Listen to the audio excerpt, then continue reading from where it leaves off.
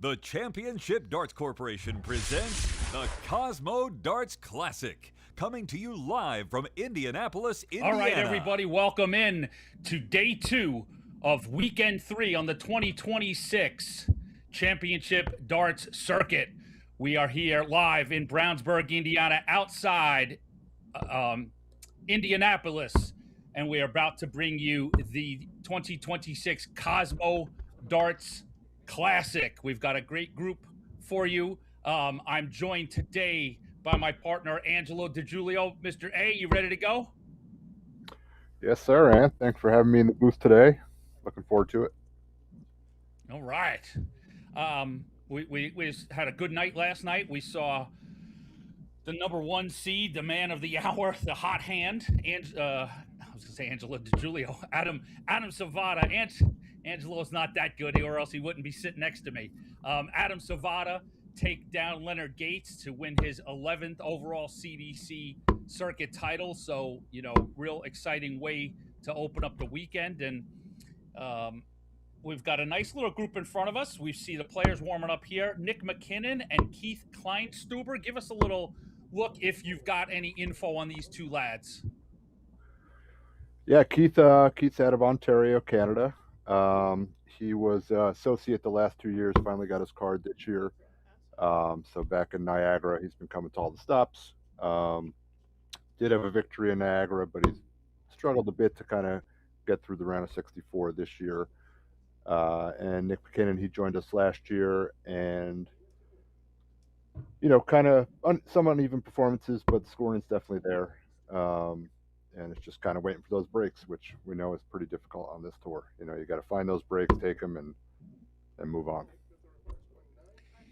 Rounding out the group, this first match we bring you is going to be a 128, and the rest of the group is going to see the number 2 seed Leonard Gates in action against Brad Farley. Then we move to Danny Rusano versus John Liggett, and we go to a commercial break. We'll come back with the 15 seed Jack Robinson taking on the bull shark Braden Hall. That's going to be a very tasty matchup.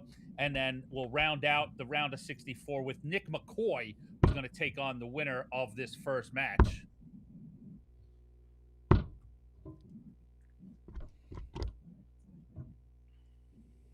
All right, so we're race 5 now, 128. Nick will be starting. He will throw first. And looking forward to getting this day kicked off. Yeah, I was talking last night a lot, Angelo. It feels like there's been so much going on this year, right? We're in July already, and we had a couple of weekends and some events, and we saw Savada take 2, and then Gates takes 3, and Danny Young 4, and we've got qualifiers. We're going to New York, but from our perspective, it's only 25% of the circuit has been played. Right. Right? Yep. We've still got still 13 of the 16. I take that back. 5. We've got 11 events still to be played. So it's like there's still so much action and movement to be had on the 2026 circuit.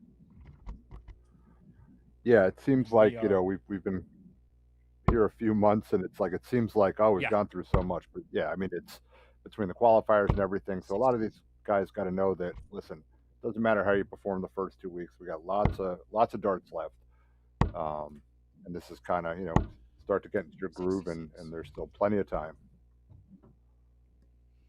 And we're underway here with McKinnon and Kleinstuber.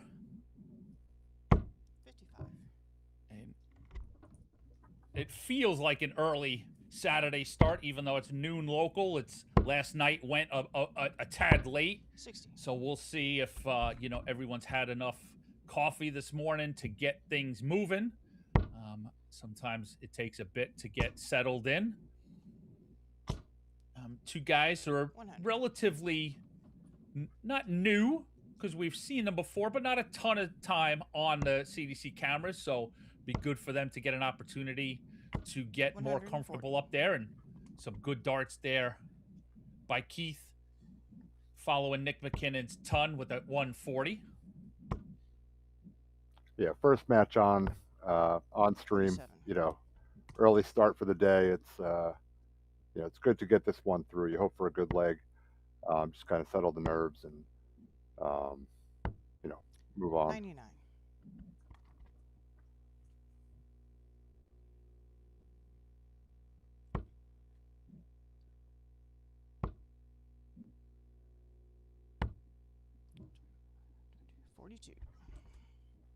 All right, Keith, with a look at 98. So you can take this first leg for break.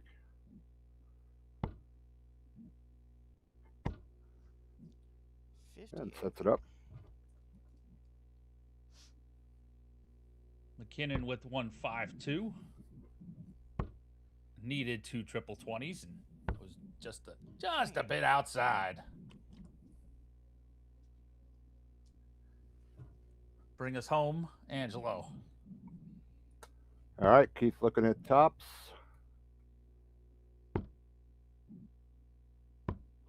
30. All right, 10 remains. 1, 2, 4 for Nick. Let's see if he can hold here. Not going to happen.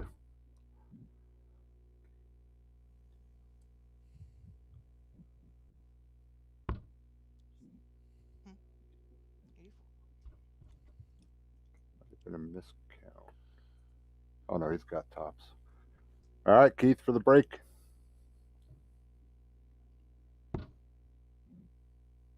Look, he's going to break it up. 6. Oh. The first start went. My apologies. The first start went so high it was off camera.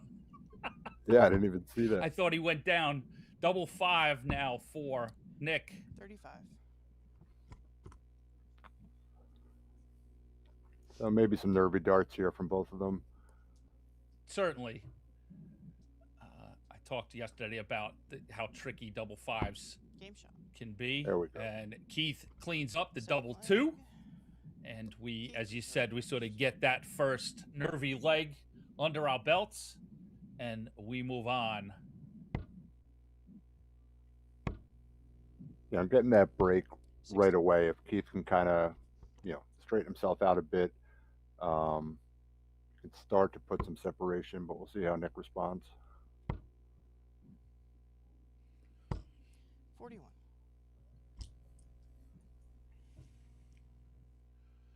Again, we want to welcome you to the Cosmo Darts Classic. This is event number 6 on the 2026 road to the CDC Continental Cup Tour Finals Championship. You can play along with us today, me and Angelo. You go to tv.dartconnect.com. You go through the PDC tab and you look up the 2026 Championship Dart Circuit Main Event 6, and you will find a treasure trove of great information. You can find all of the 8 boards, scoreboards in real time. You've got the bracket to see who's going to play whom. And what the potential matchups are as we move ahead, plus the great DCTV leaderboards, which gives you an idea of overall on the circuit, who's hot, who's put up the good numbers. And as a couple of rounds take place here, you'll have a event leaderboard, so we can peek in later and Angelo can give you an idea of who's scoring the best, who's got the most 180s, all that kind of cool stuff. 99. So again, you can find that at tv.dartconnect.com.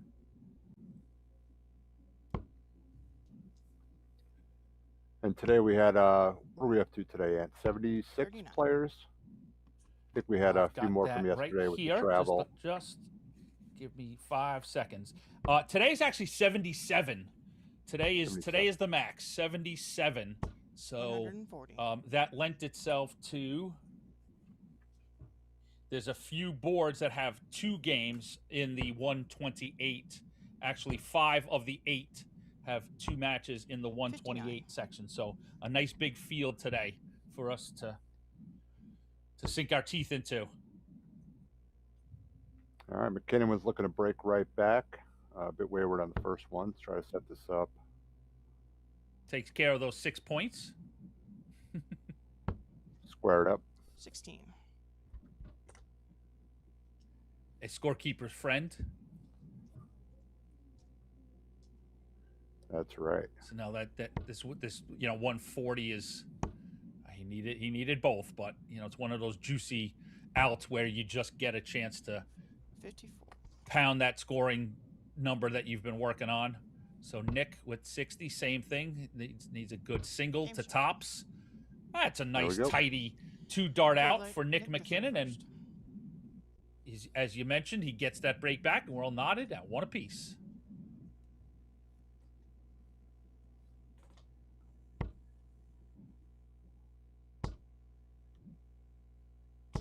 $100.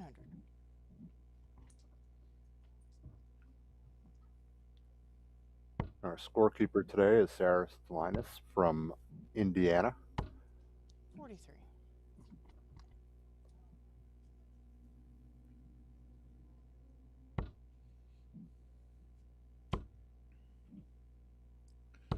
We want to welcome 68. everybody in today on PDC TV and YouTube. Our feature board is on both platforms. I've got the YouTube chat open, so let us know where you're watching from and who you think is going to win today as we progress. And we welcome everybody in. We ask you to share that YouTube stream on your social media platforms. We have got additional 95. coverage today on boards 2 to 5 that is exclusively on PDC TV, so you need a subscription for that. And but I believe it's the best deal in 26. darts. You get PDC darts, Pro Tours, special events, CDC events, and all that bonus coverage. So welcome in today. 100. Yeah, the availability of those 4 extra boards, I think, is just fantastic. I mean, we got so much coverage out there for the tour now, and 140. nice starts by Keith. And the standard, just going up year by year, event by event, and a lot of watchable darts on all these platforms.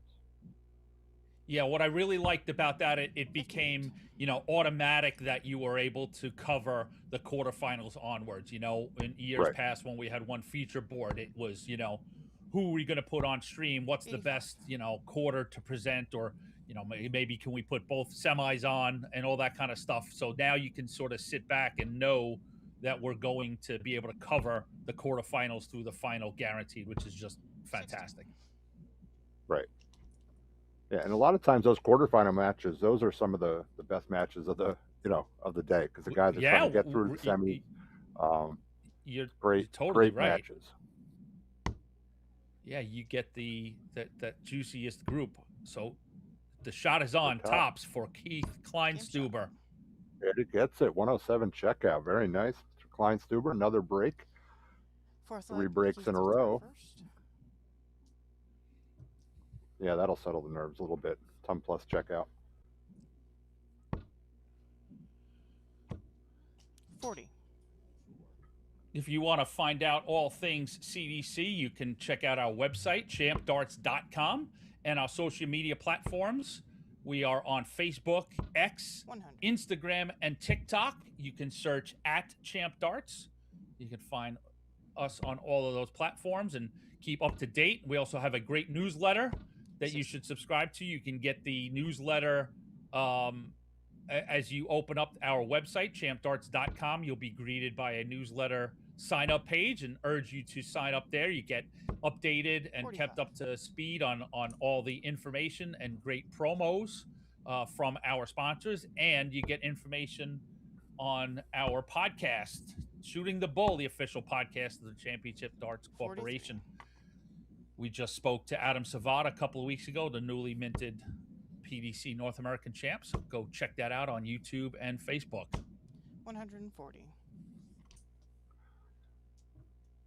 Yeah, Nick seems to be finding a little bit of a groove here.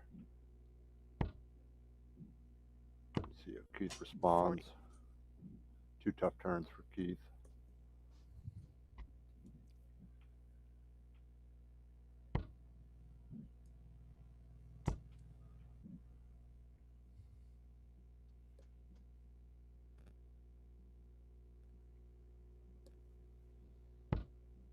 $41.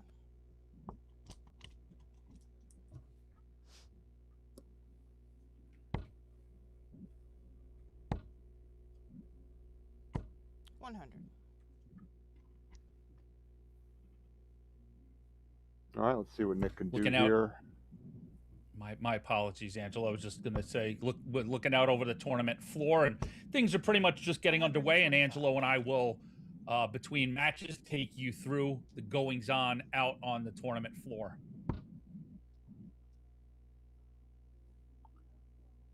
So 40. Lucky dart there. 80. All right, Nick, for our fourth break. Which way he goes? 18 for Single 18. 32.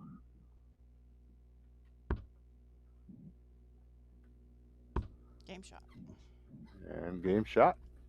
Knotted up at 2. Fifth leg, Nick to throw first. I Seesaw wasn't sure battle. if that double eight was in or not.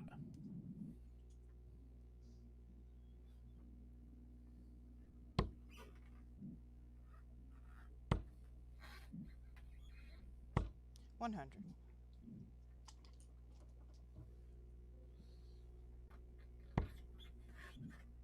And it's good to see Keith. You know, like I mentioned, he was on the associates list the last 2 years. I know the years before that he was, you know, a lot of the Q schools that I ran up in Canada. So he's been, you know, trying to get on tour for a bit. And it was nice to see him get his card this year. And yeah, hasn't missed a stop. So him and a few of the other guys from Ontario, they travel together. It's nice, right? It's a nice little group they got, the 4 of them. They go to event to an event, split hotel rooms and 100. tolls and gas and all that. And that's really what you look forward to, right? Those experiences with the guys. Yeah, that's been a sort of secondary effect of you know, 45. when you set these things up. But you know, from an organizer standpoint, we immediately think of, you know, competition and levels of play and et cetera, and then you start to see, as you talked about, these groups 38. form, and friendships, and people who get to compete and then get to know each other from different parts of the continent. Yep. So it is pretty neat. Yeah, and it's like for 100. the folks at home who aren't, you know, who do not play on tour or anything. I mean, I have you know, a front seat for a lot of these matches as I score for the CDC, and I'm around the guys a lot. And honestly, it's just the amount of camaraderie in the room is just tremendous. There's no issues. You know, people might think, oh, that guy's probably, you know, a jerk or something. You know, like it's not really. It doesn't happen that way. You know, everybody's pretty cool.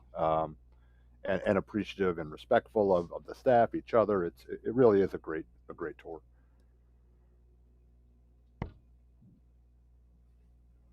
Well, you don't. What comes to mind for me is you know, you don't get to this level, or you don't. You know, this is a deep pool. It's a competitive pool. You know, and you sort of don't get here by accident. You know, so you inherently, for the most part, you know, are going to be looking for good competition. You know, you're going to be serious about your game, and as you said, it lends itself to a different sort of feel in the room, which is kind of cool to hear, because I don't get that perspective as much. You know, you're out working with the players much more often than I am.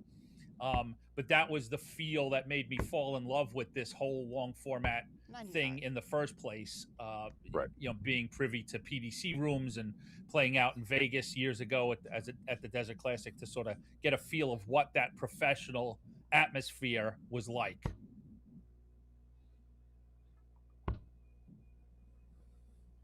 think Nick hit a 1 there, so could only set it up. Keith looking for our 5th break right now.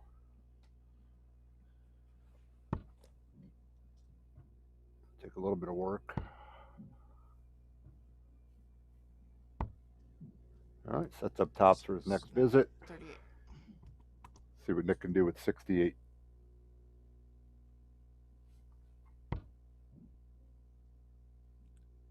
Down to the 16-8 wedge, double 16. 52. And like you said, the continuing saga of the break continues. Keith with an opportunity to give us our 5th straight break.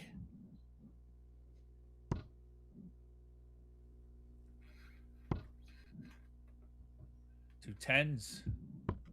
30. Oh, so Nick McKinnon comes back for 2 8s.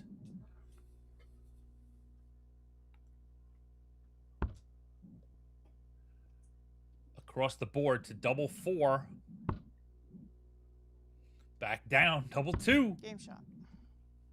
And he gets it. That turn should have its own passport. That was all around the world. And our first hole to throw for Nick McKinnon puts him ahead 3-2.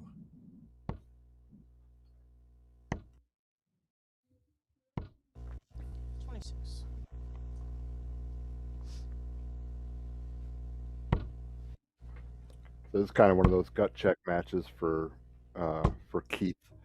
You know, it's Nick finally held. All of a sudden, Keith doesn't hold here. He's down 4-2 and looking at elimination. So they all kind of got lucky with the breaks back and forth, but now it's go time. You don't want to be in a position where you have must wins. You certainly do not.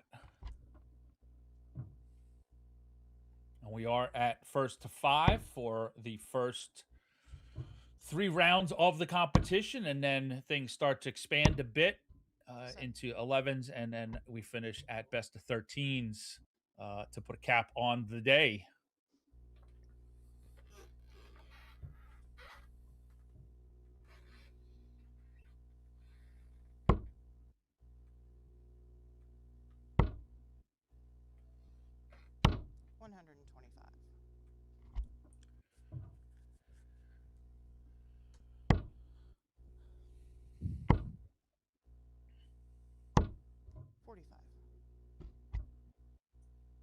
Stay with us, folks, as we're going to stay with you for the first solid 3 matches. This is a 128, and then we'll move into 2 consecutive round of 64s featuring Leonard Gates, Brad Farley, and then Danny Rusano taking on John Liggett. So, and then Angelo and I will take you around the tournament floor, let you know what's going on elsewhere as you settle in, and hopefully have a great day with us here at the Cosmo Darts Classic. 22.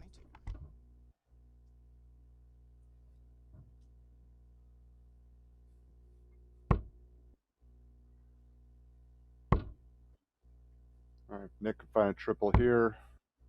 43. 43, still no finish.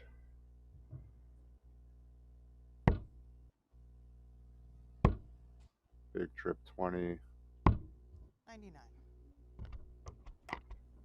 Right, that's a little bit more like it. Takes a little bit off there. Nick McKinnon at a bogey spot.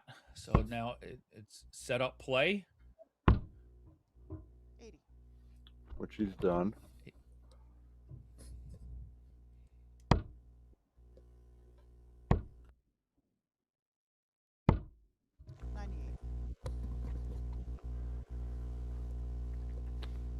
All right, for break a throw and cement his lead. We got 20.62 remaining.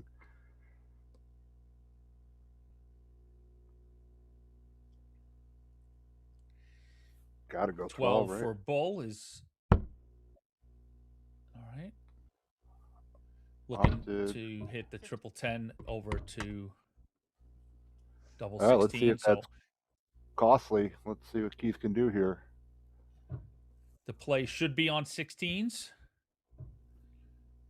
There's too many tripwires up top. All right, 18s is a secondary route. So he's 86. You can just stay there. Double 16. I believe he hit that triple.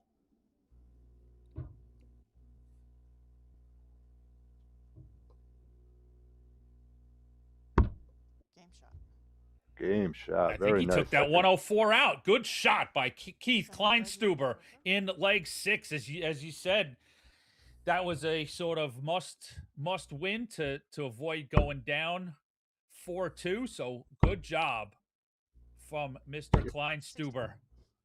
And you saw, Nick opted for, he could have went 12 bull, on 62. He opted for the triple 10, which he needed, to leave himself finish. So Keith did the punishment, right? Gave him the opportunity, and he took it. Indeed. We got 3 matches done out on the floor. Sorry, and so Jason Watt puts in close to a 90 average, 5-2 over Davey Main, who had an 84. So it's a tough top 128 tussle there. And we got Hossie Hicks over Tom Keller and Ron Sargent over Trevor Blue Bulls. 100. Yeah, if you want to check, we've got some questions about some matches in the YouTube chat. You can go to tv.dartconnect.com and you can find out the brackets and the matchups when they're coming up. And after this match, Angelo and I will take a deep dive in that. But you can go check that out yourself, and you can also see who's been assigned to streaming boards. What we did is you go into the bracket and you'll see the assignments. So boards 1 to 5 are the ones that you can see on stream. So it will correspond to the PDC TV. So if you see a group that's been assigned to board 3, that's that Bull Bolts group and Gary Mawson and so on, you can find that on stream 3 on PDC TV. 60. So if you're looking for your favorites, that's how you can find them. All right, 6 darts for Nick. Take this out, hold throw.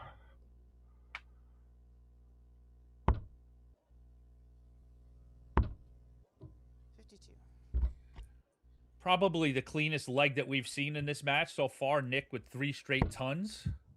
Yep. Here comes Keith, though. 81. Not enough pressure, so let's see if Nick can take this out.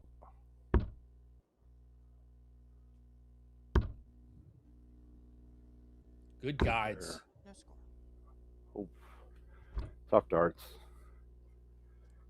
Just kiss the wires. So let's see. Keith with 127. We saw him take out a 104 the last leg. All right, 110 remaining. Triple 20 for a bull. That's not going to happen. So now it just fix them up action. 25. And Nick McKinnon comes back third dart with a look at that double 16. 24 remaining. The 2 6s.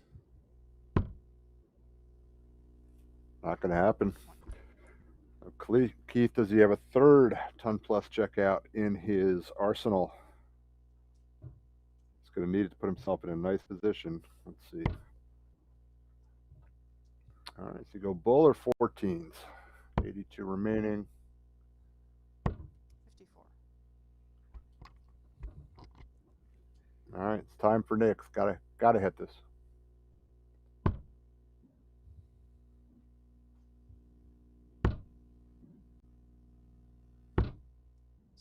Ooh. Yeah, he's just ever so close. Doubles. Yeah, and that just gets in your head every round. It gets more and more pressure every time you miss a double, and it's frustrating to say the least. I believe is that a 24? Yeah, he split it. Triple, so yeah. 2 6s himself, heading down the same route. 36.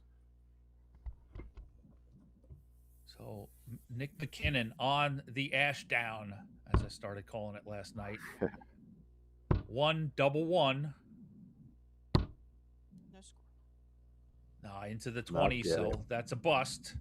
And Keith Kleinstuber back to look at 2 6s. Does he split it? Does he go 2 double 2? I think he may. Let's see. Eyes look up. I think we're going 2 6s. Game shot. And 2 I'm 6s sorry. it is. I was looking at Nick's score. Big leg. Keith to throw first. So Kleinstuber, look at that. You know how these things can change so quickly. We just 2 legs ago, he was desperately looking to hold his break and stay in the match. Big 104. He gets a break. This match has been about breaks. So Keith breaks Nick McKinnon in leg 7, and he is on the precipice of advancement. The 25 opens itself up, but McKinnon doesn't take advantage, so we're sort of back to square. 100. Yeah, it's a good ton there. Keep the pressure on McKinnon.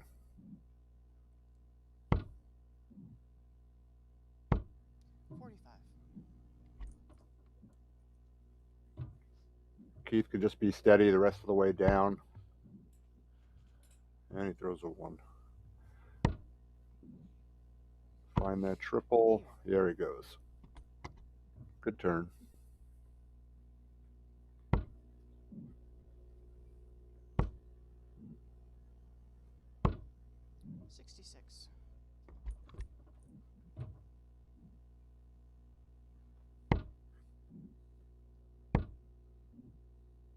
$85. No, that's not going to kill him. 210 remaining, a nice lead. See if Nick can respond. Yeah, Nick's not really pushing the issue. Yep. So you'd have to say at this, it is in Klein Stuber's hands that he's got at least 6 darts, if not more, to work on this 210. And in Keith's spot, it's really just just keep him straight. No loose darts. I mean, you don't need ton 40s. Just bring it down. You got a little bit of time. But a nice shot by McKinnon. Needed all those. He certainly did to make Keith think about things a little bit and shake him up, and it looks like it worked a bit. And that's now, even from Nick's standpoint, I don't think you have to take this out, but you need a good setup play here. 61. All right, gets under 100. Scored.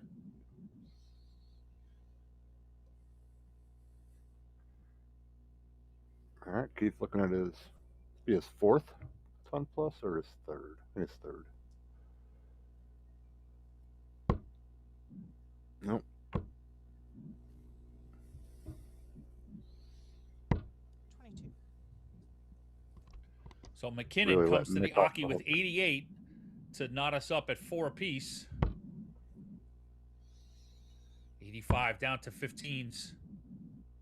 So back. 63. It's going triple 10. He was but looking for the triple 10.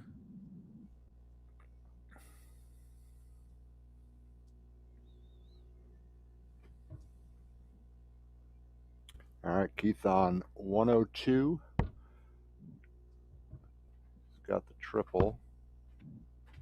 And 32 remaining for the match. Just inside. All right, Just Nick, a 25. bit inside. Keep his day going. Needs this. No score. And busted a The wrong All right, bed Keith. for Nick McKinnon. This could be disastrous as Klein Stuber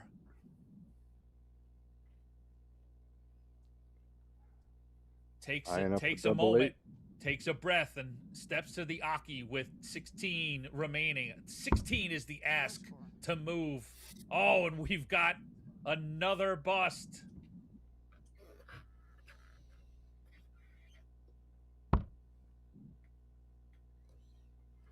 We missed the big number. Double 4. Stay alive.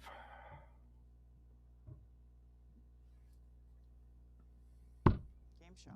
And he Double hits it. 4 it is Ninth and for final Nick round. McKinnon, right in the heart of the bed. 53rd.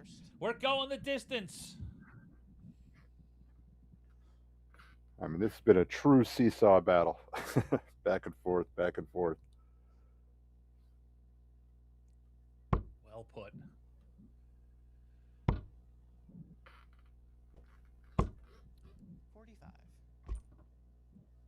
And it's just about consistency. One of these guys, whoever comes out of this, needs to just get these darts to be just a bit more consistent. They've been, I think, spotty's been the best word for the overall effort of this match. Triples have been found, but they've been spotty. They need to certainly be consistent, and if you want to go far on the CDC circuit. Yeah, eliminating loose darts is probably rule number 1 of success on the CDC Tour. That's why I don't play the CDC Tour, because I have way too many loose darts. A lot of us play or have played, and there's a reason why we're behind microphones and clipboards and and video screens. Big 135 from Nick. I can hear Colin Rath from here saying, "Speak for yourself." 81.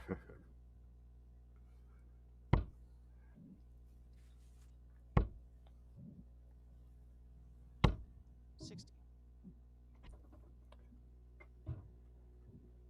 I mean, just to keep the pressure on here, I mean, Keith needs at least a ton. 45. Not going to happen. So Nick's sitting pretty good here. Just keep him straight.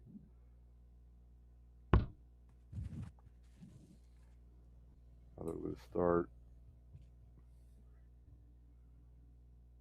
178 remaining. 26. 175. Not do the job. So now again, if Keith can just, ton 40 would be great, but even a ton, just kind of keep that pressure on. 60. That's it. There was job one, right? Keeping them straight up and down in the Yep. 20 segment.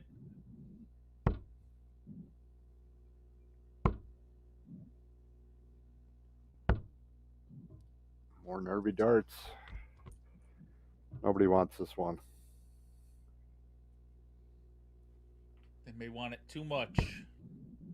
That's all right. 19 to leave 170. Does his job there.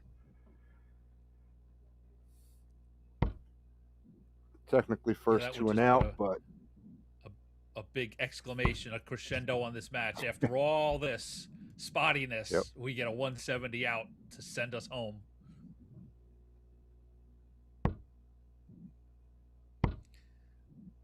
Not going to happen. So Nick 45. McKinnon comes back with 102. 20s is a good play. You've got, there you go, Yep. 42 remaining, 10-6 wedge, 32 left, double 16. Yeah. And double 16 it is for Nick McKinnon. Takes 102 out, and he advances Outstanding. into the round of 64. outstanding finish there by Nick. Definitely we saw a nervy match back and forth. But yeah, found it when he needed to. Did have to start that leg and the decider. So yeah, good for you, Nick. Outstanding. 102.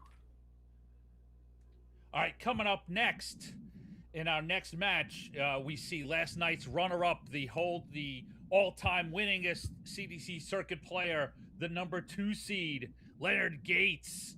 All right, but before we get there, Angelo and I are going to sit with you and take you around the tournament floor. Mr. DiGiulio, if you don't mind, give us a rundown of, first off, what has taken place from results standpoint, and then who is in play currently. Yeah, in our 128 matches completed, we got, I mentioned earlier, Hossie Hicks over Tom Keller 5-3, Ron Sargent over Trevor Bubbles 5-3, Jason Watt with a 90 average 5-2 over Davey Main, Ed Levesque 5-1 over Brady Noble, John Shawman 5-1 over Steve Krikorian, Gino Florian, nice 80 average 5-3 over Tim Kraft. Big Dan Benner gets the win over Jimmy Jones 5-3. And as we just saw, McKinnon 5-4 over Kleinstuber. Out on the floor, other top 128 matches, the last ones, Gavin Nickel and Kevin Wrong are about to kick off. Shilke up 2-0 over Ansi right now. Ron Gaiman and Brendan Kedno. I struggled all day yesterday. We need to ask the tournament staff to get us a proper. They're knotted up at 1-1. Nathan Humphreys 2-1 up over Ricky Boudreau. And our last 128 match is Troy Colin and Glenn Richard tied at 1 apiece. Richard, that one I learned in the last weekend. Is he from Glenn Quebec? Richard, I believe he's the gentleman out of Louisiana. Oh, okay. Oh, Richard. Okay. So we've got a little Creole French. A little Cajun, French Cajun sort of spin on that, Richard. I like it. So thank you, sir, for the update from the floor here at the Cosmo Darts Classic, event number 6 on the 2026 Championship Darts Circuit, the road to the Continental Cup Tour Finals Championship. All right, we see in front of your eyes, warming up, that is one Brad Farley in a popping purple. Love that shirt. Great color and great design there. And there is Mr. Gates. Pretty much no intro necessary. Yeah, this is. I think this could be a very good match. Brad Farley is a very good shooter. Was a bit under the radar. I did see him in Niagara Falls. He made a nice run in, I believe it was the PDC qualifier. He can definitely play. So I don't think Leonard will take this lightly. They did play once before, and let me see. I think Brad may have gotten him. Yeah, Brad did take Leonard. The one match they've played head to head, 73 average against Leonard's 70. So we know Leonard can certainly average more than that. So I don't see Leonard taking him lightly at all here. So, but I do expect a good match. I mean, anytime, a win is a win, and that's, always going to give you a little confidence that, hey, it may not have been the prettiest, but it was a victory. And I'm sure that there were moments in there that Brad, stepped up, stood firm, had moments, and those are things to build on.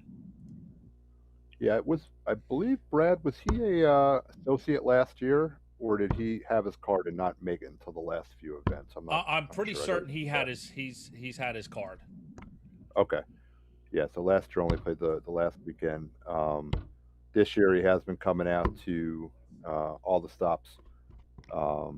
But like on tour, 20 matches on tour he's played, and he's averaging right around 75. So he can play, like I said, and knowing he's in the back of his head, he's taken Gates before. Maybe it gives him a little bit of confidence here.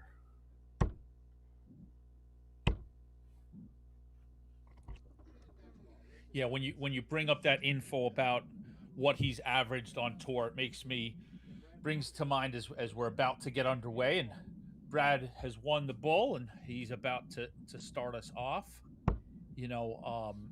A few years ago, a guy in my area, when I was on the East Coast in New York, Dax Munna, did a sort of analysis of sort of a flow chart on averages across, and sort of what would 60. determine kind of where your place is at. And at the time we had the New York City Premier League running, and that was the best of the best, if you will, in the city, and those guys were in the 70s. That's sort of what sort of put you at that stratosphere, that 70 to 75 average, so that, right, to me, that's the whole progression is that good shooter regionally, you're going to be around that spot, and then as you come out on the circuit, this is where you've got to get to that 85 to 95 to be a player, to be a consistent performer on the CDC circuit, right? And then obviously, then you go global, and 95. You're looking at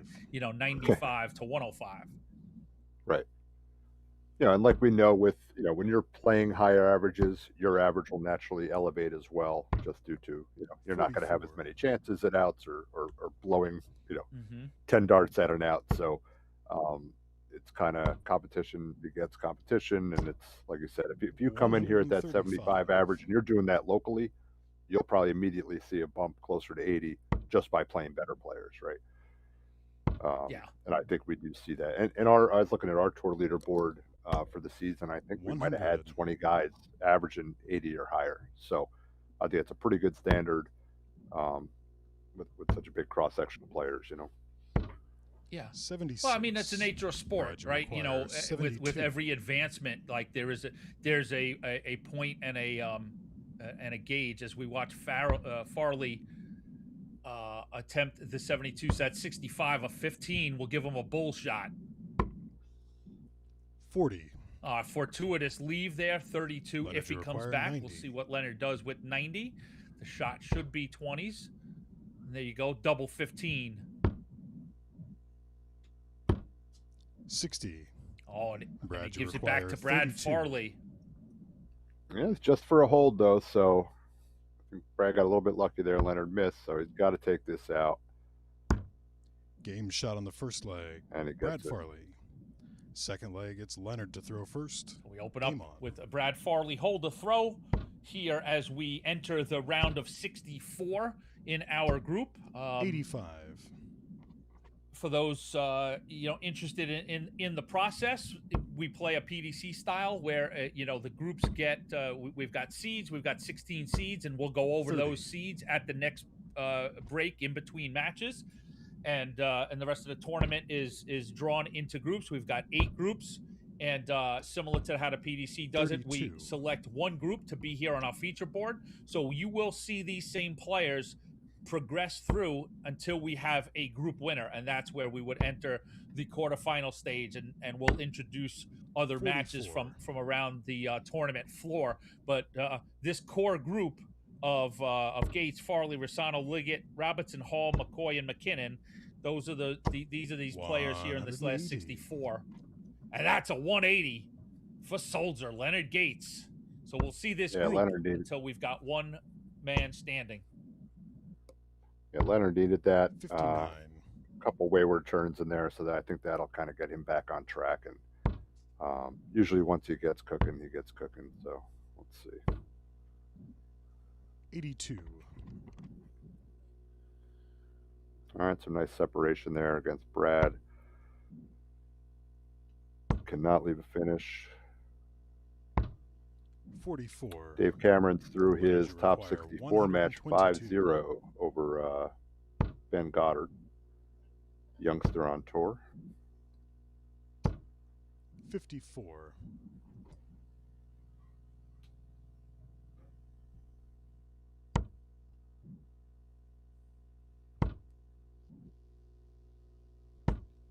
85. Leonard, you require 68. All right, Leonard looking to 68 clean for this up. Gates to hold his throw in the second leg. 63. Doesn't need to go bull. He's got 50 left. Game shot Oh, on he the goes second bull. leg. Pulls Leonard the Gates. cork. Third But leg, he it's will. Brad to throw first. Game on. Pretty good at bullseyes, Leonard Gates. That he is, my friend. That he is. 60. And that might also just be sending a little message to Brad. You know, he can do that if he wants. 30. Yeah, I highly suspect, knowing Leonard for a while now, I think he's just going to do what feels right. 43. I don't. This is not going to sound right. I don't think at these stages that Leonard is thinking too much about who he's playing. He's just sort of Right. going about his business, right? He's 60. just sort of going to get into that Gates flow, and he's kind of like, it doesn't really matter to him who is across the Aki from him. Yeah, I think that's a fair statement. I've seen him 140. enough in the CDC where, yes, he just does his business with the board. I don't think he's concerned at all who he's playing.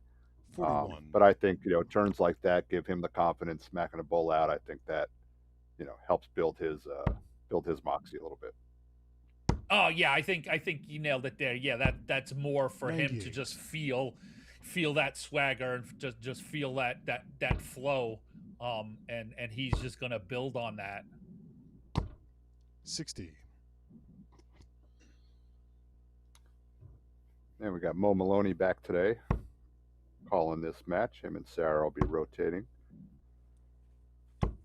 60. Another one of our staffers who would disagree with me about the ability of CDC staffers to play. Mo came up, I think, just one leg short 66. of winning the Dart Players Brad, you Indiana require 100. Grand Finals, which would have awarded him a tour card, and we would have lost a great official and a great staff member, but he's still in that infancy 60. stage where he still wants to play. Bless his heart. Oh yeah, I'm not gonna lie. I'm glad he's still gonna be on staff because he's 98. become a crucial person to Brad, you our require staff 40. and a great addition. So looking to hold here for a third straight hold. Is Brad No score. Farley looking at tops? And Leonard, you require 146. uncharacteristically, Gates a little way back, although 146 is never off the table for Gates. Just misses. Not going to do it, but he's going to look to, put some pressure on Brad's 138. double Brad, you 20 require efforts. 40.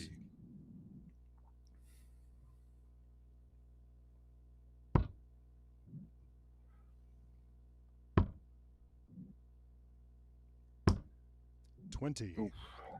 Leonard, you require 8. So a break is on offer for Gates here in the third leg. Two Game fours. shot on the third leg. And he Leonard pegs Gates. double 4 right in the middle of the Fourth bed. leg, it's Leonard to throw first. Game on. Yeah, it's going to be one of those legs where Brad, you can't give Leonard those chances. I mean, you had darts at the out, 6 darts at the out. Not that he missed by a 81. ton, but you just got to convert there. Leonard's a tough cookie. Yeah, you're not going to be able to afford 60. that too often. Yeah, I mean, but if you are going to get Leonard, it's early. This is the time, but he builds as the day goes. So 80. Yeah. Oh, that's without question. He's momentum driven, and if you're going to knock him off, it's got to be early because he just gets more 89. and more dangerous as the day gets on. And quite honestly, he threw pretty darn well last night against Savada. It's just Adam was 55. not doing much wrong. I Right. covered Gates's semi. I'm trying to recall who he played in the semi, but he opened up really good and just sort of came back down to earth a little bit, and 83. that made you feel that he was going to have a little tough time with Savada in the final, and that proved true. But it was still a good performance, well over 90 average, and 41. I think against a lot of other opponents, Leonard comes out on top with the performance and I last think- night, but yeah, it just happened to be against Savada. And at the higher level, it's 99. like you play well, you play consistent, you play good. That almost doesn't matter anymore. Now it's your opponent just making less mistakes, right? So you get to that point where, okay, well, 81. throwing good's not enough. Brad, you require You also gotta 170. hope there's a mistake here and there. Yeah, Farley looking for the big fish, not going to do it. Gates on a bogey, as we know. That's 28. obviously, we talk about all of the great things about the Gates game. This is going to tie exactly into your point. The 97. strategy Brad, you require and some of the 142. decision making for Leonard opens him up to opens things up for 90. his opponent. Leonard, you require Let's 66. take a look at that 66, and then we'll expound on that. 16s for tops. Game shot on the Tops it fourth is leg. for Leonard Gates, and Fifth leg, it's this Brad is to a throw really first. good example Game on. of something I've talked about in the past. For a player like Brad Farley to break through, like you talked about, it's got to be more 60. consistent. Those small moments of getting an opportunity to take Gates out, and we see it where players can play 43. with the bigger seeds for a bit. It's in those middle legs that the difference is, it goes 1-1, 2-2, and then all of a sudden you blink an eye, and 48. the more seasoned player has put a little gap, and there's all of a sudden a 2 or 3 leg difference, and it's in that heart of the match that is really the difference maker. 95. And it's that missed start, like we saw Brad in the second leg where 6 darts at the out, right, and it's sort of third leg, and there it is. That's what he's going to look back to, right? That becomes a turning point in the match. 96. That might be the reason why, if he's not victorious, that could be a huge reason that one leg. Yeah, it doesn't take a lot, but it can turn the tables. 57. Obviously a big difference between 3-1 down and tied at 2. And just closing the loop on that point you talked about, as you sort of go up the 137. ladder and you meet bigger competition, the room for error, as you said, is really cut down, and mistakes are amplified greatly, when you 89. get into the quarters and Brad, semis you and require finals. And that's where, 160. at these stages, Leonard is going to outscore, for the most part, his opponent. and he gives himself 60. that extra, 6 darts to fix the errant throw or the miscalculation, and that starts to get exposed as he gets 81. into Brad, you the require later 100. stages of a tournament, because like you said, you get to a place where opponent just playing good is no longer just good ugh Right. or scoring Right. good. 60. Your opponent you is going require to be doing big 136. things. But here you go. This would have been typical Gates to sort of sweep in and take 140. out. Did he No just score. bust? He busted. He just it, so. busted. Brad, you require 40. All right, so there you go. Brad just got his, mistake from Leonard, so he's got to convert this. Yeah. I almost felt Yeah, like it the couldn't be a 100 better I- example of what we're trying to set up than what's going on right Game here, shot right on now. the 5th leg, Brad And Farley. he takes it. 6th leg, it's Leonard to throw first. Game on. Yeah, that could have been devastating if Brad lost that. So see if Gates can pull 81. it back in and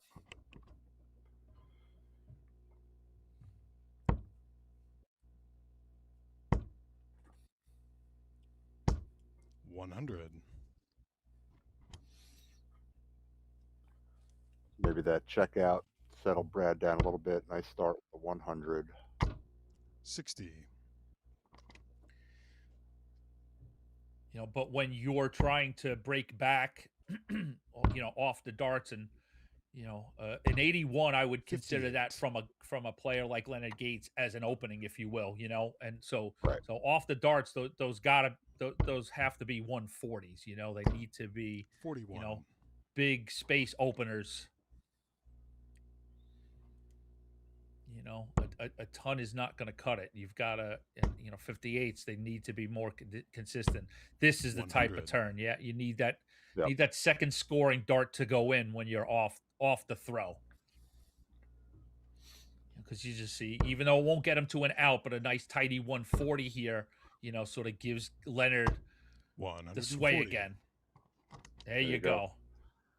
And now Brad, same thing, right? So now he kind of needs that 140 just to kind of, get the pressure, keep the pressure on Leonard. Switches 84. Yeah, at some point it's got to go above and beyond. And there, he's on a bogey, so now Leonard, Leonard needs 6, but he's being given the time, and see 45. he needs a triple here and doesn't get it. So now these are the moments here. We know Gates is obviously capable of taking out that 1, 3, 4, but Brad's got to cut this in half, and that's a good start. And I go downstairs. 19. 87.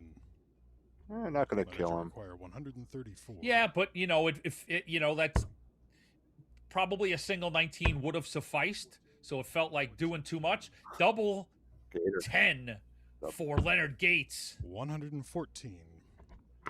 Brad, you require 72. Yeah, 72, pretty comfortable out at the 16s. There you go, double 12, 2 darts at it.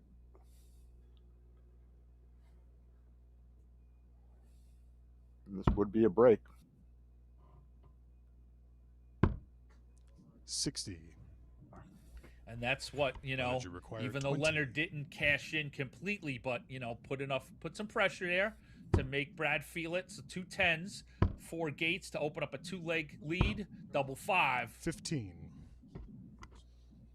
Brad, you require Things 12. are falling apart here for Gates a little bit. That was, he could be in a bad spot soon if Brad takes this out. 6. Leonard, Nothing you happened. require 5. I think he's considering. I think he was thinking about going 3 double 1, but we've cleaned up the 1. Now we're down here for double 2. Back up to double 1. See if that's a Game shot on the 6th right. leg. Good dart. I didn't know if Leonard he was going to be Gates. blocked a little bit. 7th leg, it's Brad. Good to throw tidy first. fashion for Leonard on. Gates to hold his throw in leg 6. And he's within 1 leg of advancing into the last 32. 78.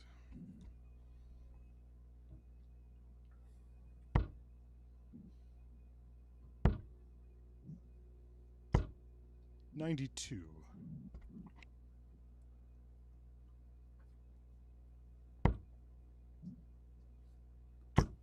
Brad finding that triple. 100. Gotta keep pushing ahead here.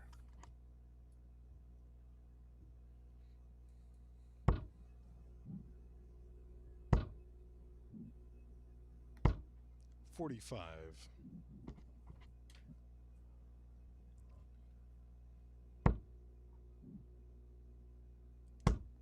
Brad just got to keep finding triples each turn. Just get this 60. leg down and over with. You know, hopefully Leonard gets disinterested with the leg and just get down there and finish it. Consistency. It's just it's got to be part of your game, or else. Leonard is no longer disinterested; he is interested, and that could spell problems for Brad. 137. But I understood where you were coming from, and I even talked about that last night a little bit. Sometimes there's a situation where Brad wasn't really 95. taken off from him, Brad, but you you know, if require it's not your throw, 126. you've got a little lead. There's situations where, you know, you can, and it's not a bad strategy to not be overly concerned. 114 shot, double six for Brad Farley to get Big back. confidence booster. Game Just shot. gets on Look the at seventh that. leg. 1, 2, Brad 6 Farley. for Brad Eighth Farley. leg is Leonard to throw first. Game on. And this is like we said about Leonard. You know, probably not going to bother Leonard. He knows what he has to do, but I think most players that would be a little, darn it, now I gotta, you know, win back. 100. But Leonard he's just going to go ahead with his business. But to you know, to put my take on, I think that's a good thing. I think that's actually a learned thing, a thing from experience. To look at it and say, you know, I'm up 2 legs here. If he takes this, okay, I've got to throw next. Like in you know the full scenario, 140. that isn't anything to be bothered by. So I think that's Right. actually you know, that's a thing that you you know, gain with experience, 85. and not Without let doubt. that 126 bug you at all. Well, talking about experience, I think yesterday Leonard played his 350th match 85. in the CDC. He did. A lot of Yeah, matches. I went over that. I think. Yeah, I Oh, did think you? in the semis of the finals, like, it's incredible. He's been on the circuit since 2015, 82. and yeah, to be like you said at 350 is absolutely just incredible. Yeah, with the 75% win 85. percentage.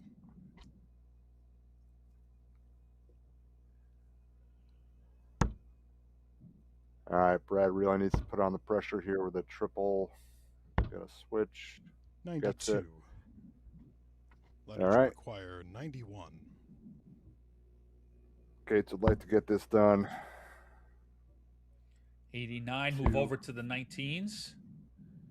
All right, so 70 left. Now it's a setup play. Possibly 18s, triple 18, or triple 10. I think he's going 18s. He did, so he'll have double 8 when he 75. comes back. If he comes back. Brad, you require We see- 146. we saw Brad take a 1-2-6. How big of a dart would this be? Went the 19 route. 42. Leonard, you require Staying 16. over 100. So Leonard, I don't see him missing this. Oof. Maybe I'm wrong. Game shot. There it is. And the match. Leonard Gates. Gates with a fairly convincing win. Some missed opportunities from Brad there, I think. But listen, it's still new to the tour. It's just getting these reps under your belt. And I think he'll be a player to watch for a while, Brad. As long as he's on tour, he's definitely got the chops, you know. So we see the number 2 seed, Leonard Gates, be the first player in this group to get into the round of 32. And we will determine who his opponent will be coming up next. We've got Danny Rusano playing John Liggett. Before we get there, let's get Angelo to give us, you know, an update on what's going on out on the tournament floor. We'll we'll give some scores and maybe even look at the bracket and see what's coming up. Yeah, a few other our last few top 128 matches wrapped up. Gavin Nickel with a 5-4 victory over Kevin Ron. Albert Anstey came back from being down and beat Joel Schilke 5-3. We saw Hum beat Boudreaux 5-4. We had that one. Then, as far as 64 matches in the book, Savada comes over Sean Kelly 5-3. That was knotted up at 3. Savada averaging 84.5. Dave Cameron with the whitewash over Ben Goddard 5-0, averaging 87. So some of the seeds are playing now as we get into these 64 matches. Jeff Smith up early on Gary Mawson 3-0, averaging 98 to Gary's 88. So that's a top 64 match. BJ Pollock, another guy I don't think you not too many people familiar with, but definitely wouldn't sleep on him. He's up 2-1 on Nick Lindbergh, both averaging in the mid 80s. And Joe Cheney averaging a 92 over James Stathopoulos in top 64. And Jimmy Long's going to be kicking off against Travis Ron shortly. As I scroll through the bracket with you, let's see some other games that jump out at me that definitely would like to keep an eye on. The number 9 seed Joey Lanois takes on Ram Guevara Jr. out of Houston. The number 4 seed Alex Spellman, he's going to take on Jeremiah Millar. And there was another one down here somewhere. That could be a good one. Millar Spellman. Millar's been playing really well. He's had some bad beats, but he's always been dangerous.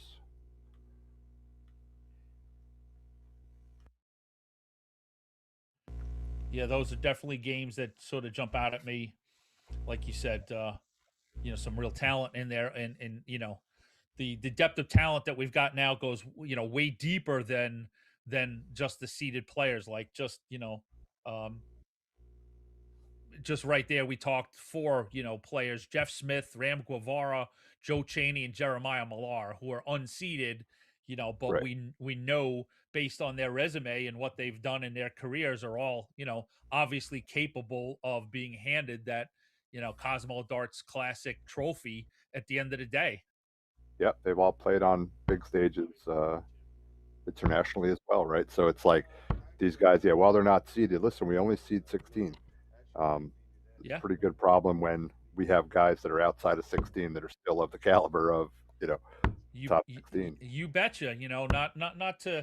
Not to make any dispersions or any definite statements, but as these things grow and early days, they may not have been as deep of a talent pool past the seeds, but 12 years in now, you've got a really dangerous field,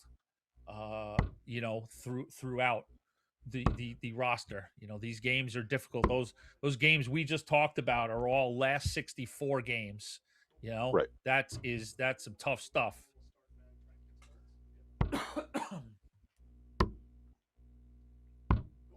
So with our next match coming up, so we got Danny Rossano and John Liggett.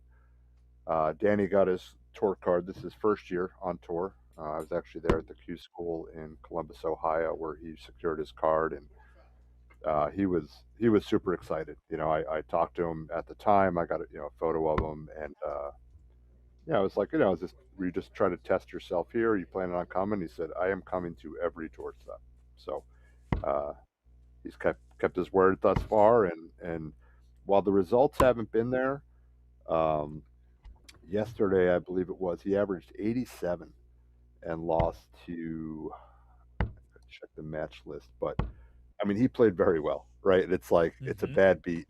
I think he lost 5-3 or 5-2, averaging 87, and I kind of told him, hey, just keep your head up. That's there's no shame there, right? This is the room. You played good darts. You're on the wrong end, right? And just keep moving on, and I think he'll evolve as the year goes on. Start stringing together a few top 32s, get to a 16, and that's for a year one goal. I think that's kind of where you want to be. Oh, without a doubt. Oh, I think I think for a year one player to make the top 16 when the dust settles, I mean, we've expanded the Continental Cup to 24 to kind of give players like that something to shoot for. So I think if you make the top 16 proper, that's a very successful year. And to your point, we can't talk about the depth of talent, and it takes a while. I mean, it's very rare for a player to come straight in. Those are unicorns to come straight Right. in and start making finals and stuff. There is a learning process, and like you said, those are things to build on. An 87 average. Right. Even if Like it there's doesn't not much lead to to build on with the average. Now it's building on, okay, how did he handle certain situations, right?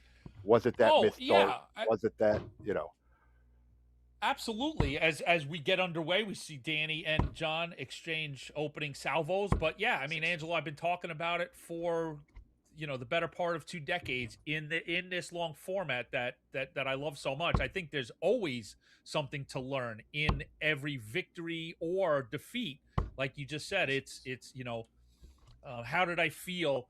What legs was I playing well? Did I open up well and just sort of lose steam? Did I lose steam mentally? Did I lose steam physically?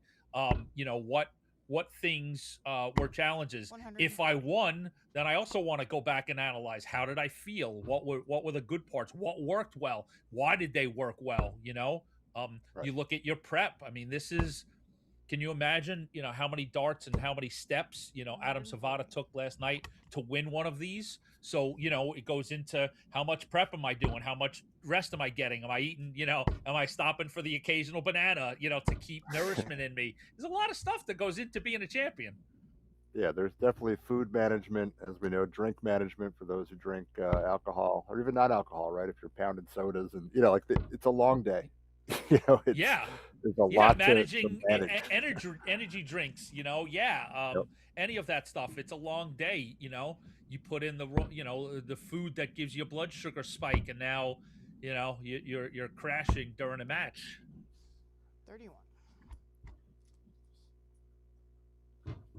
Rossano just takes just a little nibble off that 146. Needed to be a little more, but with John Liggett back at 210, he's got some room to work. Our opening leg here at our second match in the round of 64.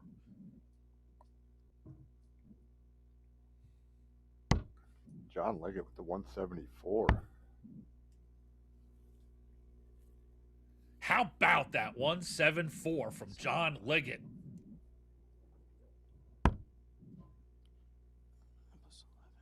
So, Danny was in a very comfortable position to a very uncomfortable position very quickly. Indeed, right? This is how this sport can go. Momentum and moments. And John Liggett, took advantage of that moment, went from 210 down to 36. So double 14. We saw Gates do this twice. No, he hit the double 4. It out. 8. But it's kind of all for naught if you don't take it out, right? Like you did the damage, you dropped the big number. Now if Danny takes us out, it's kind of all for naught, right? So, you do the heavy lifting and don't come back with anything. So John Liggett with an opportunity at double 14, 2 7s for an early break. No, so Rossano comes back, 4 tops. Yeah, and I think this will be a settler if he can hit this. Like I said, he's had a tough run through the tour so far this year. Getting these, he's on stream. No score. Be nice to kind of get one of these early legs down just to settle the nerves a bit. Yeah, that third dart.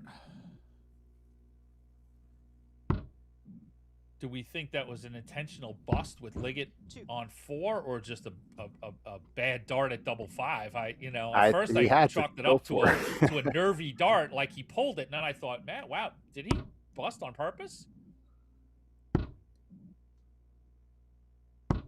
No score. Oh, tough dart. I mean, if he did, it didn't pay off. But maybe the first leg, he says, I've got some space. I got a long match that I can gamble a bit, and it comes back to him. I like this. Take a few seconds, recollect yourself, because you're getting that pattern of keep missing. It's good to reset. Let's see. You're exactly right. You don't allow yourself to get into this slippery, quick, slope of rushing things and making mistakes. And Liggett puts Second in the game, time to Madhouse start. first dart, but I think that's enough to just sort of shake it off, early doors, and move on. And Danny's just got to say to himself, "I've had opportunities. I got to take those opportunities." 121. And this is kind of where that experience comes in. The more of these matches Danny plays, the more you're able to bounce back and settle your nerves and keep your focus. 95. That's a fine, Yeah, fine indeed, because answer. you can't practice that. You need to be in the match, playing the match to learn how that feels and how it flows. There is just no substitute for it. Yeah, there's no replacement for playing in person, and I realize online darts has taken off so greatly, but 140. great darts by Danny. But yes, you have to play in person. It's a completely different pacing. It's different everything, right?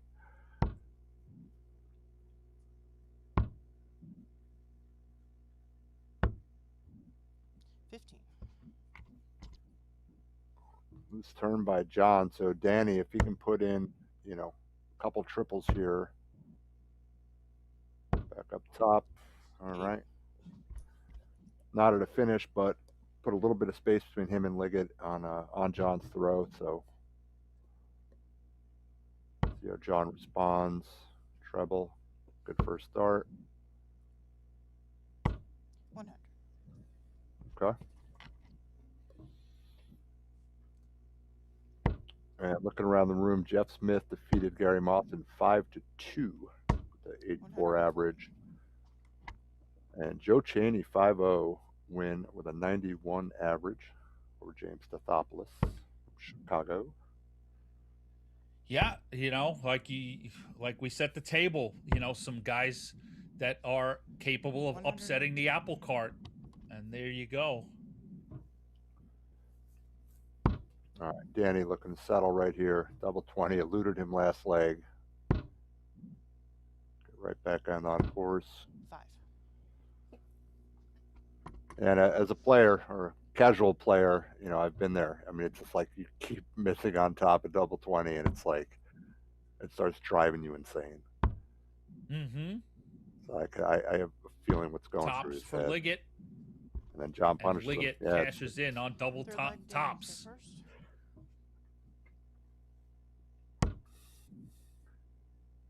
and the aforementioned Jeremiah Millar is up 3-0 on Alex Spellman right now.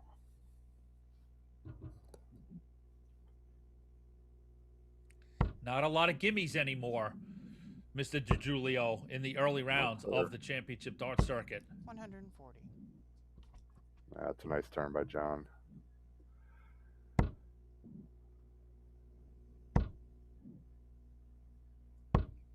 $95.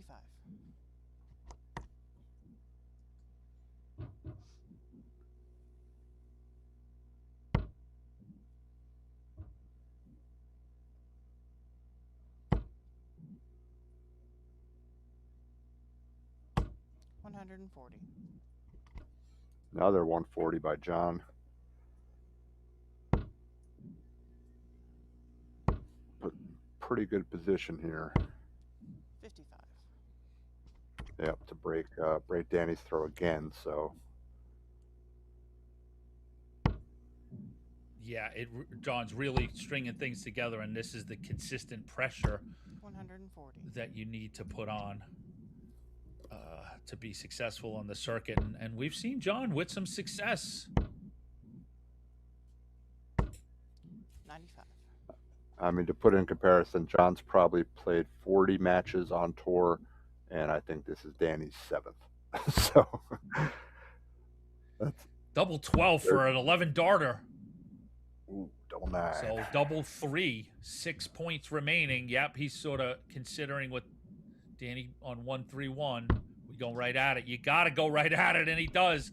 a real tighty and tasty Fourth leg, 12 John. darter for John Liggett, and breaks Danny Rossano for the second time. And in that perspective, John Liggett starting to really take a firm hold of this match. Yeah, he's throwing some very steady darts, hitting a lot of triples, keeping them straight. I mean, that's rule number one: keep them straight. Triples will come. Yeah, I was looking up to see if John had made an event final. I thought he did. He has not, but I know that John's had a few really deep runs over the last couple of years. I remember when he first hit the tour.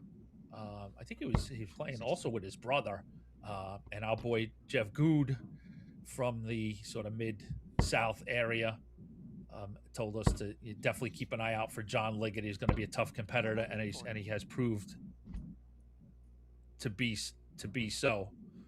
Yep. And Danny with a nice 140 there. Try to get that focus down. 45.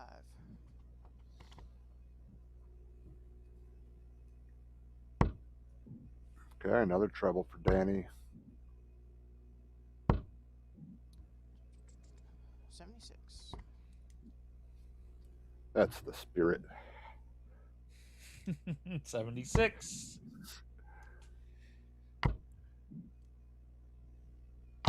100. And Millar Spellman is 3-1 now, Millar. Keep an eye on that match. 55.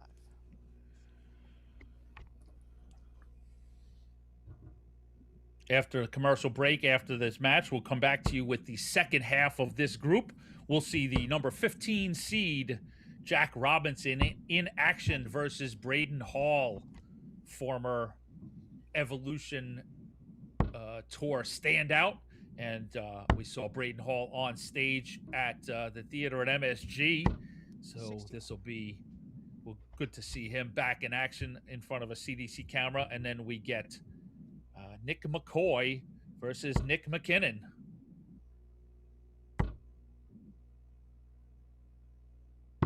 Game shot. John, 116 finish. Hit it in style.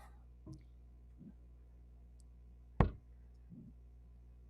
I'm Danny, I think I'm just trying to, obviously you got to take this one leg at a time, but just try to stay cool and keep them straight. Leave this match with, okay, you try to leave on some kind of high note, right? Where you're you didn't give up. Mm-hmm. You're putting in the effort. Don't lose focus here. And I'm sure he can do it. He's been playing Certainly. a long time, and it all starts with one leg, and that one leg starts with one turn, and that turn starts with one dart. It's just, you can't try and do too much. Just stay in the match and keep throwing, and and if this is it, there's an event tomorrow, so just try and do as many positive things as you can do to go into the next event. 100. like we said, there's always takeaways, right? So it's win or lose. There's always takeaways, and for a new guy on tour, Indeed. I mean, you you take what you can get, and trust me, he's learning every event, I'm sure.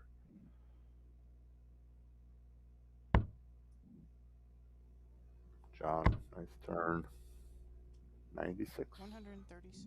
Oh, 136. He did get it. Yeah. All right, that's a big turn. Yep. John's gonna push it. John's gonna really look to, sort of get out of here with a 5-0. Another 140. And not. 140. Yeah. Good 140 for Rossano. But if Danny gets a leg on the board here, I mean, that's big, right? Just mentally. Or else it becomes a long night. Yeah. 81 down to 19s. So 78. 37. A misstep there, but he's we'll see. We know John's capable. We just saw him take out 3 digits, and there the shot's on. triple 15.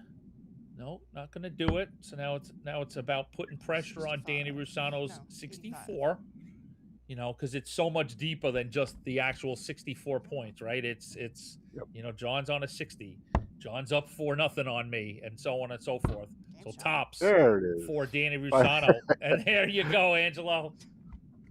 Yeah, that elusive double 20. He finally got it. So I'm just saying that little moment there, it'll make it a little bit easier if he doesn't get through this match. At least he finally proved he could hit it.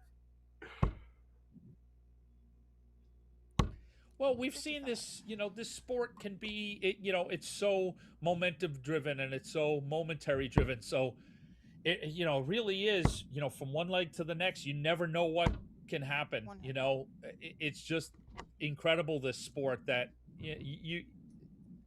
there's no denying that, Danny Rusano rips off a 12 darter and John Liggett gets a little cooler, things Sure. start to turn. So you really do, to your point earlier, have to just keep your head in the turn, in the leg at all times. You've got to just stay focused. 100. That's back-to-back tons for Danny, right? So it's like, is that a little bit less pressure on his shoulders right now? Yeah, maybe. Dart's a lot easier to throw when you're relaxed. 60.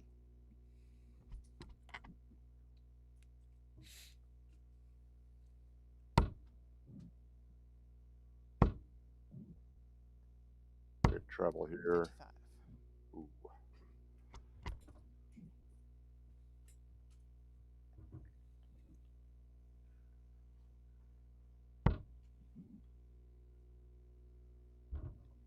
And Millar and Spellman are 4-2 Millar. Millar with the darts.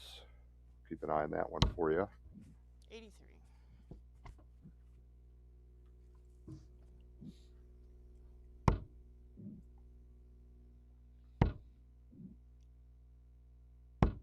$41.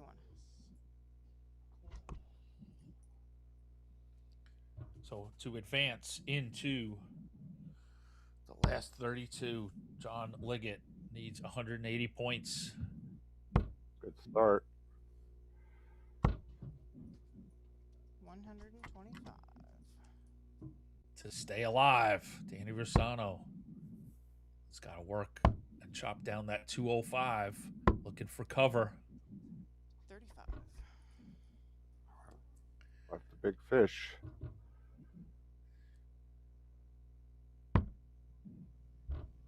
Tops for John Liggett to take it home. Game shot. And it match. gets Tops it is. John Liggett advances 5-1 over Danny Rusano, and he will meet Leonard Gates in the round of 32. My apologies. Yeah, great match by Liggett there. A little slow start, but then just got very consistent as the match went on. All Looking right, outside, folks. Yep. Go ahead, Angelo. What do you got for say us? Millar is looking at 54 to win the match against Spellman. See how that goes. Does not do it, but it is on Dart Connect. So Millar up 4-2 on Spellman. So head on over to tv.dartconnect.com and you can catch everything that's happening out on the floor. Very cool. We'll bring you updated on that when we come back. So with that, ladies and gentlemen, we're going to hit our first commercial break, and we'll be back with more from the COSMO Darts Classic.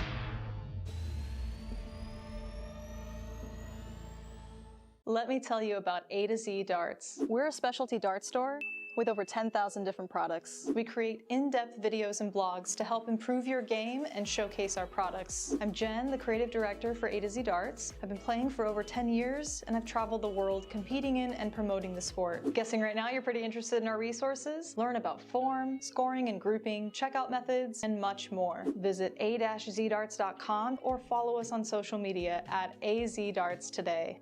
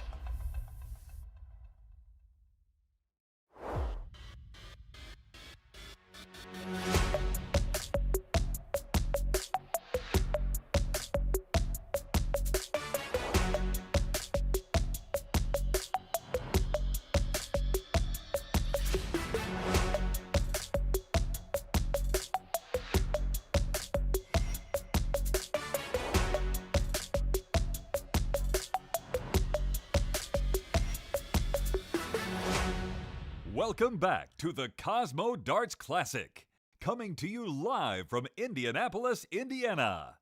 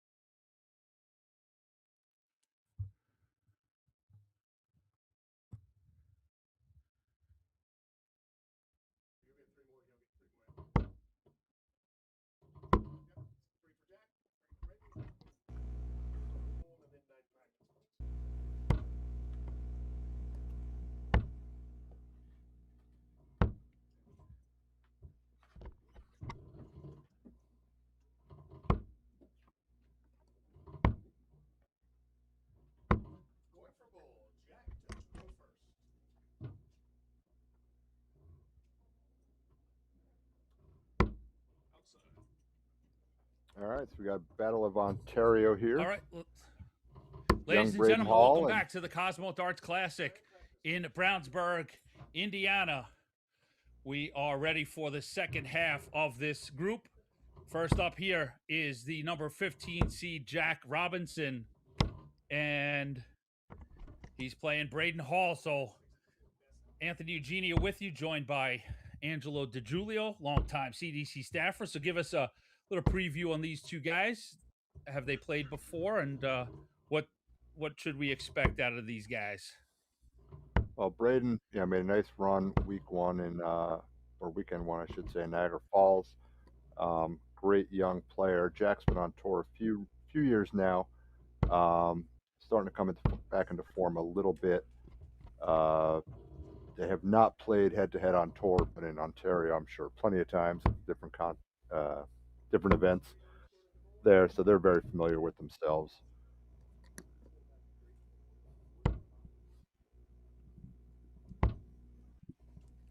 Welcome in, everybody, on the YouTube chat and on PDC TV. Our feature board is brought to you on those two platforms. We've got additional coverage on PDC TV boards 2, 3, 4, and 5. So welcome, everybody. Got a great day of action for you. Angelo and I will bring you up to speed on what's going on the tournament floor. And 60. We are underway here with our last 64 match. Robinson and Hall. Should be a good one. Yep, looking forward 60. to this one. Curious if Braden kind of keep his form going. Came out real hot start of the year, and Yeah, it was on stage at Madison Square Garden. I mean, what else? 43. Talk about a nice first Right? weekend, right?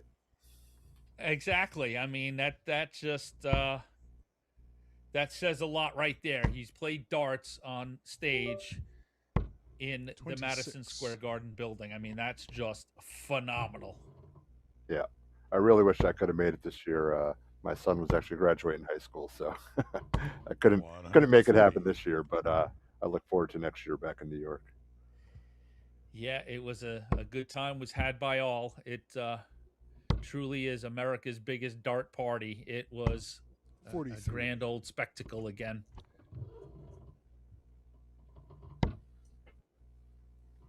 And looking around the room earlier, we did have Jeff 43. Smith over Gary Mawson 5-2. Jim Long convincing 5-1 victory over Travis Ron.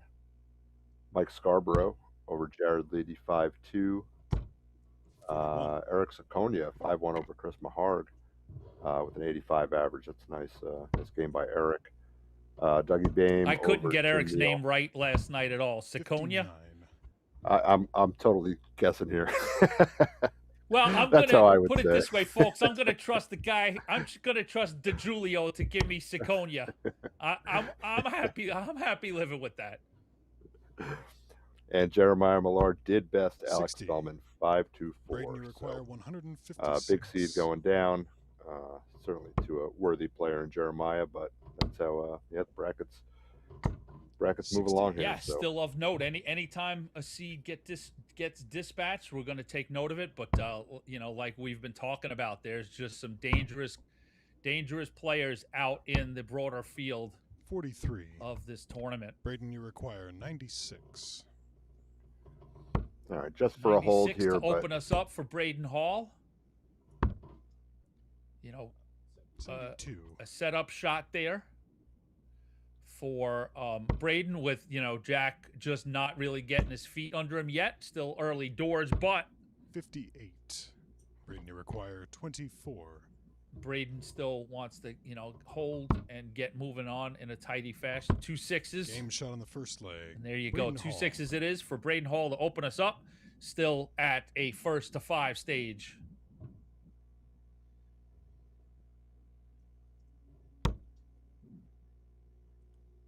Jack's been playing long enough where it's, first leg didn't throw great, 45. but just you turn it around now. I mean, it's Sorry, check one leg at a form. time, like we've been talking about.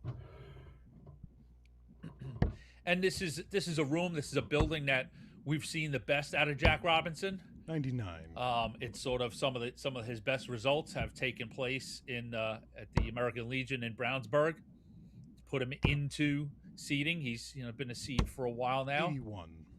And I do think players get, whether it starts to become mental, but you do well in a place and it becomes 100. comfortable.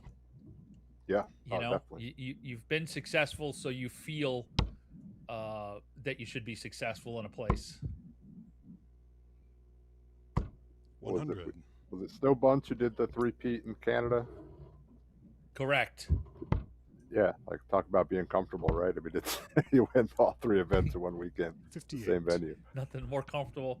But imagine, because we did go back to that room, right? So can you imagine how he feels that next time walking in, Yep.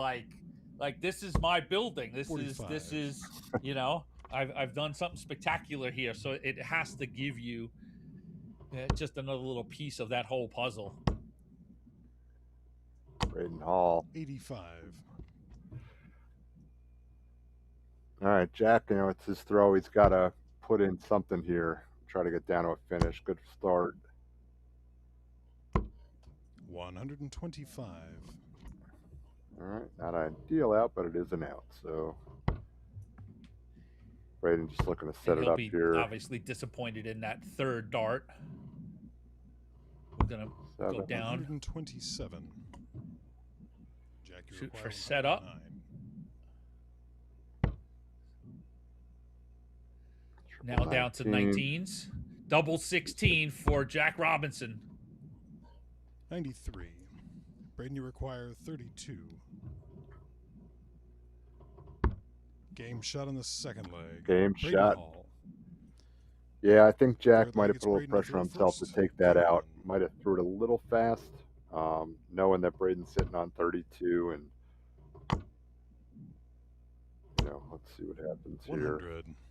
Yeah, another solid open for Braden. So before this gets away from Jack, he's really got to put in a few turns here. Just get straight, focus. Triples will come. 60.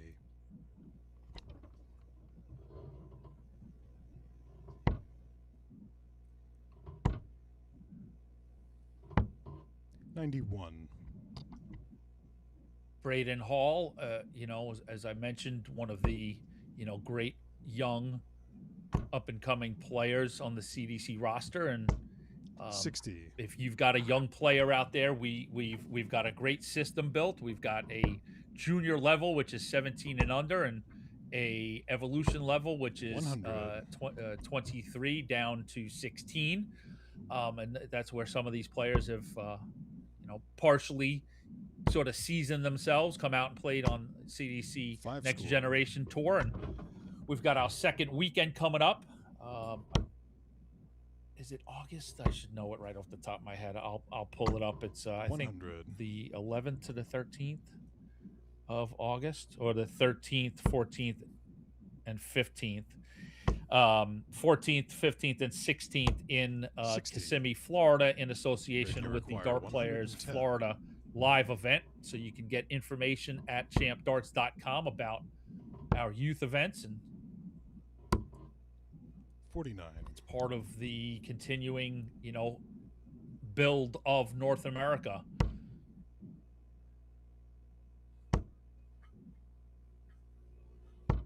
$140. All right, Braden's kind of in cruise control here in this leg. See how he takes it out quickly. Misses the bull. 56. 41.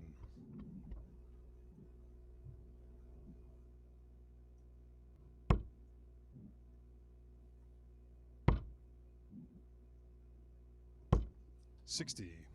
Braden, you require double 20. 10 for Braden Hall to go 3 legs up. Game shot on the third leg. And it Braden takes him Hall. 2 darts, so Braden Hall up Fourth leg. 3-0 Jack to throw first. Game on. in a race to 5 here at the last 64 stage. The winner of this advances to take on the winner of our next match. 41. Battle of the Knicks, Nick McCoy and Nick McKinnon.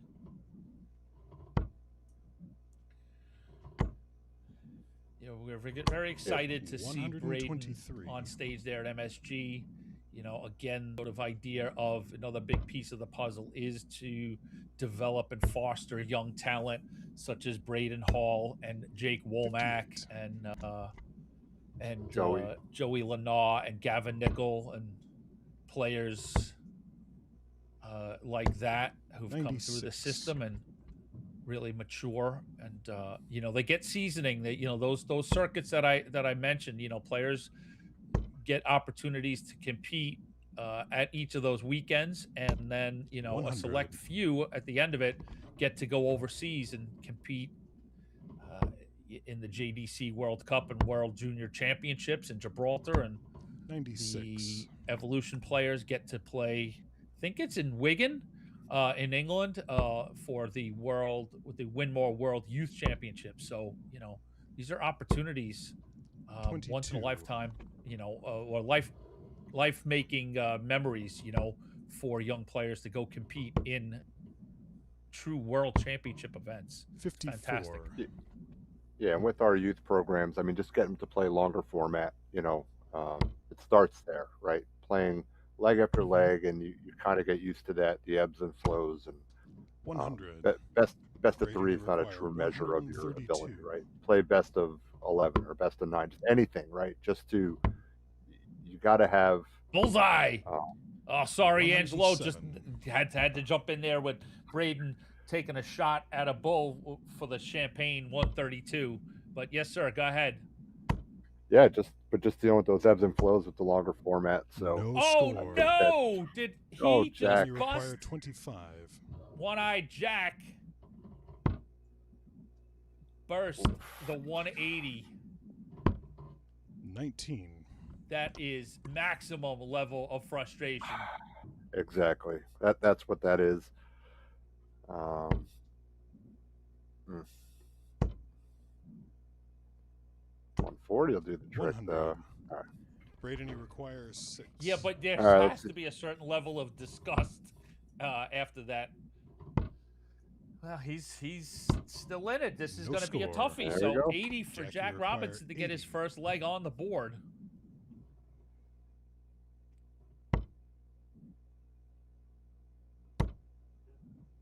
Double top for one-eyed Jack.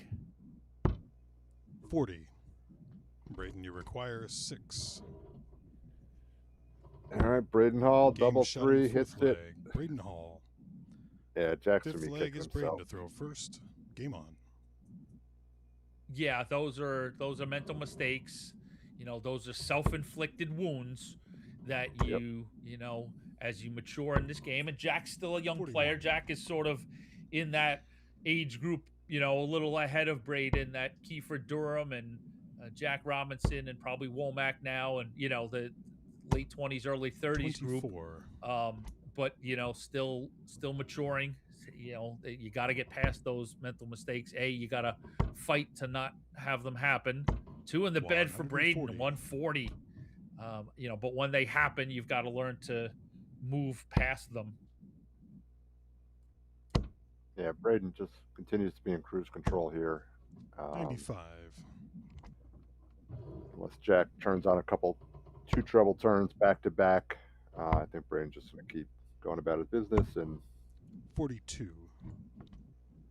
making his way through.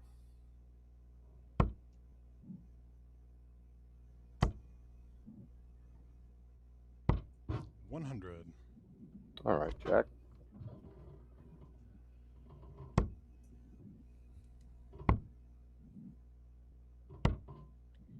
$84.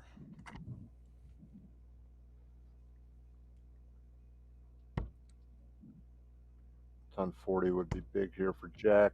Not going to happen. Ton. 60. All right, so Braden in good position to win this match here. See what he puts in. 60. Well, Jack's got to do something substantial to put some pressure on Braden's, you know, 1-3-4s. He's going to have some time. 58. Braden, you require 134. Smart thinking from Robinson, but you know, Braden will probably have 6 if he needs it. He may not Game need it. shot and the match. 134 for Braden Hall. Double Yep. on tops puts Braden Hall over the top, and it's 5-0 past the 15 seed Jack Robinson. Yeah, that was an outstanding finish by Braden. I wasn't sure if the triple 18 went in, and I saw the double 20. I was like, oh boy, here we go. Yeah, that's big time finishing by a young player, which is great to see. I think we'll see Braden inside the top 10 sooner rather than later. Oh, I most certainly agree.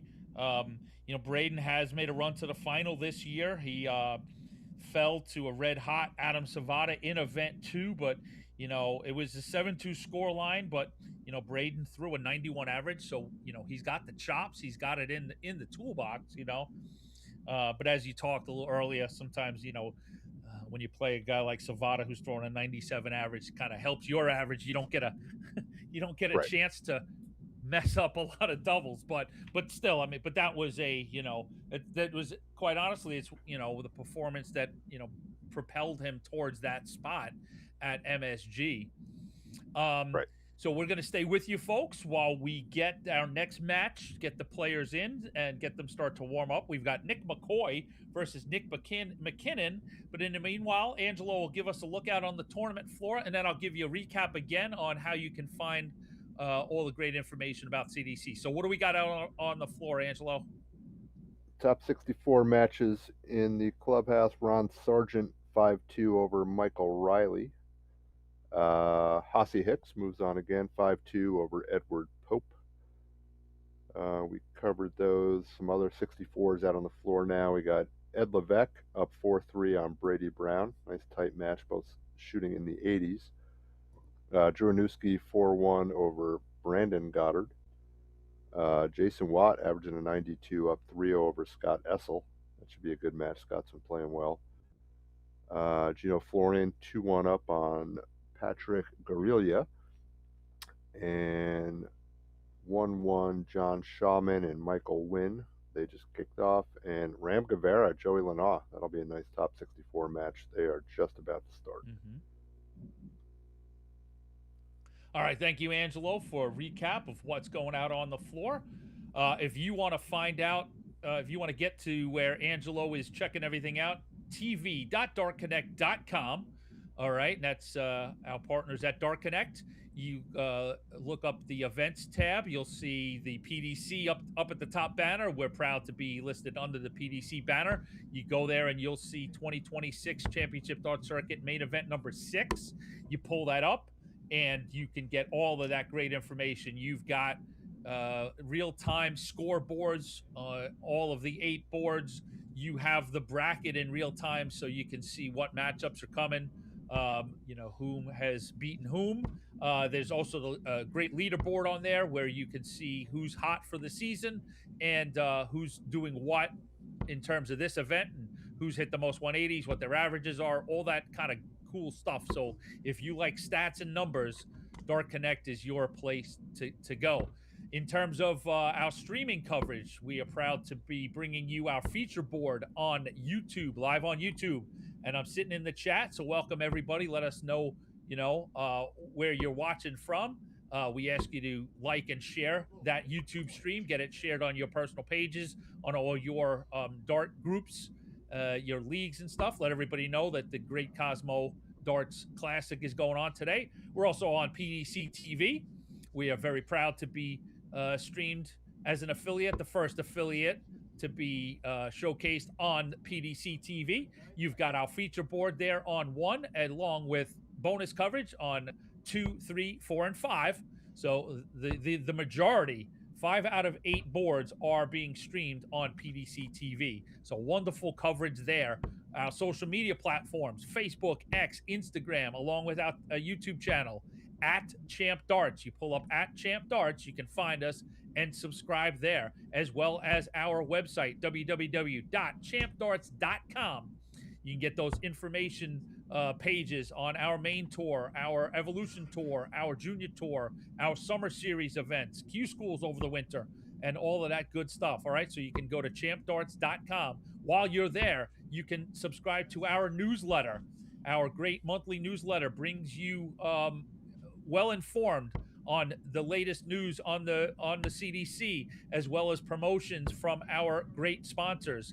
And then don't forget Shooting the Bull, the official podcast of the Championship Darts Corporation. We bring you a monthly program to bring you up to speed and interviews on what's going on CDC and North America related. So look out for the next episode in August of Shooting the Bull. And we are about ready to go here, and we'll fill you in on upcoming events at our next break. Let's go. All right, it's our first look at Nick McCoy today. Last match on the board. Nick hailing from Ontario as well. And Nick, who we saw in the first match of the day. So he's got one game under his belt, which definitely I think is a little bit of an advantage. So Nick's been waiting a couple hours now to get going. So going back to that food and drink management, hopefully he's been doing okay. Biding his time before coming out, but that 140 shows he is ready. This will be our last 64 match on this board. After the break, we'll have a couple 32s. $90.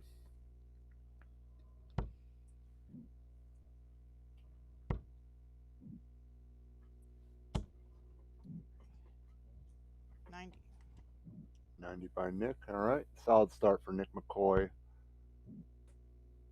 $100.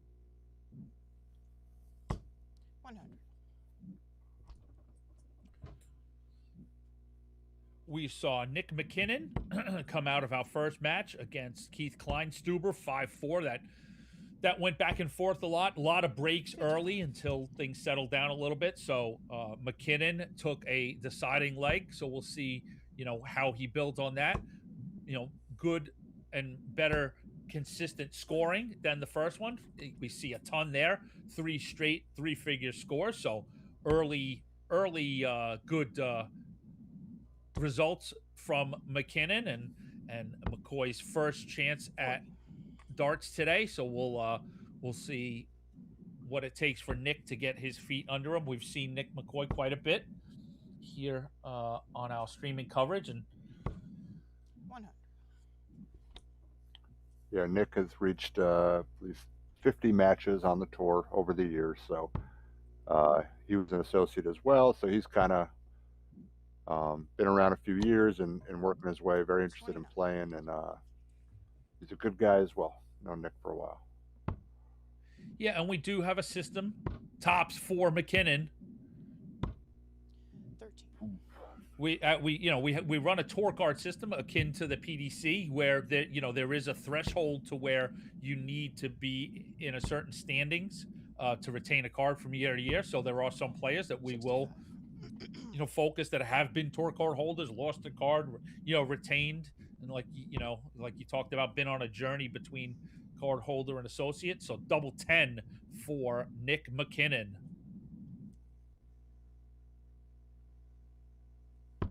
Game shot. Double 10 goes in for McKinnon Second leg. to open up the proceedings with an early break.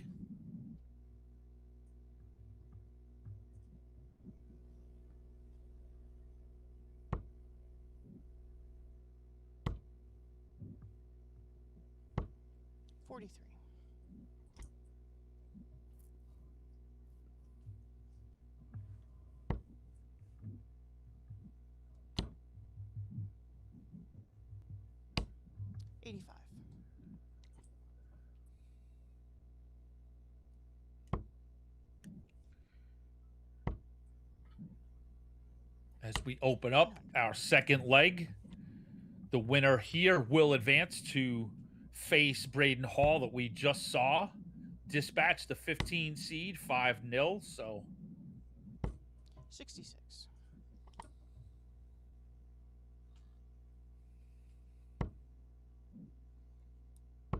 All right, looking down the floor, Joey Lanaw is up 2-1 on Ram Guevara. Should be a good match there. And Jason Watt just went through over Scott Essel 5-1 with an 88 average. So Jason's playing well today. His home state of Indiana. I'll jump back in and give people just a little glimpse on what else is going on CDC related. We've got 2 great hosts coming up, the DPFL Live, August 14th to the 16th, and then we are at the Washington Area Open, September 4th to the 6th, and both weekends we will feature Junior Tour events, Evolution Tour events, and a Summer Series event, all right? Summer Series is open to all players. There is a cap on entries. 50. The Winmar Classic will be at DPFL Live, and that will be a set play tournament. Be on the lookout for news on that this coming week, and I think registration will open this week. And then at the Washington Area Open, we will bring back again the CDC Congressional, which will be a UK Open style redraw. So if you're a player interested in one of those Summer Series events, go check out champdarts.com. All right, Nick looking to get on the board here. Triple not going to happen.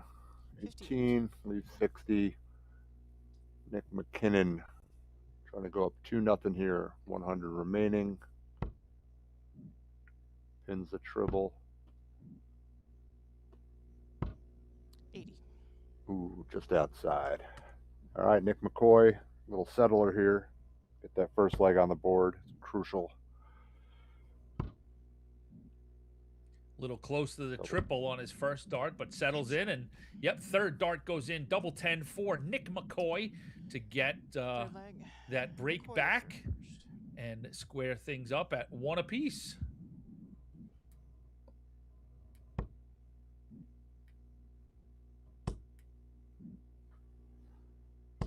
100.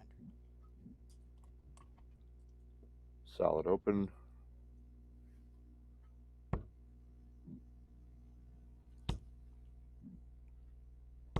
100.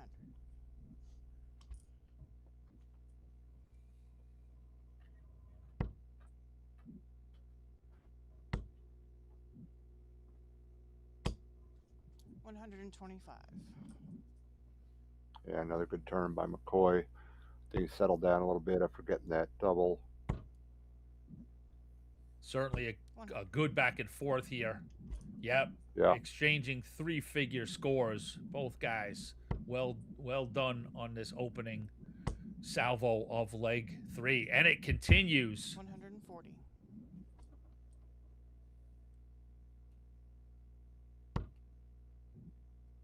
This is what you want to see at the last 32 stage 26. of the Cosmo Darts Classic. As I speak it, he hiccups with a 26. 60. All right, Nick will be back for 76. See if Nick McKinnon put any pressure, which he's starting to. Needs another. 70. Not going to happen. So 6 darts from 76 for Nick McCoy. Lose first dart. 12. Ooh, right next door. Double 5. 14 remaining for Nick.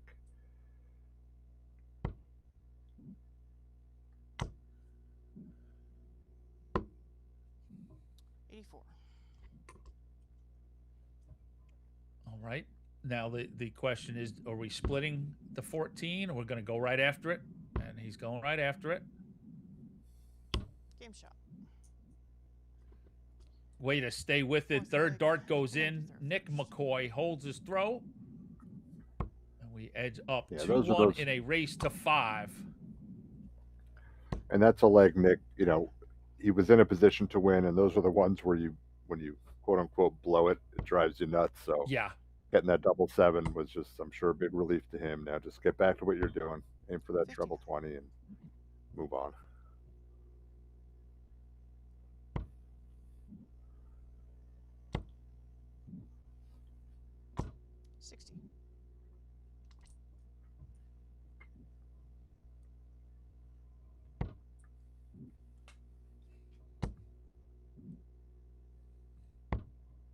$44.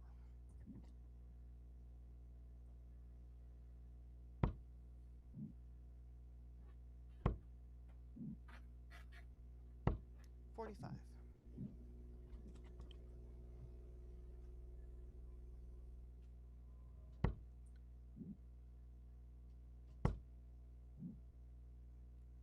2 in the bed for Nick 180. McCoy. And that's a There you go. 180 for Nick McCoy.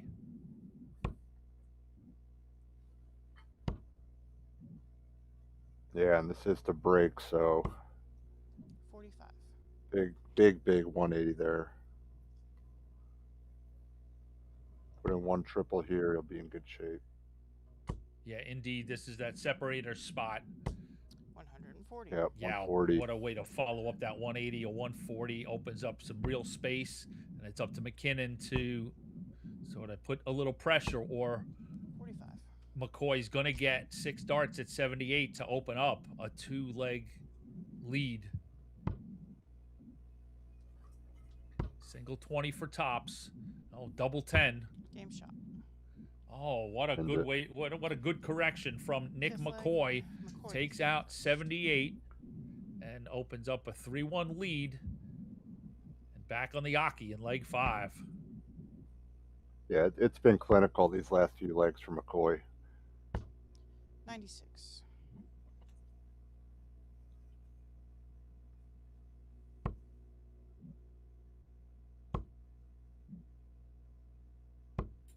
26.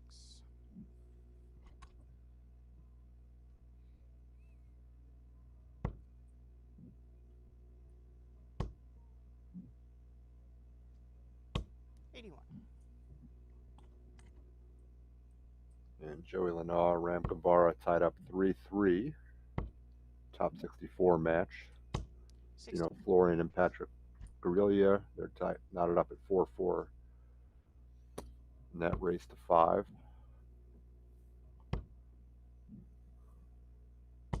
100.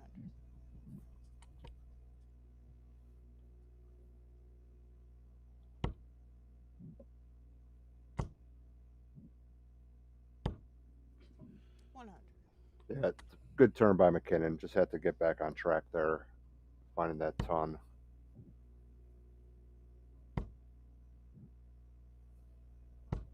$40. Does not leave a finish.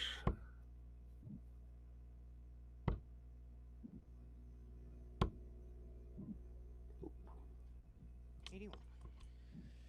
Yeah, you similar to what you were talking about with Danny Rossano. You know, I mean, it's this game is about establishing consistency. 60. You know, the ability to do things. You know, all of these players are talented, but it's about getting to a place where you can do things consistently. You know, repetition, consistency, and stability. Right? You know, Yep. they can put it in the triple 20, but it's those wayward darts, like you call them, loose darts. You know, that third dart from McKinnon, McCoy, bullseye. 77. All right, come back at 47. McKinnon will not take this out. 39. All right, 2-dart combination for the leg. It's the 7. 27. No, does not get it. So opens the door for McKinnon here. Takes this out. His confidence shoots right back up. Okay, I agree with the choice. The execution didn't happen, but the 25 or 50, Yep. I was in favor of. 2 10s for McCoy to hold throw and go within one leg of moving on in the tournament. He does that. Second dart goes in for Nick McCoy, opens up 6 leg. a 3-leg McKinnon. cushion 4-1 in favor of Nick McCoy in a race to 5, with the winner meeting Braden Hall in the last 32. 125.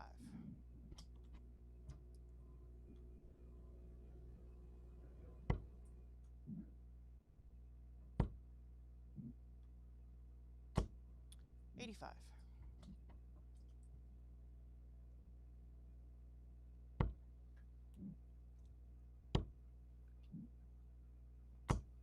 43.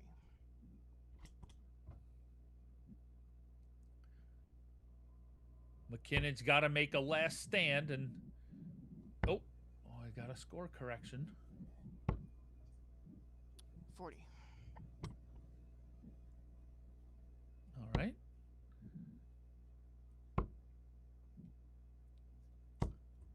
$60. It's got to be more like that opening salvo of 125 if McKinnon wants to stay in the tournament. All right, Nick's back on track here. 140. Great turn. McKinnon not going away though. 140. Answers right back. Joey Lenoir just took out a 46 to knot it up with Ram Guevara 4-4. That's going into a decider in the last 54 match. No, 85. Yeah, that is one to watch. That is a unseeded player that we know if he stays on the CDC circuit will be seeded soon enough in Ram Guevara. So the number 9 seed Joey Lenoir has his work cut out for him. McCoy, great first start. This is the treble to 19s. 81. All right, Nick McKinnon. Big turn here. Single bullseye for the leg. It's 54. outside. McCoy looking to end this match. See which route he goes. Double top. Triple. Double 1. 38. 32. Outside.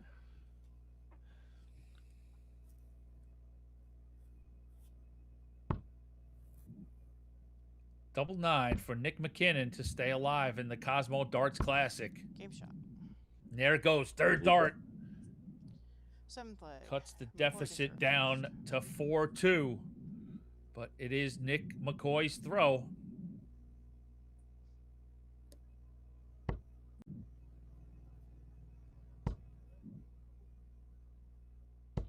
$140.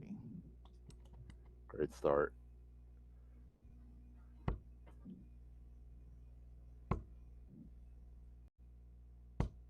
$41. And Joey Lanaugh puts it a 16 darter to beat Ram Guevara in the Desire. 5-4. Moving along. 140. McCoy over here, steady as she goes. Back to back 140s.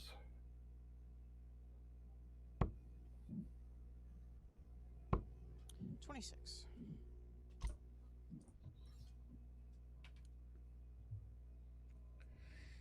We'll be stepping away after this match just for a quick commercial break. Let you see some of our great sponsors and reset. And Angelo and I will come back and bring in the last 32 matches, and we'll sort of reset the table and look at the bracket. And, you know, Angelo's been doing a great job of keeping you up to date on who's been advancing, and so we'll take a look then on, you know, who's starting to meet who at the, you know, vital last 32 and 16 stages as we move ahead at the Cosmo Darts Classic.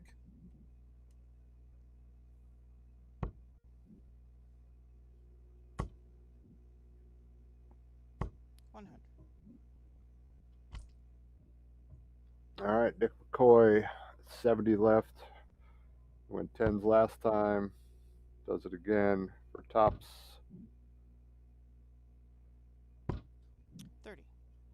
Just outside. Come back with 40.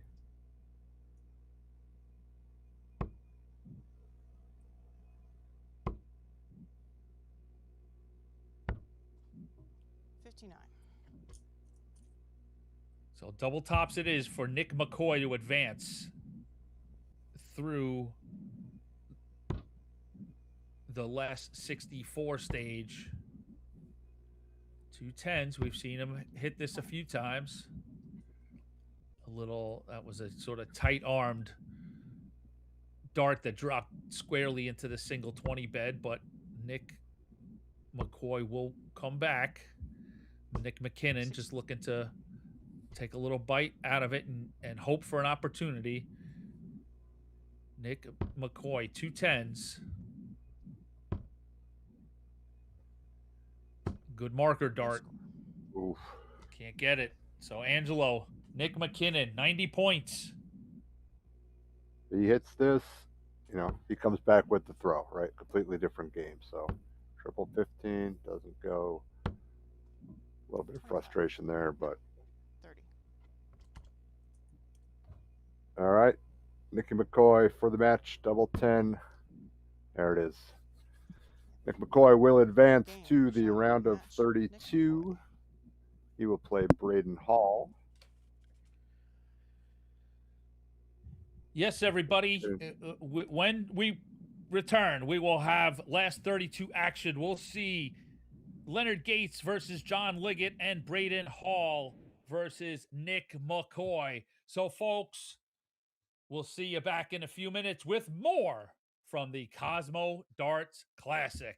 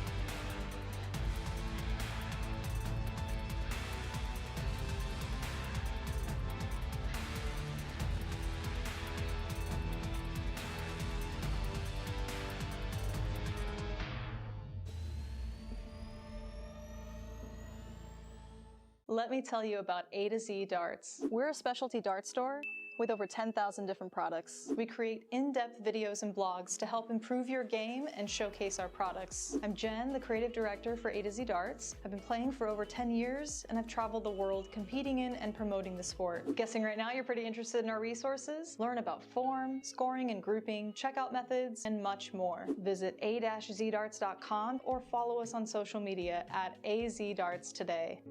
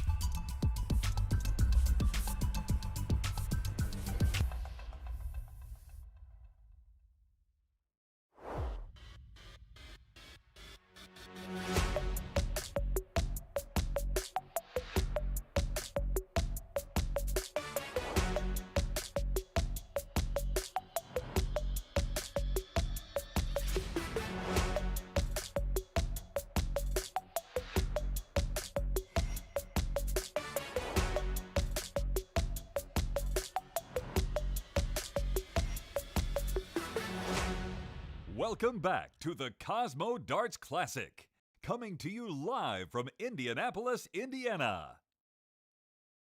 Welcome back in, everybody. Anthony Eugenia, joined by Angelo DiGiulio, as we move into the last 32 of our group here at the Cosmo Darts Classic, live from Brownsburg, Indiana, outside Indianapolis.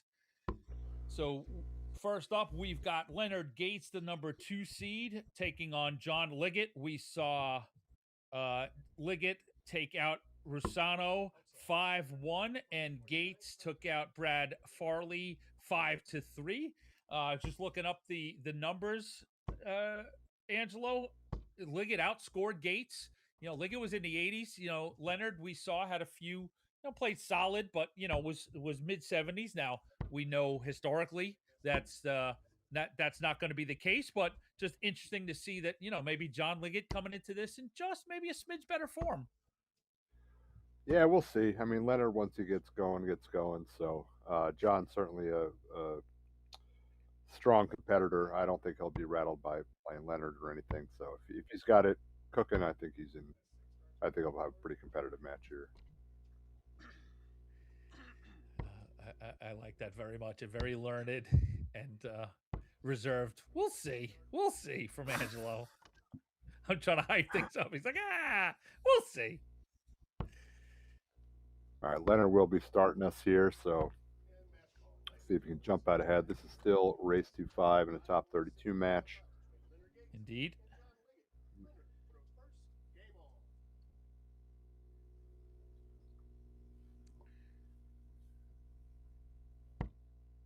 So we'll take a look out on the floor. I'm just curious. I'll bring up the bracket. 100. See what kind of interesting things jump out at me.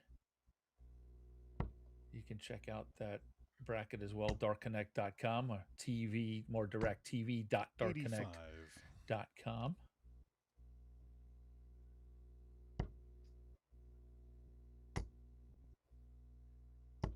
140. So Gates coming out strong here. Ton 40. Usually a good sign for him. See how John responds. 83. Back-to-back 80 turns for John.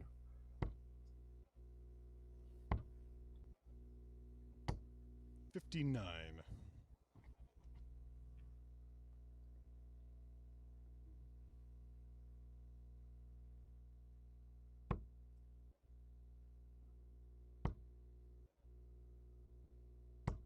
100. Yeah, solid. Gates want to get down here in a hurry. Be playing games. Let's see. 66. Oof.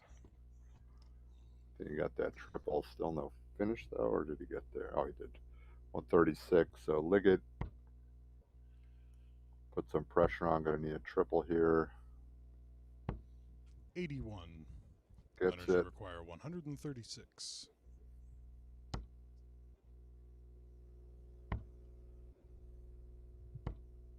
$94. Yeah, good Johnny last require start. 152. We saw John take out an out in this area in his first match, so we know he's capable, more than capable. First one's in. Second one's in. Double 16 for a Game shot on the 152 first checkout leg. for John John Liggett. Liggett.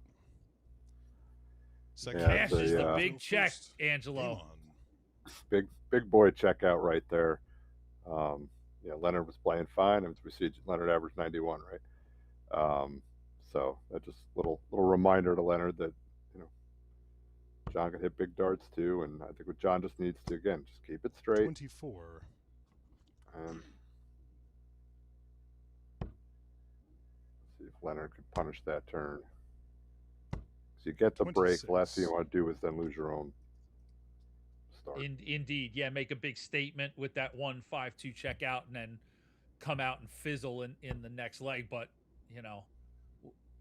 what a give back was that 26 to John's 24, and there you go, Liggett back on order, and that's a 180 for John Liggett in leg number 2. 60. Couple of things jumping out at me in the bracket: a Jeff Smith Ron Sargent match in the last 32. That's going to be interesting to keep an eye on. The number 3 seed David Cameron takes on Chainsaw Joe Chaney at that same level. So we'll keep our eyes on those interesting developments at the bottom of the bracket. 43.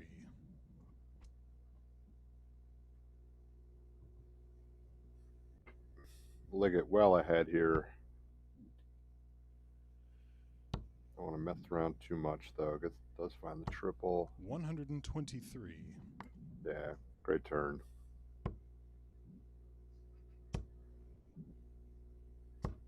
$100. Johnny requires 74. Most likely 14s. Yep, double 16 to take leg 2. Double 8. 58. Wrong side of the wire, but he'll come back with Gates way back on 272. This has been a real strong leg from John, combined with just some lackluster scoring from 58. Gates. So Johnny requires Liggett in the position to go up 2-0 early in this last 32 contest. Game shot on the second leg. John Liggett. Third leg is Leonard to throw first. Game on. All right, so Liggett jumps out to a quick 2-0 lead. See how Leonard responds. 19.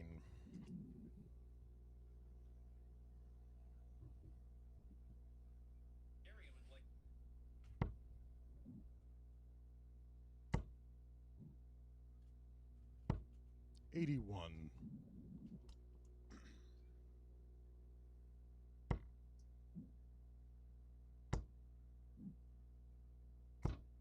$100.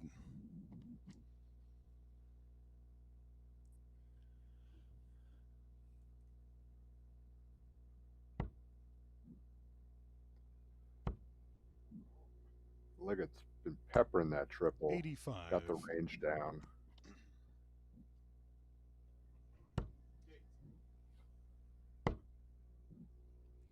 Of course, the 55. PDC World Match Play opens up this evening, and big news is the PDC deal with ESPN, and you'll see on our social media platforms we put out that World Match Play will be available on ESPN Plus, 81. and then the final will be on ESPN 2. So good coverage for PDC darts here in the States. 60.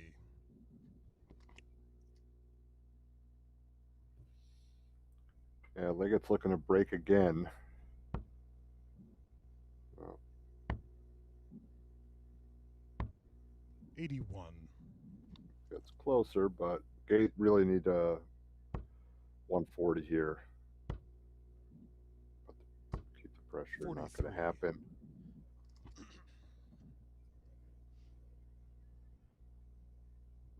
So Liggett 6 darts from here to break the throw of Leonard Gates again. Good start. 133. Great turn to leave tops. Not missing at all here now. Liggett. See that average in the mid-90s. 140. No, John, he's you really require making 40. a statement here. As you said, just the consistency. Game shot. Great it's even setup that, shot. but First John dart. Yeah, the first dart, you know, Fourth leg just is adds John that to throw extra, first. you know, confidence. You know. Up 3-0 on Gates. It's an average exclamation. It's 95. an exclamation point, Yeah. like you said, confidence for yourself, but a definite statement to your opponent as well. That you know, not only am I scoring well here, 100. but I am swooping in and I'm nailing this opportunity when I get it on my first dart. So very very impressive effort so far from John Liggett. 123.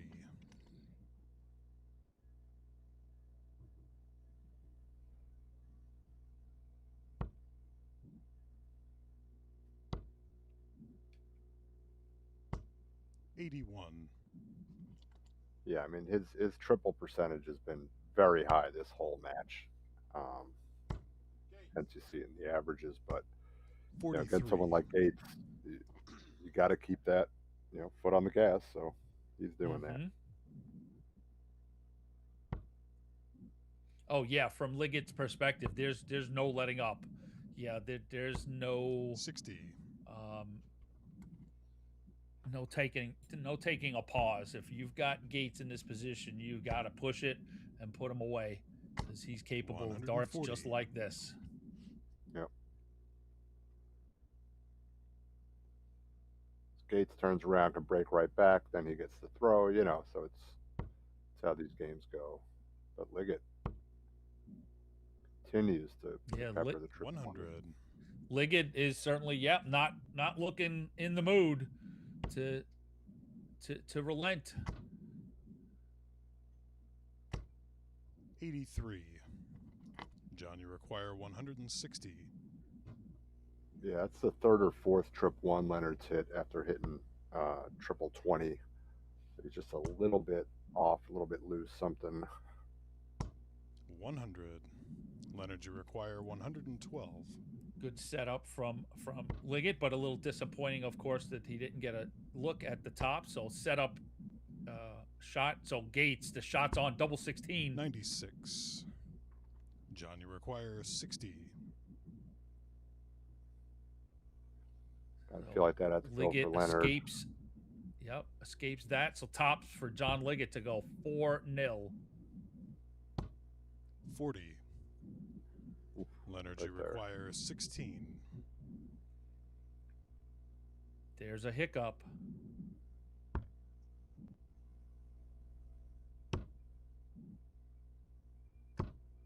Game shot on the fourth leg. Leonard Gates fixes it, takes the 16 out, and Fifth leg puts is his Leonard to first throw leg on the first. board. Game on.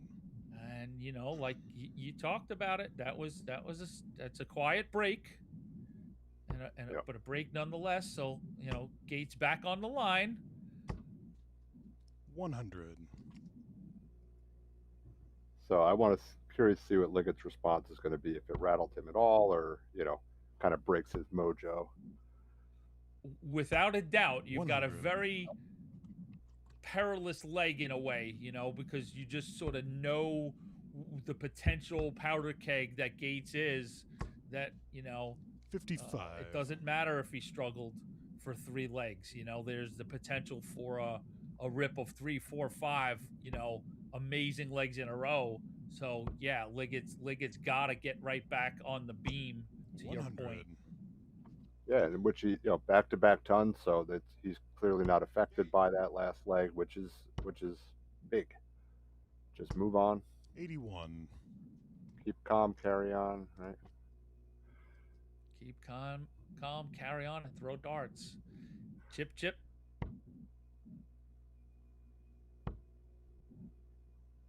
As I wear my Team England 100. shirt as they play for 3rd place this afternoon versus France.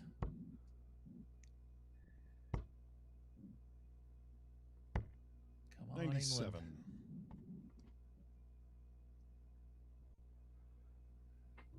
So Gates back on a 168 bogey gives Liggett 6 darts at 201.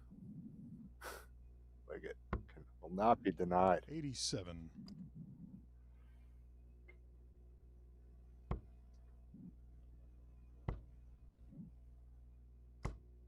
85. John, you require 114. Yeah, you certainly have a feeling that this 114 is doable for Liggett right now, and the shot's on 14 for tops. Game shot Yeah. on the fifth And leg. tops John it is a Liggett. 114 Sixth leg. It's John to throw first. is done by Game on. John Liggett to go up 4-1, gets that break back and straddles Going the for the match. Aki with an opportunity to knock out the number 2 seed, Leonard Gates. 85. Almost surprised when he doesn't hit a 100.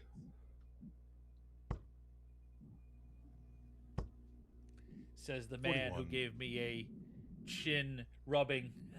Let's see at the beginning of the match. So Liggett has not, has hopefully not let you down and has duly impressed Mr. Angelo.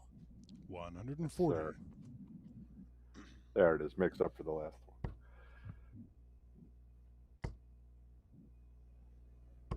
100.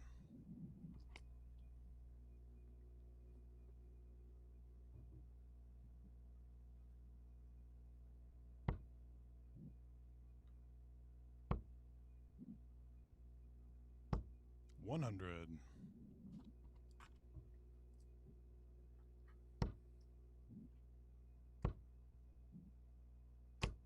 55. Now, from Liggett's All right, nice. perspective, just right, nice 85 ton works for Liggett. Yep, nice setup shot. Yep. There you go, mission 100. accomplished. I mean, just steady. I mean, this has been a phenomenal match for John Liggett. Just steady as she goes. 24. John, you require 76.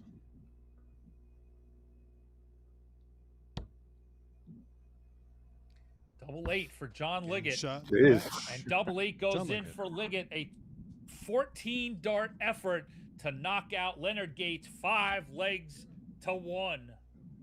Yeah, I think Leonard's a little shell shock there. I mean, John threw it all at him, and that was outstanding performance by John Liggett. And he's going to slide into now top 16 board final Correct. against our winner of our next match, Braden Hall and Nick McCoy. Yeah, I mean, board finals. That's kind of where you want to be on this tour. I mean, if you start getting top 16s, the money changes there. At that level, it's Yes. it's a good place to be. I mean, you can make a living making just getting top 16s. So yeah, You're that's, exactly that's right. great. Yeah, if this is like you said, if you make the last 16 stage your home, on a consistent basis, yeah, you're in a good spot. You're earning enough points to be consistently in the mix, in the rankings, like you just said. The money and the money's been increased this year. I should know off the top of my head. I think it's probably at a 375 stage at the last 16. So you've tripled your entry fee and gone towards your expenses. So yeah, last 16 is a real good spot to be on a regular basis and use that as a launching pad to make other and bigger runs. Yeah. And then looking out on the floor, we only had one other 32 match complete, and that was Dave Cameron with a 5-2 win over Joe Cheney. Dave averaged close to 95 and Cheney 87. So two experienced players going head to head, entering their top 16 matches. You got the brackets up, Ant? See what's going on. I do. The rest of Let me just hit refresh, and we'll sort of scroll from top to bottom. Yeah, Savada is doing Savada things. He's there in the 32. He'll take on Mike Scarborough, Anuski Strauss, Pollock again, doing well. He had a good day yesterday. He takes out Nick Lindberg, the 8 seed. He's going to take on Hossie Hicks. This is going to be an interesting matchup. The 9 seed Joey Lanal, we saw that he came through a tight contest with Ram Guevara. He's going to take on Fred Kruger, a qualifier at MSG. So Lanal Kruger is going to be one to watch at the last 32 stage. Jeremiah Millar takes on Jason Watt. Probably in the field the most challenging for a production to handle. We've got height, and we've got height and different height in Millar and Watt. Then moving down, Jason Roker's waiting on opponent. Jim Long, the 5 seed, he's through. He's sitting there going to take on Ed Levesque at the 32 stage. John Cifolletti has booked his spot in the 32. He's waiting on an opponent. We just saw Liggett head into the 16, and the match we're going to watch now, Hall and McCoy. Moving down the bracket, I think we've got like the 7th group. Doug Bame, your 7th seed, takes on Michael Wynn. We saw good things from Michael yesterday, and he's always one to keep an eye on, so we'll see how that plays out. And then David Cameron, as you mentioned, is into the last 16. Gino Florian and Eric Ciconia. Jeff Smith, Ron Sargent, probably the standout tie, I think, of the 32. And Danny Young sits down there at the bottom of the bracket, the 11th seed, quietly waiting to do big things at the bottom of the bracket. We saw Danny Young make a big run yesterday before falling to Gates in the semis. Yeah, that lower part of the bracket there. So you got the Danny Young match and then the Jeff Smith match. They'll square off those winners. That could be a nice 16.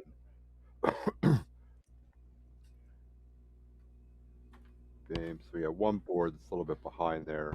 Board 4. So that's Edmonds and Hawkins. They're up now. Ethington and Nickel.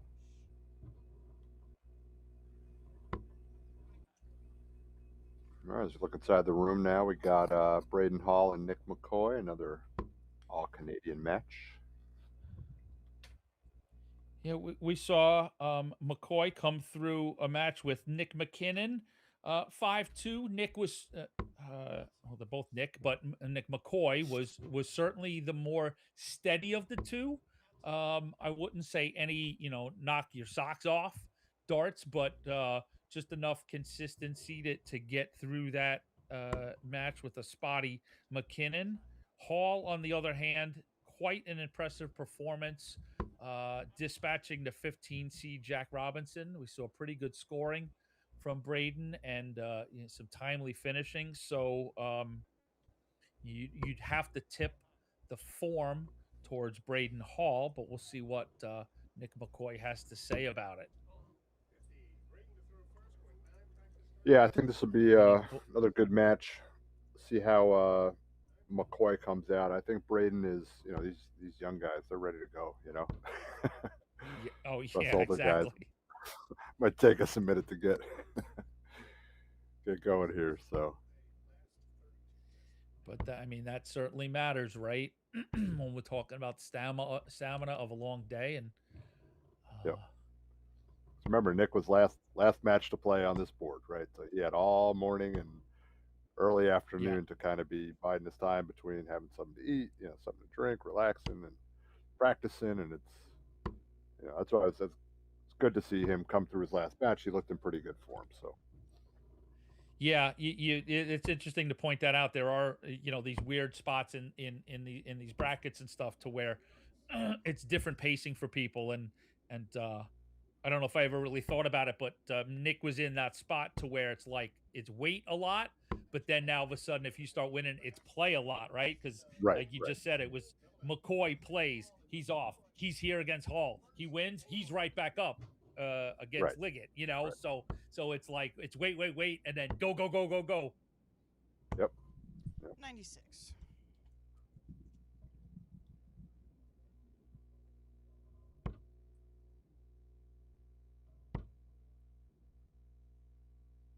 $100. Well, nice start for both gentlemen. 58.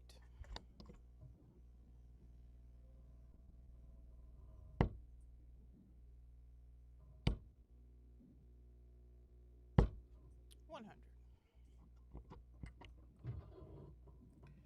Oh, Nick is come out consistent.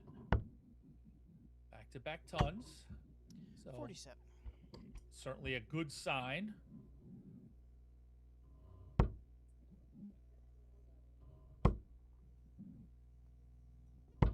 $45.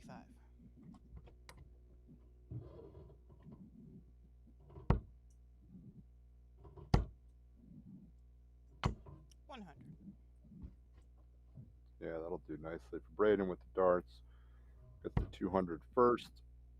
Unless Nick can put in something massive. Braden's in pretty good shape. 60.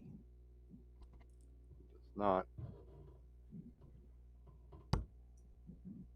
Yeah, it's funny. You've got my brain thinking now that 140. I don't know that I ever looked at the bracket this way, and I'm going to start to ask players what they would prefer. Like you look at a guy like Gates, he plays the first game in the last 64, and then when he's back up in the last 32, he'll have sat for 3 games, right? So it's sort of play, Right. then sit for a bit, right?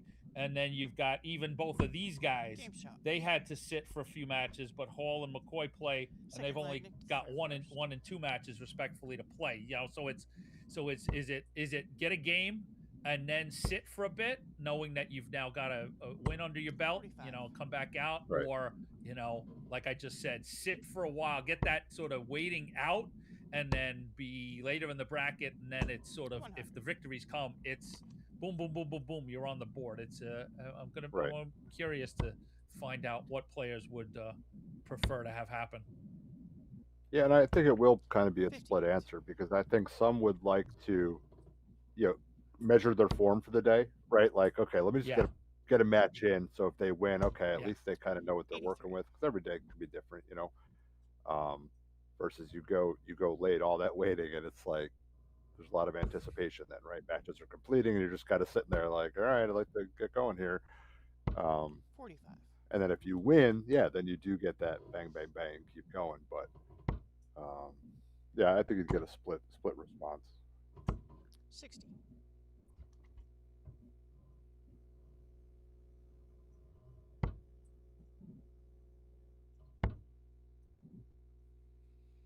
$96. All right, Braden's looking to break here. If he can put in a 2 treble turn, he'll be in good shape. 100.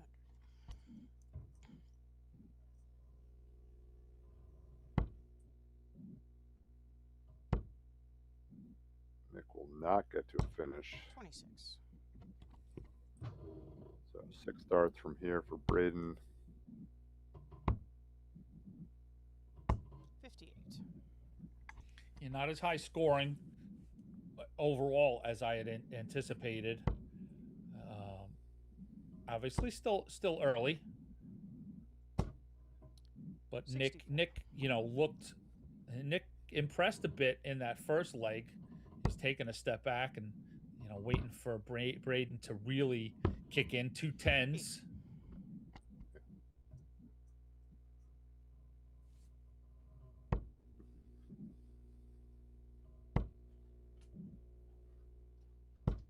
$60.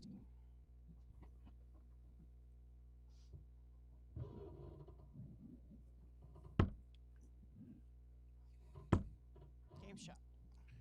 And 2 10s goes in for Braden Hall Third leg, Braden to throw to first. break Nick McCoy in the second leg. Yeah, I was with Braden last year at an event we were both playing at in 44. Canada. And this is before he had his card, and he was like, he assured me he was gonna get his card this year, and he was gonna do well, and he was gonna keep playing. And I was like, I want to see it, man. You know, like like I get love it it. done. And then a few months went by, and then he finally got it. And I ran into him again. I'm like, all right, you could actually commit, or is it just like a one and done? He's like, oh no, I'm in. I'm all in for it. So I'm like, 140. it's good to see him, you know, playing at the level he's playing, and he definitely has the ability, you know. Excellent.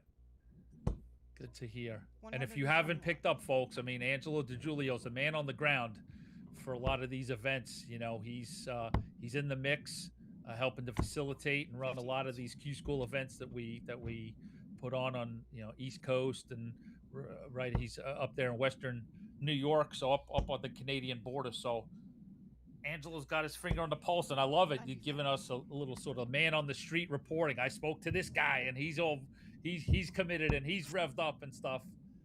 Very good stuff, Angelo. 55.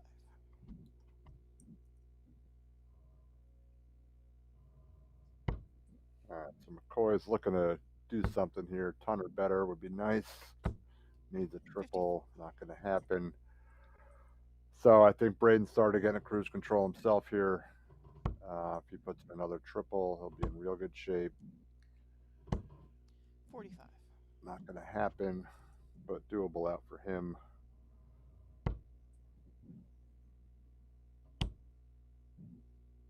McCoy. 140. Yeah, Great pushing turn. the issue with the 140. Puts Great him at turn. 48, so tons of pressure on Braden Hall here. 83. All right, to break the turn, and all of a sudden, he's throwing a tie. Let's see if you can hit the out Game here. shot. Yep. Fourth Great leg. That finish up, by Nick. gets a break back.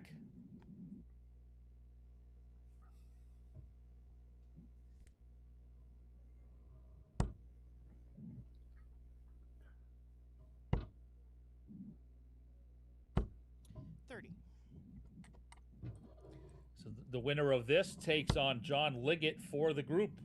Coming in, we had Gates as the 2, Robinson as the 15. So both seeds have been dispatched. So this is one of those moments when we talk about, opportunities, big and good opportunities for these players, like Angelo just let you know, sitting there at the last 16 is a good spot. And, getting to that quarterfinal is, an even better opportunity to get points and some cash. So, between Hall, McCoy, Liggett, one of those guys is going to have a opportunity at the quarterfinal stage of the Cosmo Darts Classic.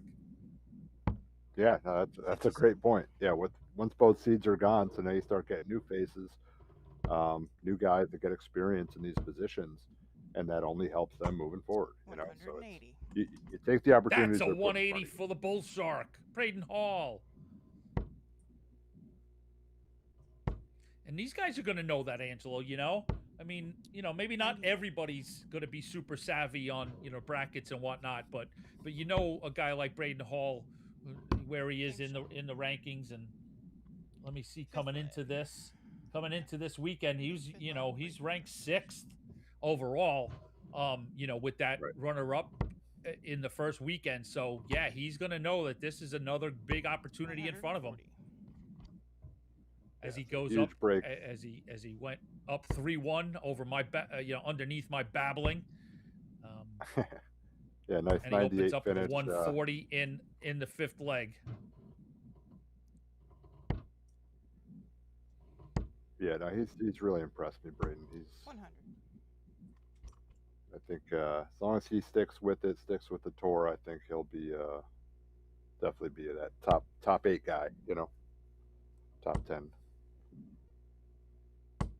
180. But it's a tough That's tough a place to 180 get for to. Nick McCoy. Yeah, cracking that top 10 is it's a pretty heavy lift, So and for the guys on the tour that have 91. like perennially are just in that like top 10, it's like it's not easy to maintain that, right? No. So that's what I find it's most not. impressive, 68. Yeah, and it is all earned. There's nothing given, Comes into this, nobody earns a card in Peter's terraces, you've been knighted the number 7 seed. Like everybody's got to work their way up. So, like to your point, to even more back up your point, to get up there and stay up there. 57.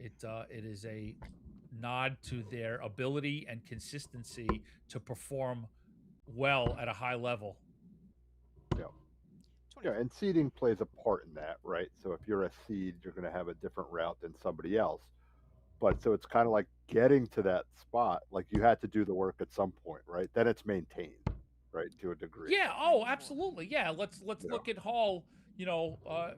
Make an attempt. Great setup for Nick McCoy to certainly be noted. Double 10 for Braden Hall. He takes out that double 10 with his second dart, goes up 4-1, is on the precipice of advancing to meet John Liggett. But yeah, exactly, Angelo. But that's sort of the idea, right? Because I know some people who don't like seeding and who don't really get it. They think something is being handed to a player, but it's like, you earn it. You earn the opportunity to be in a part of the bracket where you in theory have a easier road, or you're not going to play some of other big names, and then like you said, then it's a matter of defending it and keeping it once you earn that positioning. So to stay in the top 8 and top 10 is quite an achievement. Yeah, without a doubt. But that's why you have to take the opportunities that come ahead of you, right? So for one of these guys, maybe Braden, because he's higher up the ranking, this is a prime opportunity. Okay, go on a run today, because if you convert that opportunity that's given to you into a deeper run, that's how you get in that space. Bingo. Yeah, you and I should do a podcast. That's a 180 for Nick McCoy.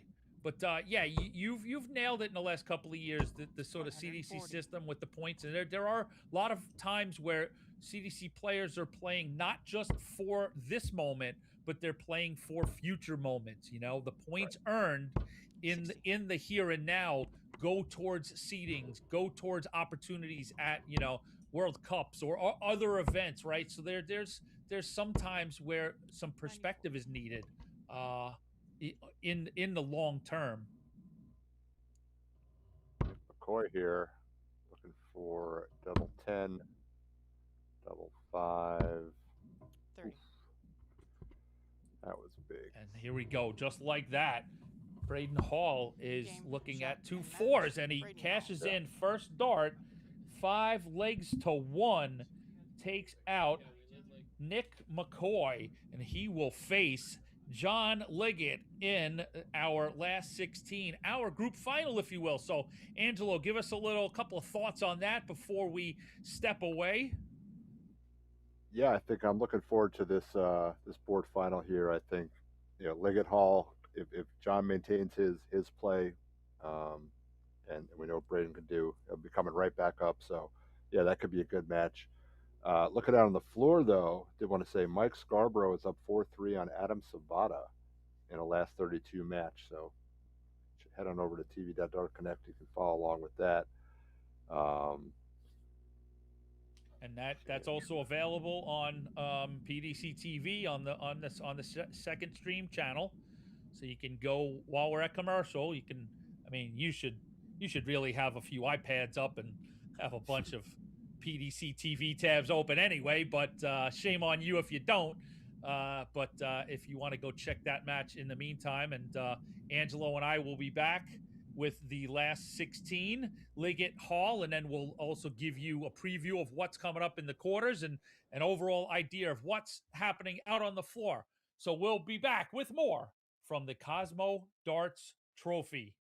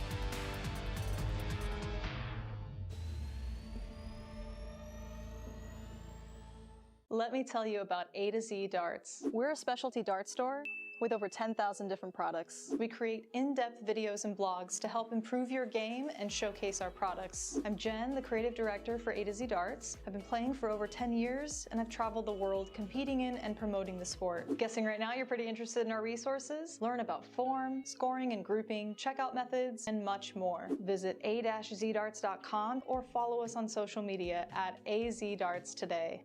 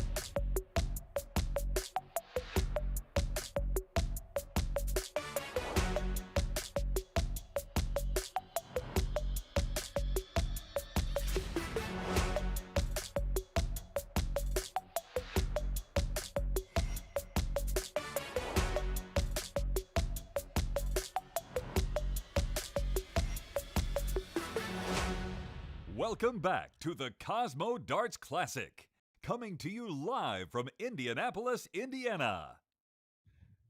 All right, everybody, here we are about to get underway with the last 16 in this group.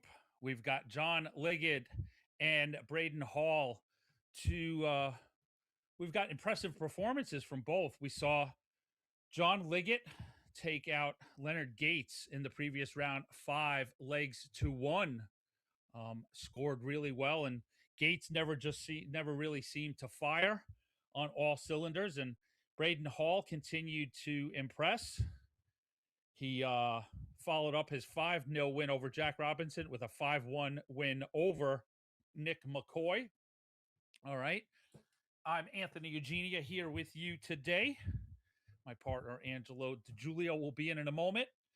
Players are just getting at the board, getting warmed up. So I will take a look at some things going on. You know what? I was going to go to the bracket, but we'll hold that for Angelo. We'll let Angelo do that. I'll give you my little spiel here, a rundown of what's going on, CDC related, and what's going on this summer.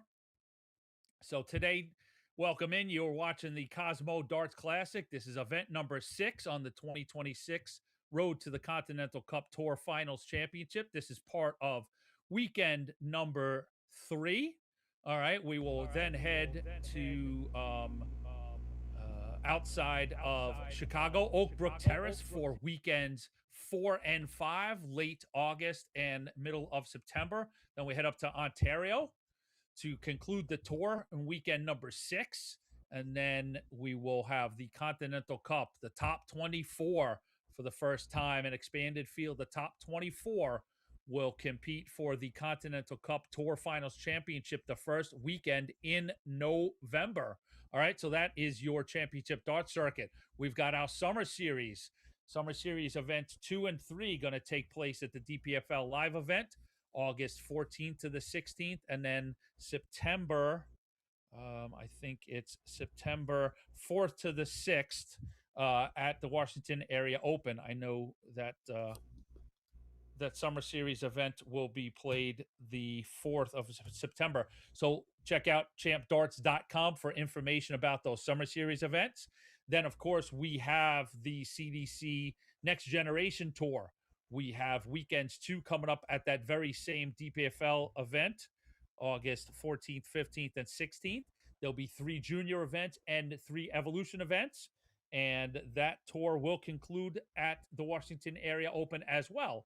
We will have 3 junior events and 3 evolution events. All right. So if you know young players that are interested in playing in the tour, let them know about those events. You go to champdarts.com and get information on the format, registration, everything about those. Really great opportunities for young players. We'd also appreciate if you shared that information to your local leagues and clubs and whatnot, and let them, know about those opportunities. All right. Today, this is our feature board here on YouTube and PDC TV. So welcome in everybody in the YouTube chat and around the world on PDC TV. We've got bonus coverage of boards 2, 3, 4, and 5 on PDC TV exclusively. All right. So I'm going to welcome in my partner for today, Angelo DiGiulio. Hey, Angelo, if you don't mind, give us a little a look at these two guys if you've got some numbers on them, and then B, maybe what's been going on the tournament while we stepped away. And I'm going to do a little social media. So turn it over to Angelo.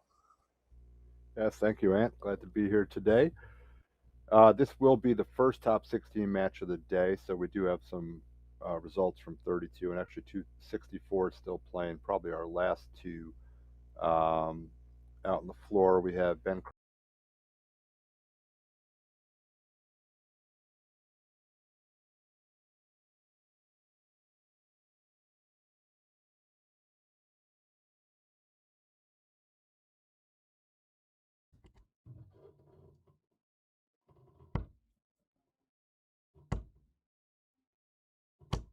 100.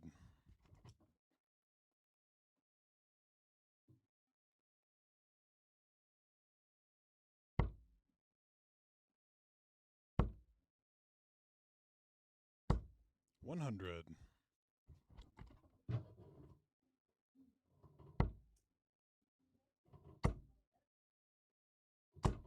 140.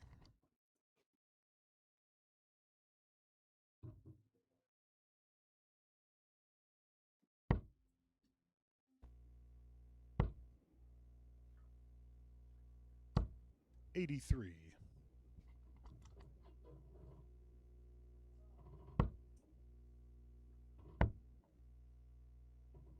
All right, we're back, 59. folks. All right, I think we're back. Angelo, you got me? Yeah, I'm back. Had a little. All right, sorry, ladies and gentlemen. Yeah, we had a tech issue on our 43. side. We froze on on the commentator side because I saw on YouTube that the board was 58. still going out. So I don't think there's John, been you any require lapse from 154. the viewer standpoint, just on the voices. And maybe people were a little grateful for that, Angelo. I don't know. They got a little break. So we're finally off here. We are now raced to 84. 6 legs in the last Greg, you 16. require 144. Both players playing at a high standard today. So 100. this should be a John, you require good 60. match. Yeah, without a doubt. I mean, John Liggett has been impressive. Oh yeah, that's where we froze. I was going to turn it over to you 40. to Braden, you do require 44. some previews and some reviews of what's been going on the floor, and get some social media. 28. Braden Yeah, Hall, just John, you outside require double 8. 20. So, yep. So bring us home, Angelo. Yeah, so Adam Sabata had won a last leg decider over Mike Scarborough 5-4, round of 32. That was a good match. This is our first last 16 match being played Game shot in the currently. first leg. John Liggett. John Liggett takes it out. Second leg is Braden to throw first. We do have 2 last 64s still going, and then the rest of the 32s are starting to wrap 100. up. So we're moving along nicely today, brisk pace, and a lot of seeds have dropped out. So should be some compelling quarterfinals and possibly semis. 100. John right back in with that trip 20. He's been seeing that well all day. 100. The bull shark. Not to be outdone.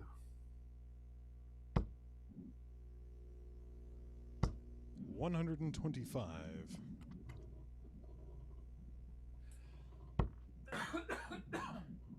Excuse me. 60.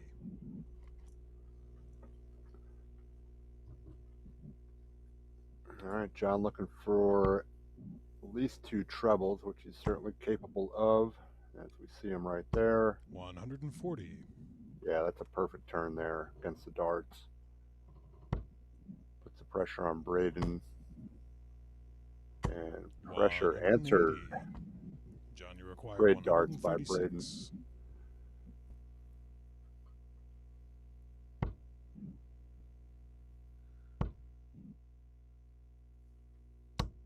81. Braden, you good require laugh. 61. All right, the whole throw, Braden misses the bullseye. My apologies, I missed that 21. 180. Yeah. I like you gave requires us a good dart 55. player thing there. You're like, good last, good last. And John to go up 2 legs to nil. Game shot, Yeah. second leg. John Automatic today. John Liggett looking Leggett. Third great. leg, it's John to throw first. John Liggett Game on. continues to be impressive. Yeah, without a doubt.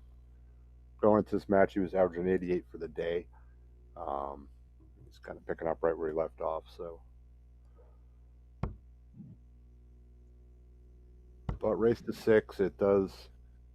You know, match does get a little bit longer. It only 81. sounds like one more win, but it can make the match a little bit longer, right? So. Oh, certainly, without a doubt. So, 140. yeah, I'm gonna take care of a couple of administrative things. I'm gonna stick my nose in the production chat, and we'll find out what thoughts the tournament director Peter Cetera has in terms of where we're gonna head to, because we will bring you a quarterfinal from another part of the bracket, so we'll get to see some new 125. faces.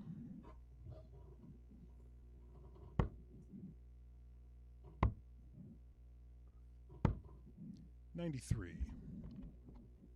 Braden with a nice 93. I mean, he's averaging a little bit more than John. No legs to show for it, but you can see the standard of this match, though.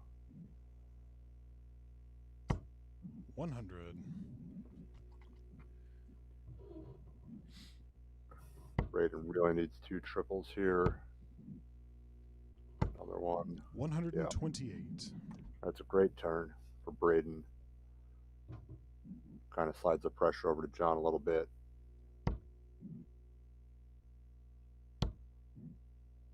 No, 99. John will respond. You require 140.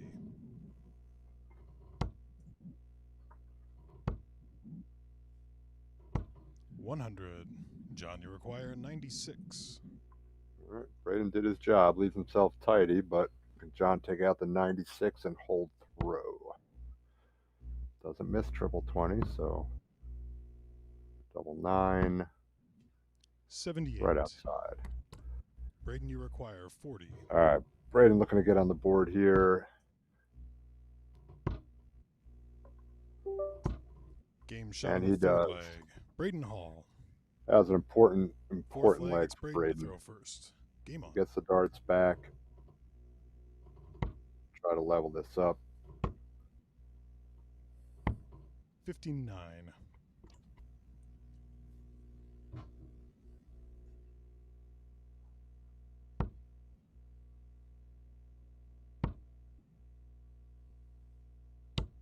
$45.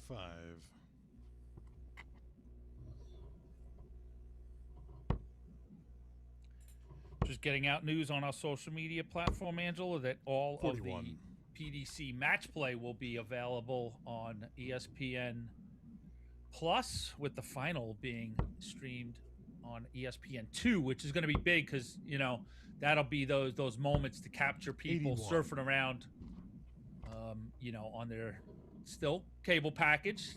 Cable has completely gone away, but you want to grab those people that, you know, 83. are finishing up an event on one channel, and you sort of click on over and it's like, oh, let me check this out for a bit.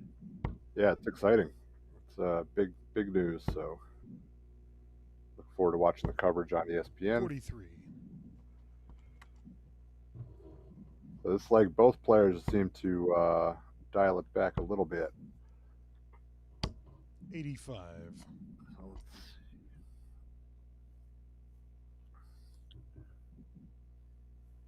John needs about a ton to keep pace here. 60. And trouble started to elude him.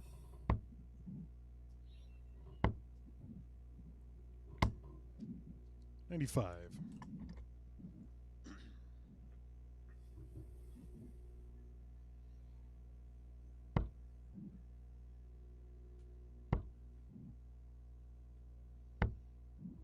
$42. Braden, you require 138. All right, 6 darts from here for Braden. See how aggressive he gets. 98. Yeah, it's a great turn. 40 when he returns.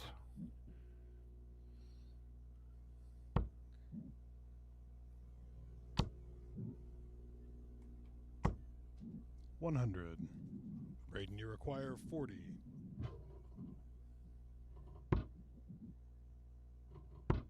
Game shot on the 4th leg. Braden Hall. Now we're all knotted up at 2. 5th leg is John And throw first. Angela, you had mentioned earlier we were, prepping to come back into this round, and timing wise, and you had mentioned that we were moving pretty swiftly, a little quicker than some of the other boards. So as I look at it, there is not a lot out there in terms of top 16 matches that are ready to go into quarters. So yeah, I am a bit curious as to what we're going to bring here on the feature board. It may not be a lot. Yeah, I see Pete has got the bottom of the bracket assigned for the quarters, but that still would mean waiting for Jeff Smith, 60. Ron Sargent to play, Danny Young, Glenn Richard to play, and then the winners to play. So we'll I'll dig around and see what we can find out about the play. I talked to folks last night 60. about that. This is that place at the quarterfinal stage where the bracket starts to play in different ways. And Right. Sometimes you just have 40. to sit and wait for the bracket to catch up. So we may have a little bit of a break coming out of this match.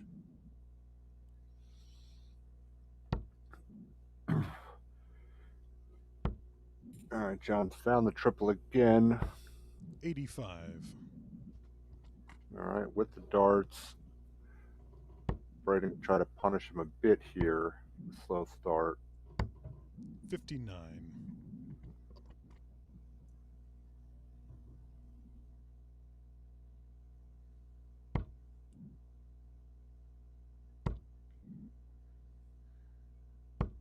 $100. All right, solid ton.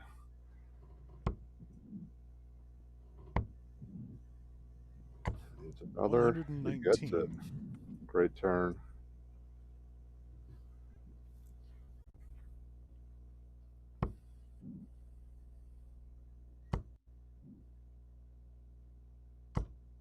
$83. Braden, you require 147. Okay, this would be a massive break here. It's the first one. This is the second one. 87. All John, right, you looking require good when he gets back to 107. 60. We've seen John do these things quite a few times today. Well, there's your 7, right? 29. Yeah, not gonna like that turn. Braden, you require 60. No, but we've seen John take out a few 3-figure checkouts today. Tops for Braden. 50. Oof. John, you require 78.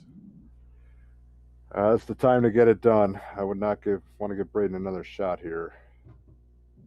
Then he does have the darts next. Yep, double 12.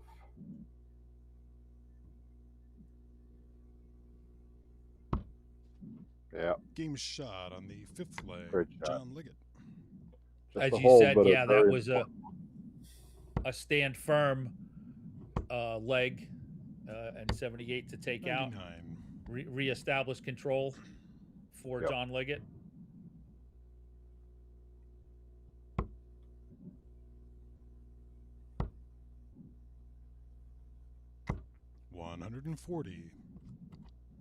a top 32 match. Jeff Smith is tied 4-4 with Ron Sargent in the decider as we speak.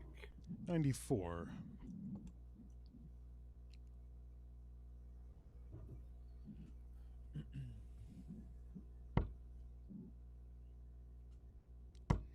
Jason Watt and Jeremiah Millar. Watt having a day. You 100. said he had put up a good average earlier. He's at 115 after 3 legs. Oh, up boy. 2-1 Yeah, on Millar. 112. Yeah, Watt's been playing great today. And you had said earlier today, you know, we know Jeremiah's talent and stuff. He's been the victim of a few bad beats.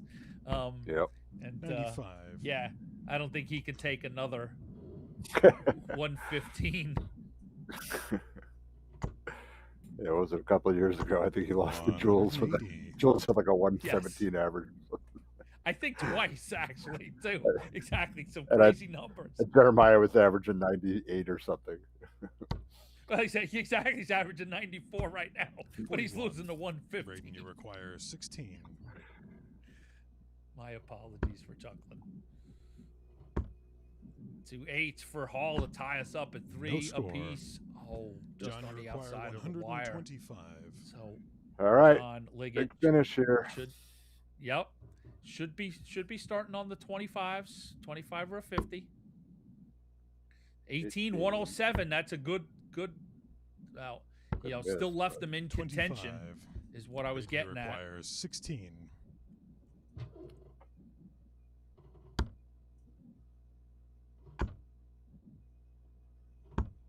Game shot There on the he goes. 6th leg. Braden Hall. Knotted up 7th again leg, at it's 3. John to throw first. Game on.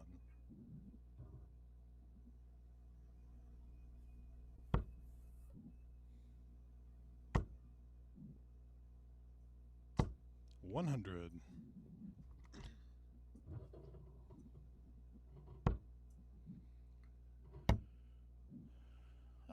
We've gotten ourselves quite a 134. contest, Angelo. I mean, we knew it had the potential of being pretty tight. Both guys have looked pretty good. Evan has scored as much as we saw them both 41. earlier, but you know, I'll take a 3-3 here at the last 16. Yeah, competitive match. Not much give or take on either side. 96. So, very watchable match. And a lot on offer, you know, the opportunity to get into that quarterfinal and some opportunities with it. And let me look at 90. the bracket to see where they're heading, who they would clash with. All right, so the winner would move into 123. the third quarterfinal in the bracket, and they would play a group that includes right now 5. 7 seed Braden, Doug you Boehm, require Michael Wynn, 148. the 10 seed Edmonds, Ethington, and Nickel. So Yeah, Ettington Nickel are on the last 60. leg. Decider now. yeah. That match should end shortly. All right, Liggett's got to do some work here. There's a risk of losing his throw. 49. Braden, you require 88. Level 14. 74. John, you require All right, another 126. tall ask of John. 126, 419s. Yep, for the bullseye. Game There shot he in the goes. 7th leg. John Liggett. Bullseye for John Liggett in leg Yeah. number 7. That's a great finish. Statement Great hold of finish. throw for John Liggett. 85.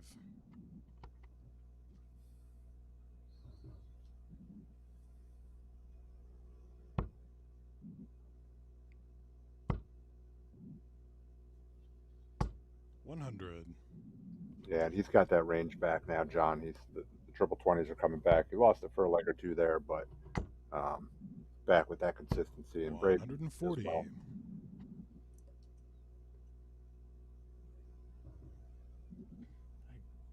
Gavin Nickel moved up there, so so the winner of this will take on the eventual winner out of this group. 140. Bame v. Win, Edmonds v. Nickel. So, all right. So, you know, there's some seeds in there, but there's also opportunity there. You know, Yep. both of these 84. guys have shown that I think this is a day that they can go far. Yeah, this is a day. You know, with a lot of seeds dropping, there's room for some new names and people. You know, the guys that take advantage of that, you know, 60. it'll make worlds of difference on the rankings and everything else. You know, and their pockets. 60.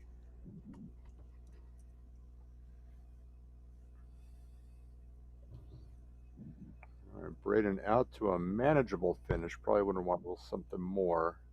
See how John responds. 32. Well, You no harm require there. Brandon 6 darts. 132.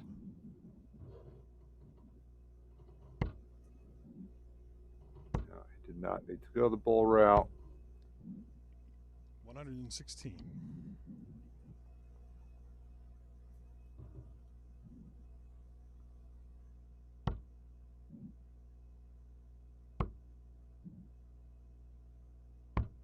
$99.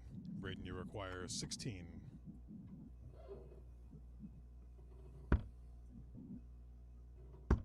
Game shot on the 8th leg. Braden Yeah, Hall. good shot. 9th leg is John to throw All first. tied at 4. Game on.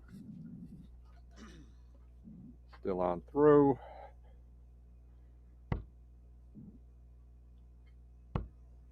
Basically playing a best of 3. 100.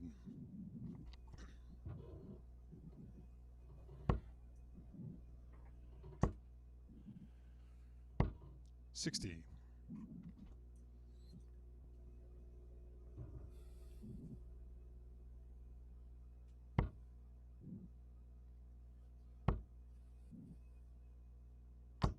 $100. Yeah, creating some separation here. Unless Braden could put in on or better. 60.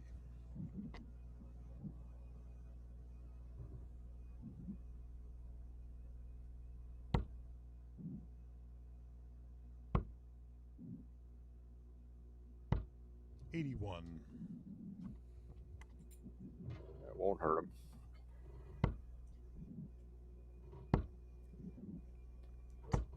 $60. All right, John, keep it straight. He's got at least 6 darts.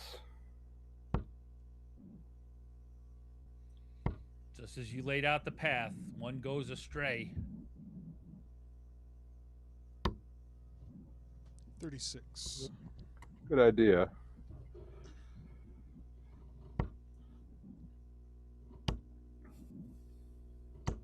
$100.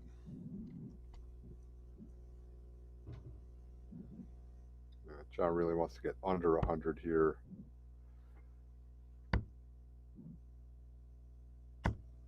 $58.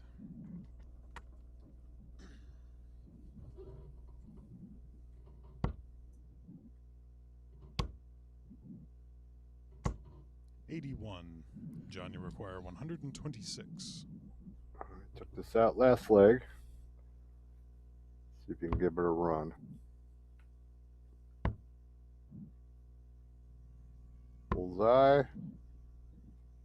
87. Braden, you require 140. All right, huge turn for Braden here. Not going to go. 100. John, you require 39. No messing about here. Set it up, knock it out. Game shot Yeah, in the good dart. 9th leg. And he does John just that. So 10th leg, it's John Braden to throw Liggett first. takes Game this on. last 16 match and wins this group that we featured here today with a 5-4 win 59. over Braden no, Hall. and- And It's race my to 6. apologies. There We're you not go. done yet. We're not We're done not yet. done yet. I was going to joke earlier when we talked about it expanding, and you said, you know, it's only one 96. leg, but it could make a big difference. I was thinking in my head, a lot of times players will do that same thing. They'll they'll hit a fifth leg and think I've got it, and so on and so forth. Yep. And look at that, 44. I did that. My apologies. I looked over, I saw 4-4. I said, oh, we're in a decider here. My bad, everybody.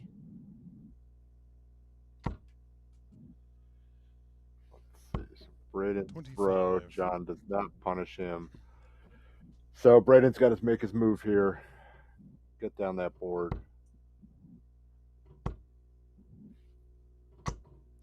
100. Yep. Steady.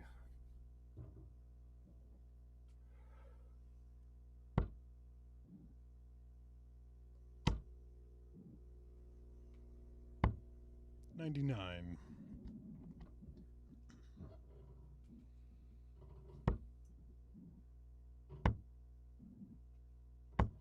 $134. Yeah, great darts.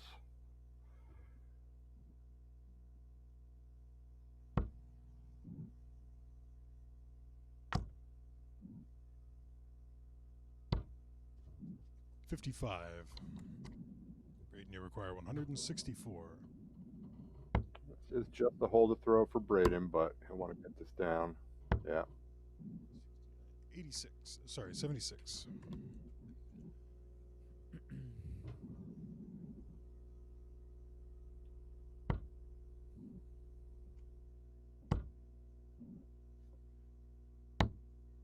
$13.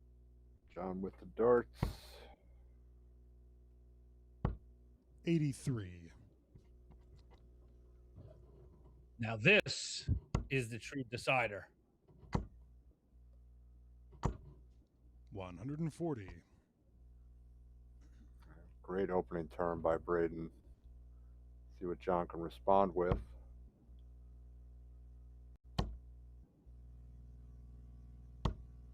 $45.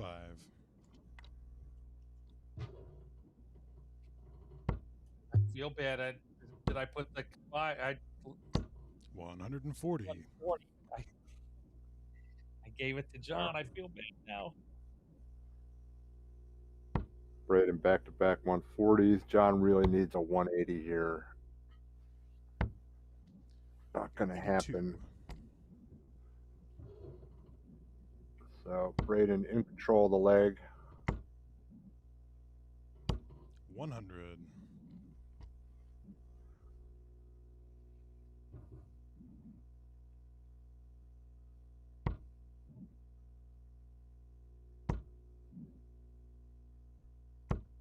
$60. Braden, Just you not require finding the scoring 120. power that we saw from him most of today. And Braden Hall in a tremendous position. 81. Yeah. Leaves tops.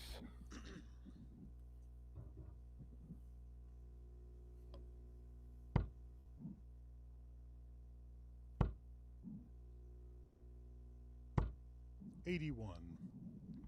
Braden, you require 40.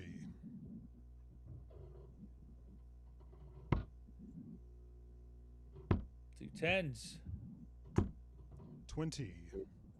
John, you All right, require John, Back to John go- Liggett and Angelo. We've seen him pull stuff like this off today. Go 19s or 20s. Bulls. Uh-oh. Wow. 78. I probably would He have went switched to for 20 it. after the first.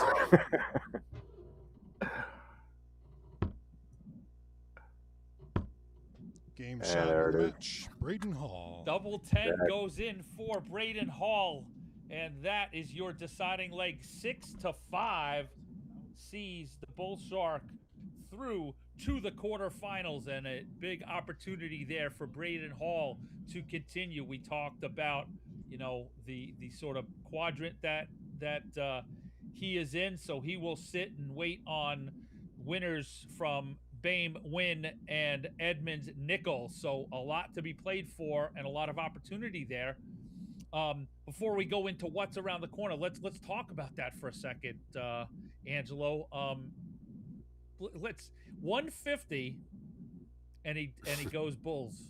I mean, Well, I don't hate it on the first one, right? Because you get the 50, then I would have switched to 20s, but, you know, or else you need 3 double bulls. So Um, I mean, I personally I would go 19s, 114 for 36. But hey, if you're feeling them, yeah, I wish I was that good of a bull shooter that I had the confidence to pepper the Yeah, 50. I But wonder if it's so enticing that first one goes in, you yeah, think can it? Can it? Is it going to attract the other two?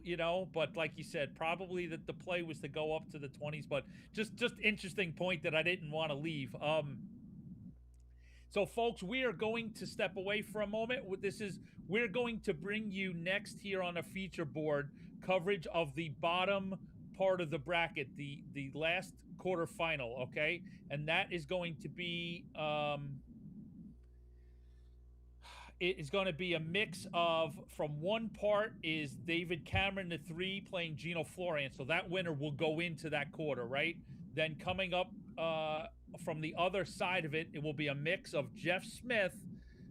He'll take on the winner of Danny Young, Glenn Richard, right? So that mix of Cameron, Florian, Smith, Young, Richard is what you're going to see here on the feature board, all right? That'll be when we have commentary and whatnot. We don't have anything to bring you until then. You can see the other matches in full, boards 2 to 5 on PDC TV. What we are going to do is we're going to bring you some some commercial breaks, and then we'll come back and we'll give you a live look into one of those matches. Our great production guy Jeff McMahon will be able to bring you a little peek in. Maybe Angelo and I will come back and we'll vamp a little bit, but basically we're going to put that up for you guys to watch and enjoy. Angelo and I and the production team get a break, go grab a sandwich and whatnot, and then we'll be back in full for that quarterfinal. All right, so that's what's going to play out. Angelo, anything before we sort of step away for a few? well, I will just say that Jeremiah Millar Jason Watt match we had our eyes on, that is going into last leg decider, or it's in leg 9 right now. Knotted up 4-4. Both players now averaging in the 90s. So. And that's board 5. Let's see how good Jeff is. Can Jeff bring us a peek in? If not, let's just stay here and you can walk us through the Dart Connect before we go to commercial. You got to stay and see the completion of this contest. Yeah, they're 9 darts in each. Jeremiah's at 235. Nothing much there, 22, and Jason Watt's at 161 after 9. Started off 140 ton. So he's having a day, Jason.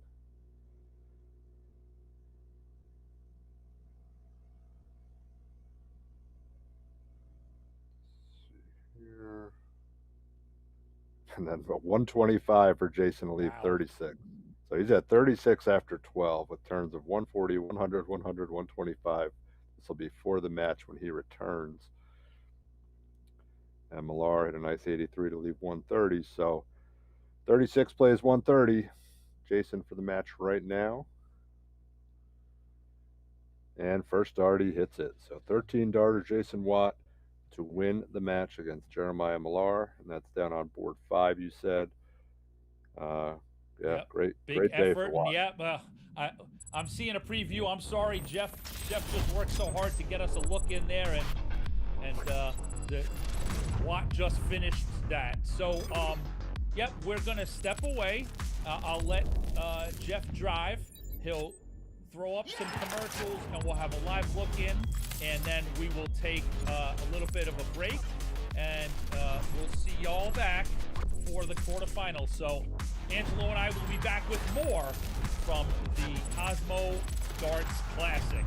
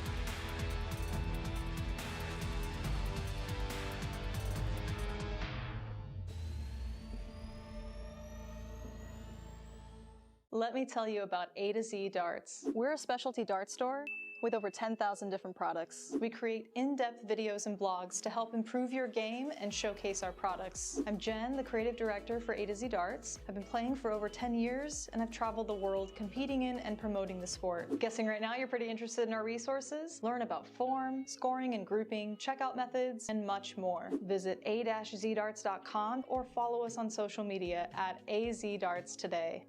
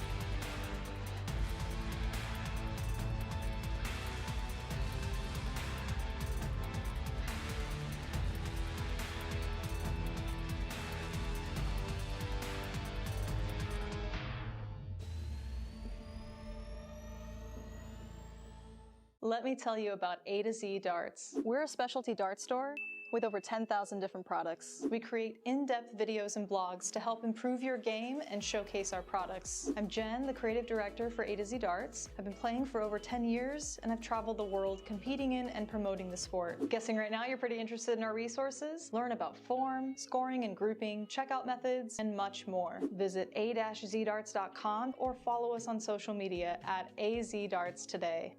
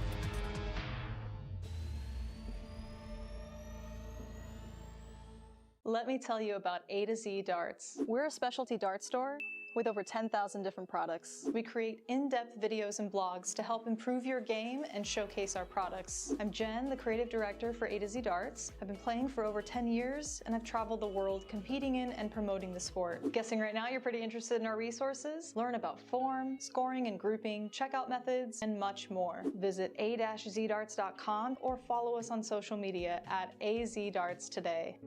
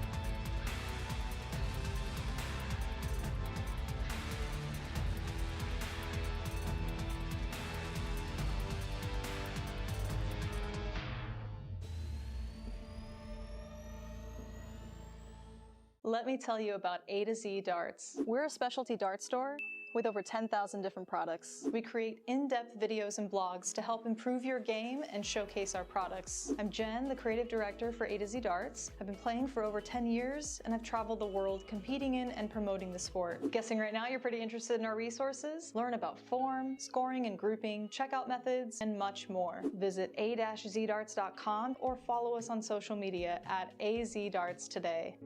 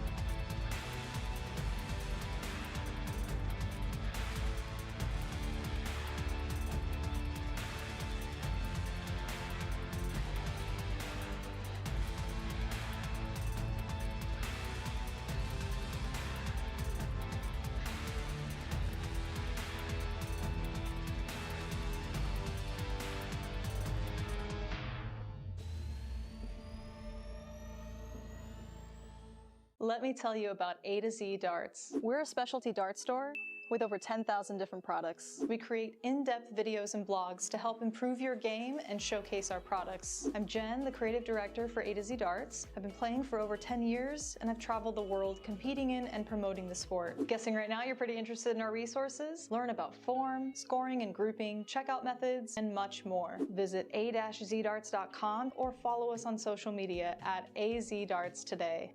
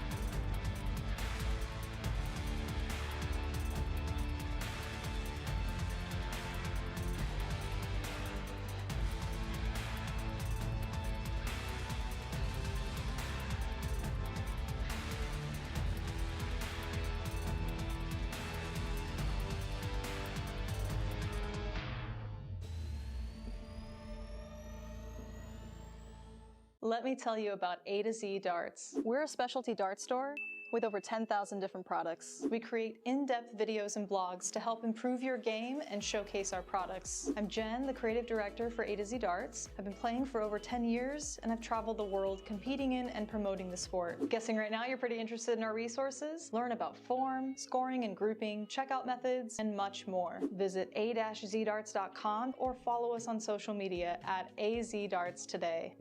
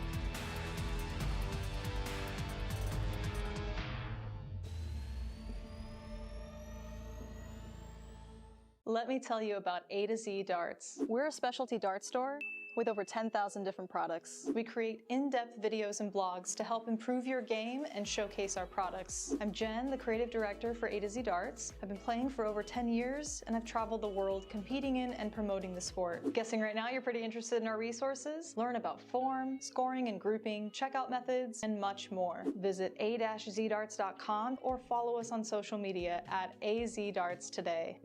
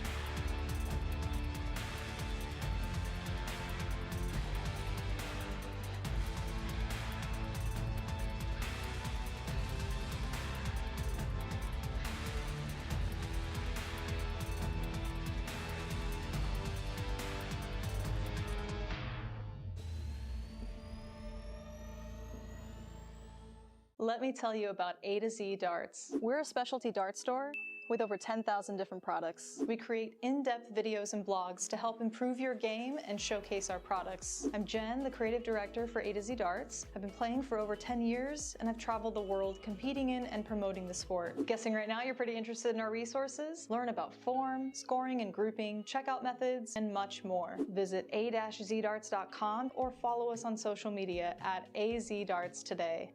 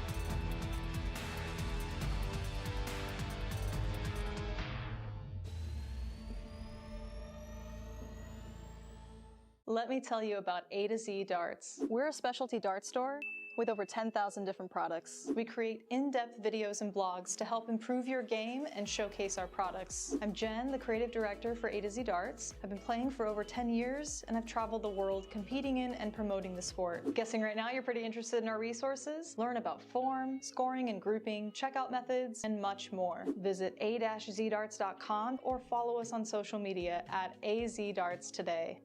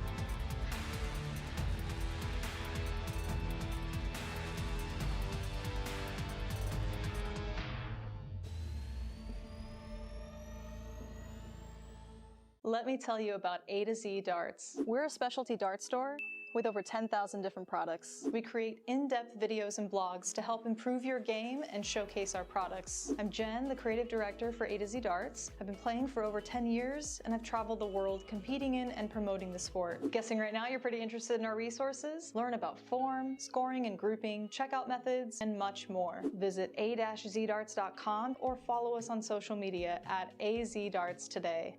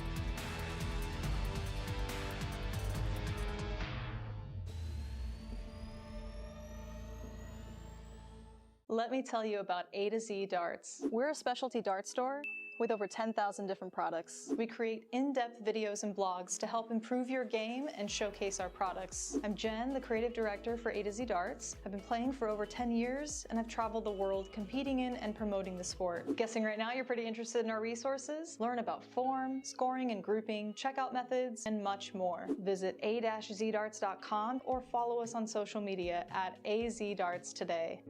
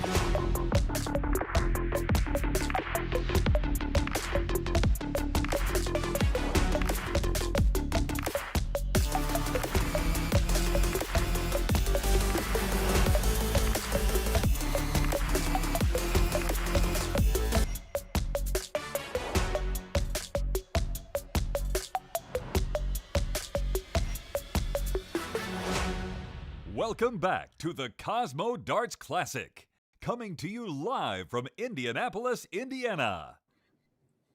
We are back in session. It's Anthony Eugenia, joined by Angelo DiGiulio.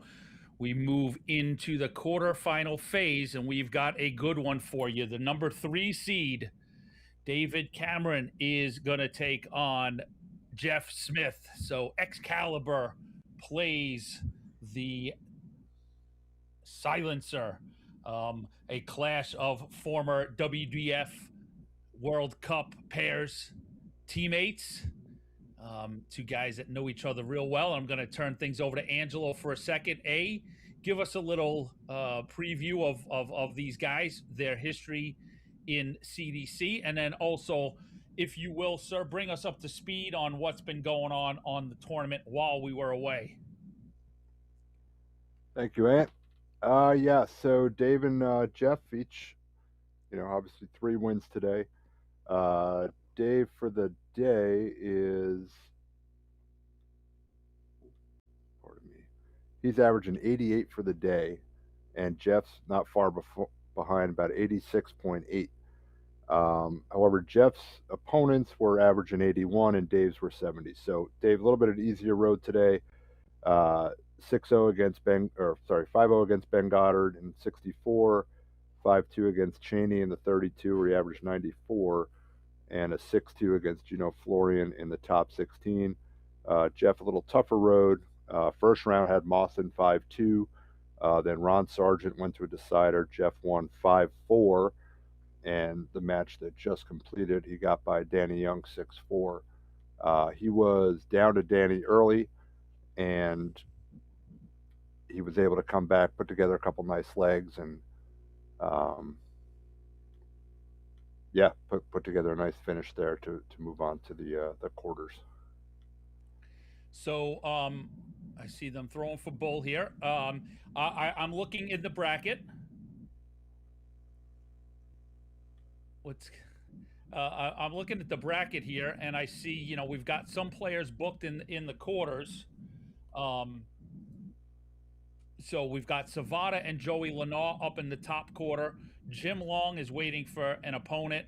Braden Hall in the third quarter waiting for his opponent. And then we've got Cameron and Smith. So some star power here in the quarterfinals. So if you could, Angelo, give me an idea of who's going to get into, who's Hall waiting for, who's Long waiting for, and if is there any major upsets that we missed along the way? Yeah, let me get back to the results there. Let's see, I don't have the bracket up in front of me. I'm just catching up on some of the other results. Savada got through. I'll do that then. I'll open things up. You walk us through this first opening here, and I'll see what's what. Okay, I got it. Jason Watt and Ben Krieger are playing into Jim Long. So like we talked about earlier, opportunities for players. So, Watt or Krieger going to be in the quarters. That's a big opportunity there. And we've seen how well Jason Watt is playing today. Yeah, he's #1 overall on the leaderboard for this event. He was in the 90s, 92 before this match, so he'll come down a little bit, but.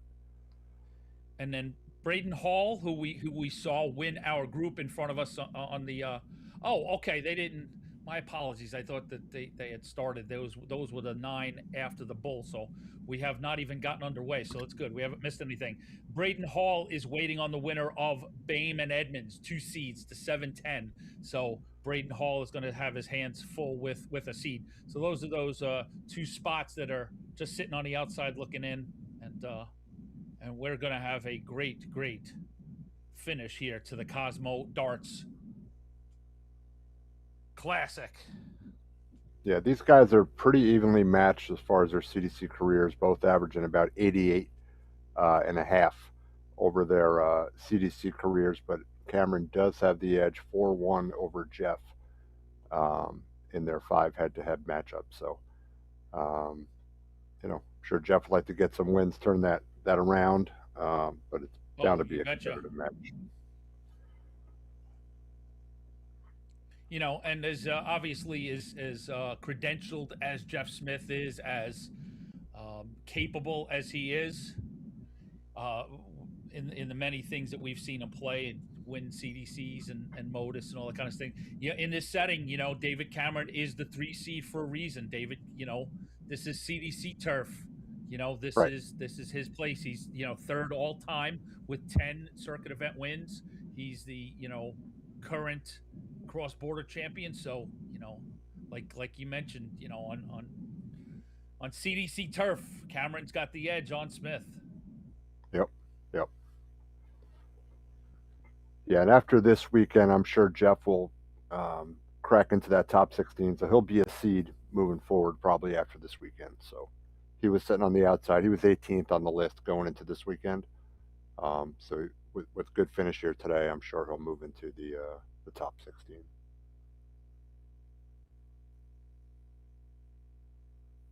And he's got this match in hand. Cameron's not putting together too many good turns here to start off, so I'm sure that'll change. But Jeff going for trip, did not hit it. Come back with 64.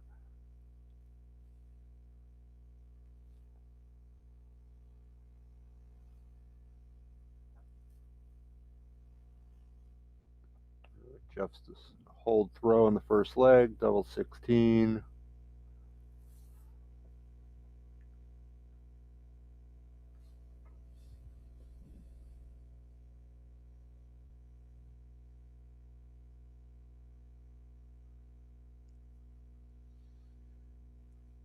Cameron finding his form. Might be a little too late, though. Jeff can hit this. Double 8, which he does. First leg to Smith. Hold the throw. And we're still in a race to 6 scenario in the quarters. Yep. Yes, sir. Remind Eugenia, get it right. First to 6.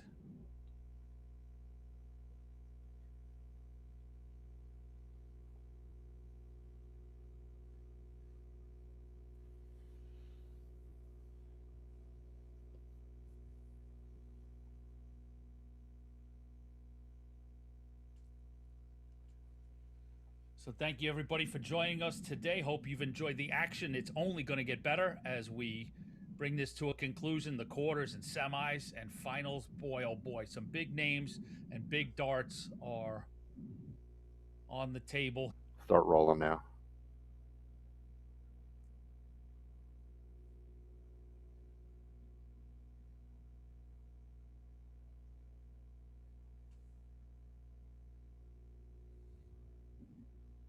Yeah, big 140 by Smith.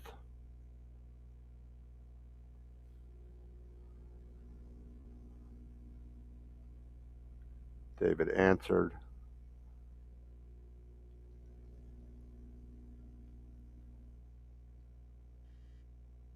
Go up 2-0 with the bull.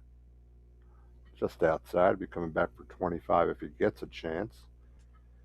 And this is that pivotal moment you talked about. That even though it's early, Cameron needs to square things up. Bull for Cameron. So we'll see. Not being able to take that out. See what the impact will be here.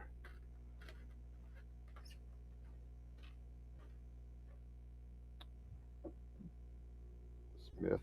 Cameron gets another shot. I don't believe he did. And my scoreboard hasn't moved. There we go. Some updates now. Okay, so yeah, Cameron comes back for 25.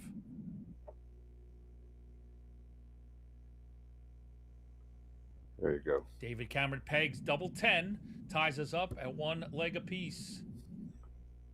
Yeah, it could have been a huge swing if Smith wins that leg going back with the darts because he's tough with the darts. So all of a sudden we're back to 1-1 and, you know, keep it moving. Do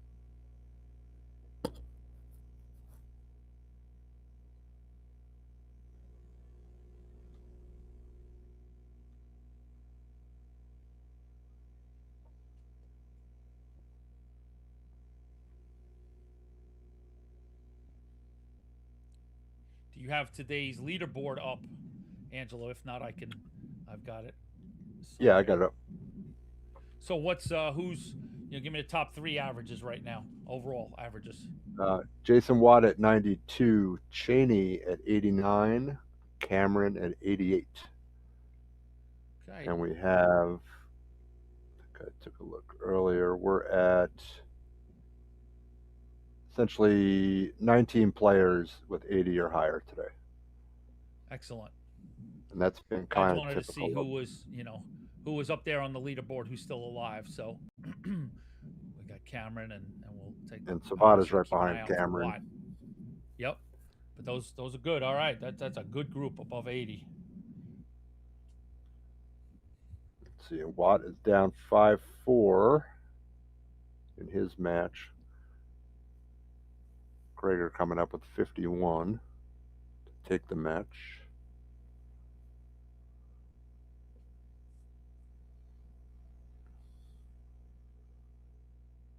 Cameron, big 140.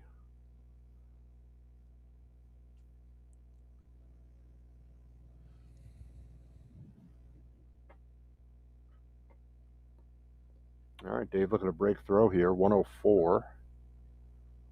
Which way he goes.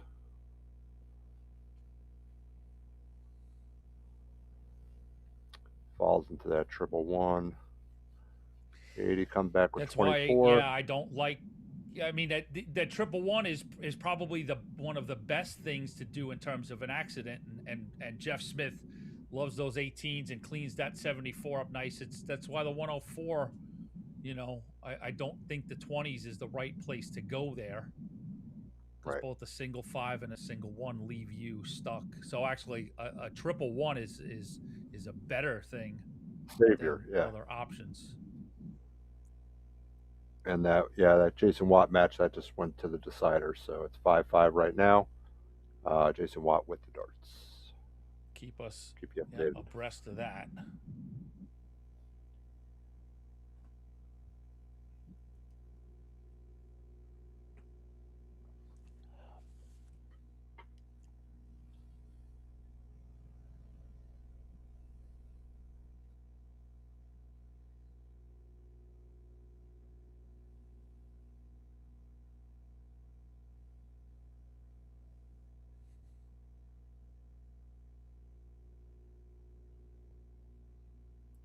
Cameron, steady, steady, steady.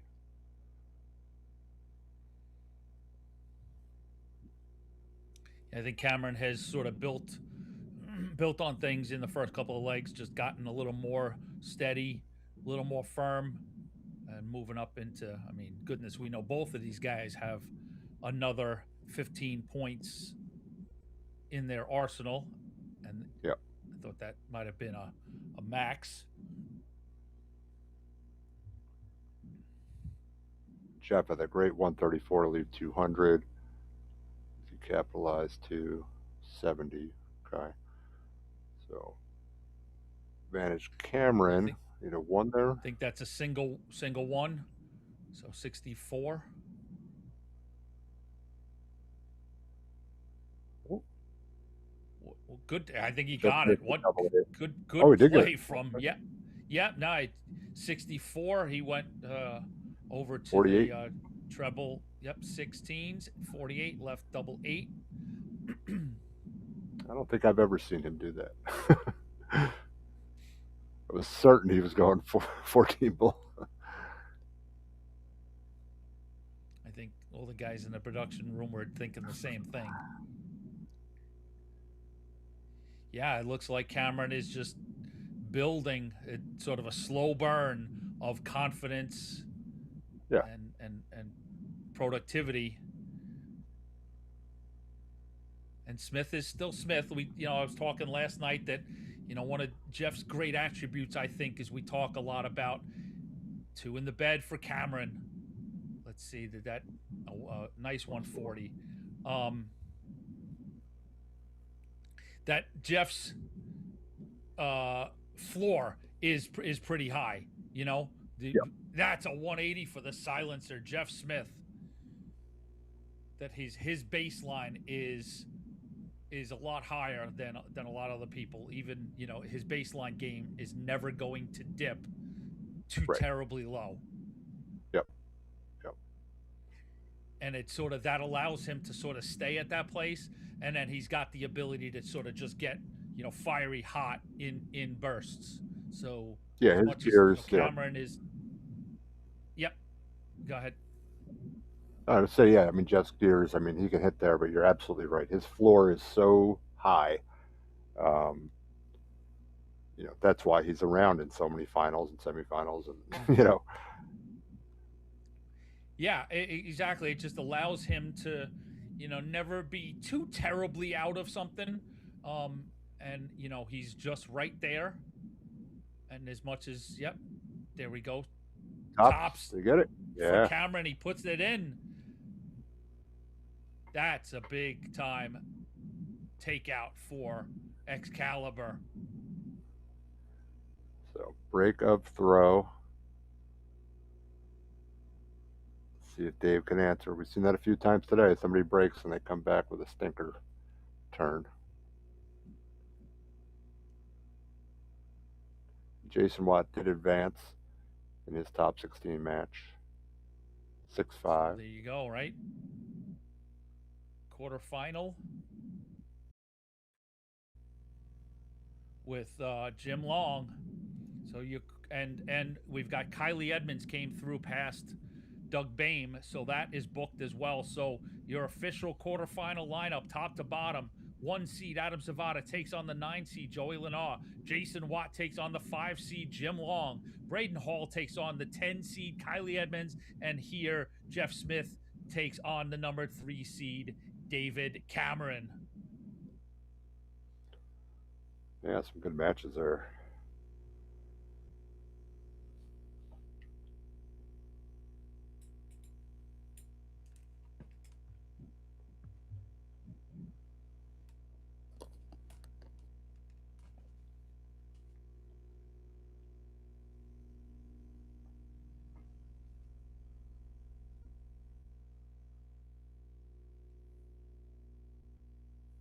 All right, 83 for Cameron. Jeff Tunner better here. He's in good shape.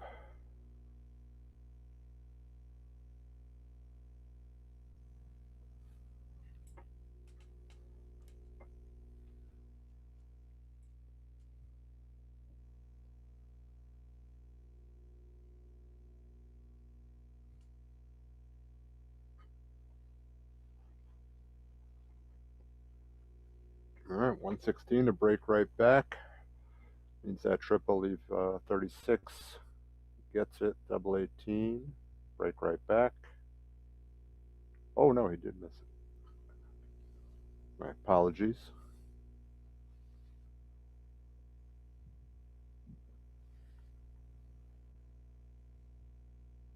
I thought Cameron would go down, start on the 19s there with Smith on 71. Double 10 for Smith. And the break right back. I think this one's going to go the distance, Ant. What do you think? I think you are correct, and I think it deserves to go to distance. Absolutely. We're right on par with averages. Our legs are tied.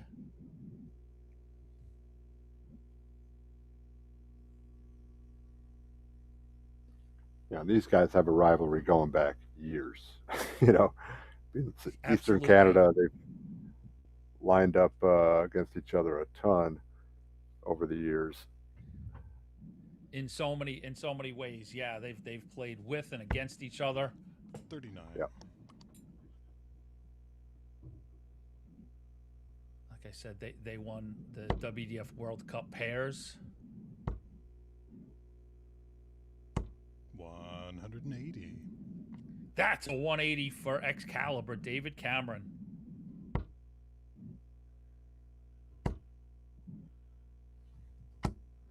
$55. And for the life of me, I can't remember. Are they from the same? Are they playing in the same province now? I mean, Dave's David's in New Brunswick, right? David's Yeah. in Halifax, which is New 140. Brunswick. Is that where Jeff is as well? So it's, I mean, so would they be partners in sort of Canadian, on the same Nationals. province in nationals? Yeah, I think Jeff is St. John's, 140. New David, you Brunswick, I require think. 121. Yeah, I think New Brunswick as well. So Yeah. what a powerful, another sort of powerhouse island Ooh. in Eastern Canada, right? Yeah. Unlucky for Cameron. He's looking for 11 for the bull. 89. Jeff, you require 127. All right, it's just a hold.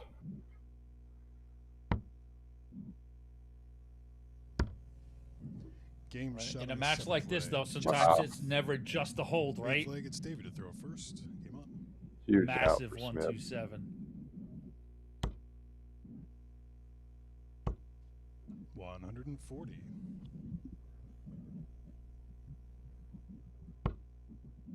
All right, This so has back been- on thrower for a couple breaks. Mhm. 95. And it's been a really good sort of slow burn, and you just feel things getting hotter and hotter. Yep. These guys are both pretty cool customers. 140.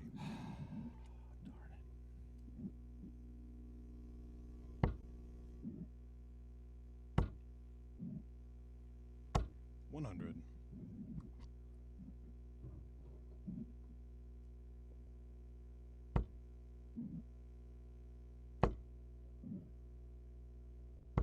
$100. All right, steady turn by Cameron.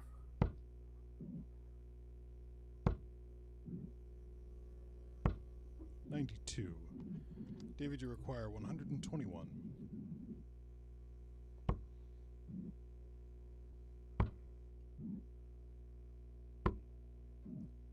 62.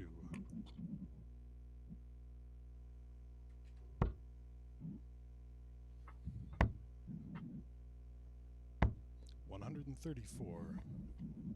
Yeah, great turn. Cameron's got to take this out.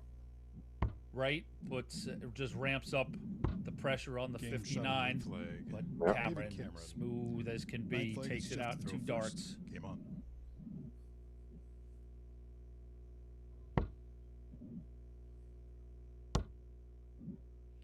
All right, I figured we would have 59. got schooled. So Halifax is in Nova Scotia, not New Brunswick. So the American boys, our apologies. Oh, Dave is Halifax, right? 59. Yeah, Dave is in Halifax. Jeff's New Brunswick. Yep. I think once you're that far east in Canada, 60. you're kind of on the same. I'll let the Buffalo guy say that. I'm not going to get into trouble like that. You're up there. You're in that cold space like they are. So I'll let you throw some shade. 140. Although Newfoundland did have a half-hour time difference, that was kind of weird. Yeah, that was easy to schedule. 97. On the 30s. On the 30. Every post was like 2:30 Pacific time, 4 o'clock Eastern, and 7 o'clock Newfoundland.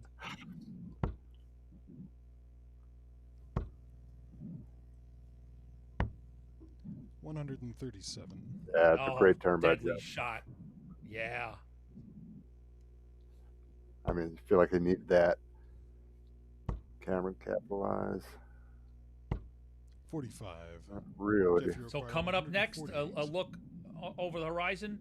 We're currently at the bottom of the bracket. So this quarterfinal, we're going to move up to get that top Game shot semifinal. on the ninth flag. So Savada is booked there, and Tenth leg is he will David to play throw the first. winner of Jason Watt or Jim Long. So that will be the semifinal that you get here with us. 180. That's a 180 for Excalibur to open up leg number 10. Yeah, Jeff took out a 148 the whole last leg. 99.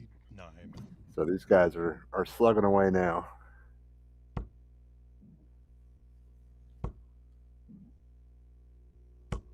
$60.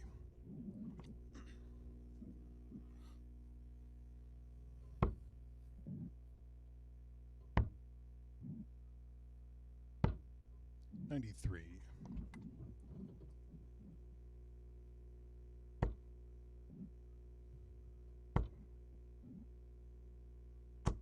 $100. First 2 and out is Cameron. So we are headed towards a decider. 126. Great board management there from Jeff. Yeah. It didn't come out, but those were some smart decisions. 84. Yeah, he's definitely one of the best counters. Though bunts as well. 145. You know, and David, you yeah, require like 77. I don't want to talk over this here, but you know, those actions he just took, you know, those are planned. That's what you go over in practice, right? He knows when he's coming to an Aki with certain numbers that there's game plans, and I'm going for this, and if I hit this or this, so those are in core. Jeff Smith to advance into the semifinals where he will face either Braden Hall or Kylie Edmonds. We are very Canadian rich here at this event today. Angelo DiGiulio. Wow, what a finish by Jeff Smith there. Dave had that opportunity. 1 dart at the double. Yeah, that's big time leg there for Jeff Smith. Big win for him. You talked in leg, would have been what, leg 9? The big, was a 1-2-4 finish? 148. 148, even more. My apologies. Big swoop in and steal that, and then just take that leg 10 here. We thought we'd be going all the way, but the silencer is through to the semis. What do you want to do, my friend? Do you want to step away for a bit and let that? Where are we with Watt and Long? We got 2 quarters just- complete, and 2 are Watt and Long just got started, and Hall and Edmonds just got started as well. They're 1-1. I want to step away and we'll regroup and then we'll come back for that semi, or because I'm sure that we're going to get a peek in here on the screen. Whether we want to sit and watch or not, that's up to you. Yeah, I'm good.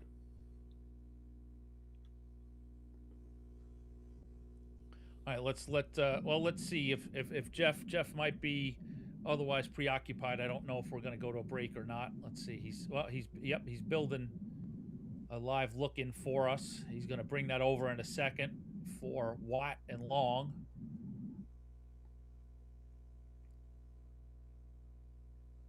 Yeah, why don't we do that? We just sort of came off a long break. Let's put the live look in up. We'll sit through this, and then these guys are going to move over to us. They're going to need a 5-minute break, and we'll take a break at the end of this quarter as well. How's that sound, my friend? Sounds very good. Okay. All right, 0-0. Watt continuing to throw good darts. Head of Jim Long.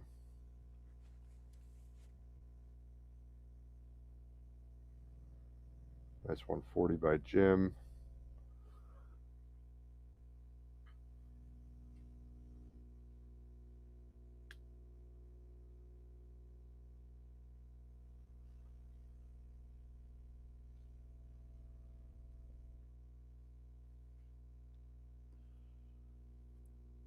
Watt is definitely feeling it today.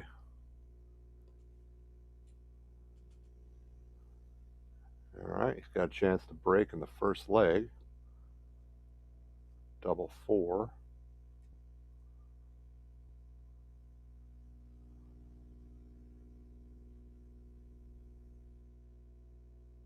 And it's like third dart. Yep. Nice break of throw. Carry us for a leg or two, my friend. I'm going to just get caught up on some administrative stuff, see what's been going on in the chat, and take a look at social media, okay? Sure. It's 140 start from Jason. Jim answers with a 140.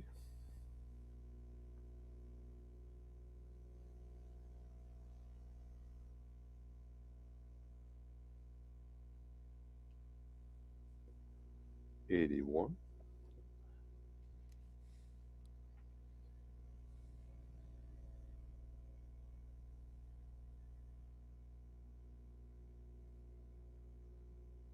Another 140 by Jim Long. Gonna try to break right back here. Let's see if Watt can defend.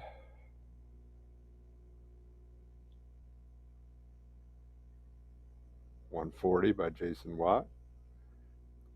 Call that a solid defend.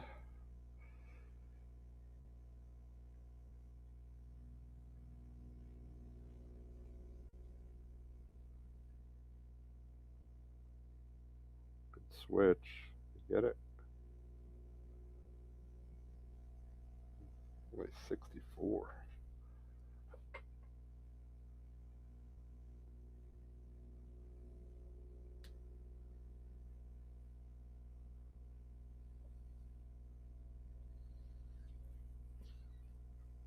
Hold throw. Jim needs a 157. Tall ask.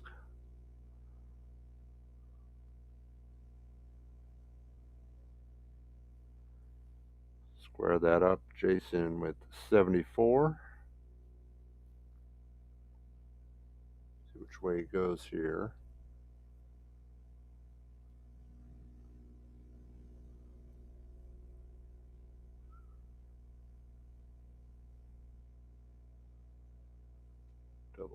15. Yeah. Jason Watt and Fuego today. And Fuego. Up 2-0. There's a race to 6 as well. Other quarterfinal match. Starting the semis, we'll get to race to 7, semis and finals.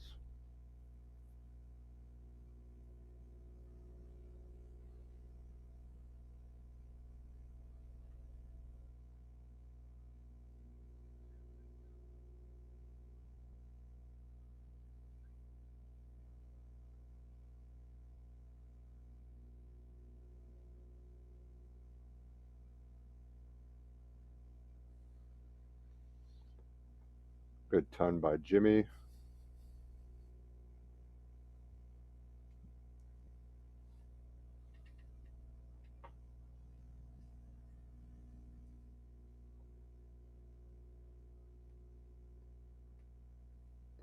Jim really could use a treble here.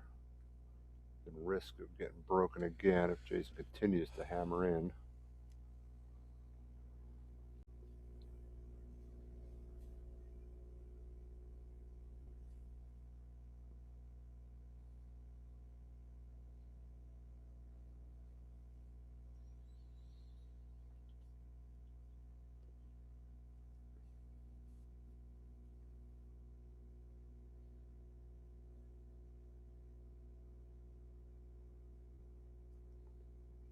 $121 does leave a finish.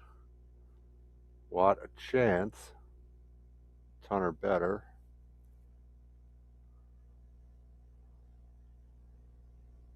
Say 99 or better.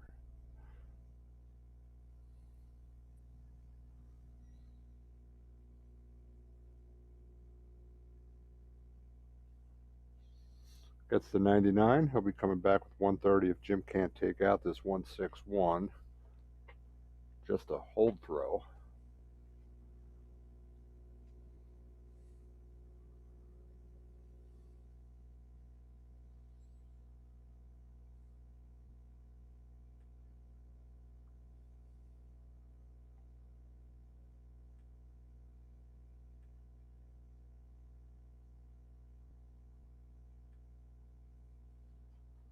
$45. All right, Jim, 72 to hold.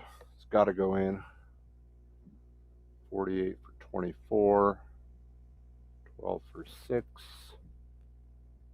Not get it. Jason will return with 85 to break again. See which way he goes, 19s or 15s.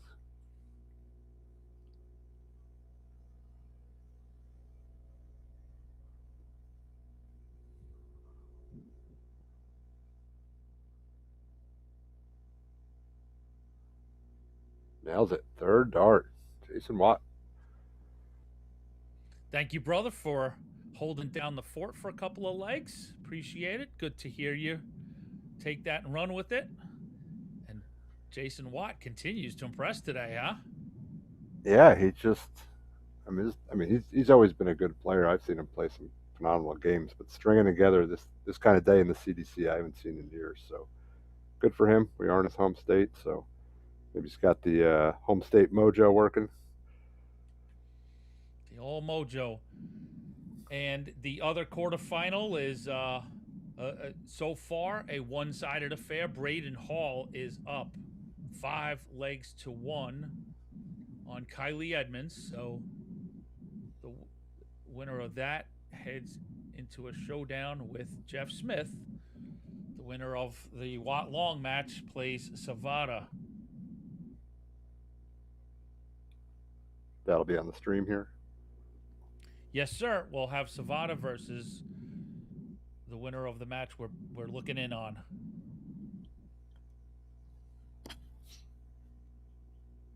All right, Jim could use a big turn here. Try to get a break back. Or else it's going to look a little bleak. Ton 40. Great turn. Great turn.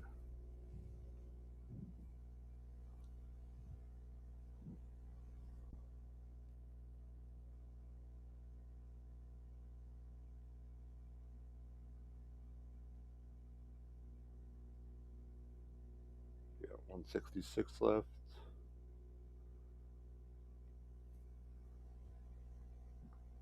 97 scored. All right. Jim, 132. Started the bull. Way off. That's 10. 35 scored or 60? 76 was double. All right. Watt, 146 to hold. So he's going the 19 route. Another one of those. 76, 70 left. Oh, did not get the triple. All right, Jim Long, 56 to break. Yeah. And that You knew that was going to go. Yep. Yeah. And yeah, a So real now it's vital just- break. Yeah, just keep cool now. Just, be straight. Do what you know how to do. We know he knows how to do it. So one leg at a time. Yeah, and that goes for both guys, Jason can't get too wrapped up in, that I'm playing a tough opponent and, that is capable of coming back. Don't even allow that to start to creep in. Just he's been having a good day, just up 3-1. Even I don't want to say this is a throwaway, but it's Jim's throw. Just stay consistent and still, and priority. If you just win the legs on your throw, you've got this match. Right.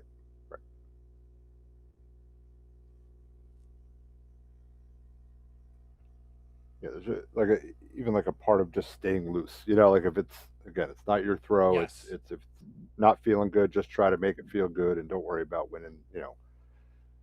Just stay loose. I brought this up throw. last night in commentary. I'd read something years ago that John Part, wrote a few articles about these sort of match strategies and things like that. And not that Jason's out of this leg, so I'm not using this as a full example, but John talked about that. Yeah, sometimes where if it's your opponent's throw, he's got you, but you're in a good spot. Like let's say Jason's up a little bit. Like those last couple of those turns, just relax about it. Almost use it as target practice, knowing that you've got the throw in the next leg, right? So just don't try and do too much. Just throw them real casually, and just be using it as target practice.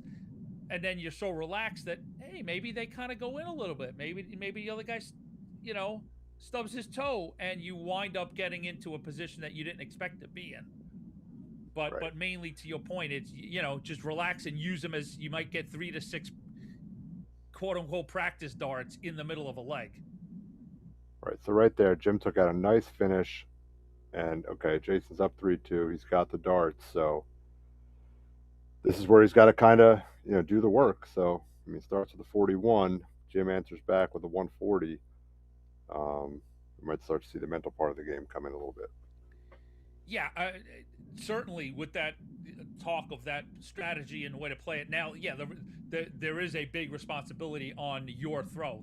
That is your job. Right. If you're going to get through that match, there's the responsibility, and job one is holding your throw.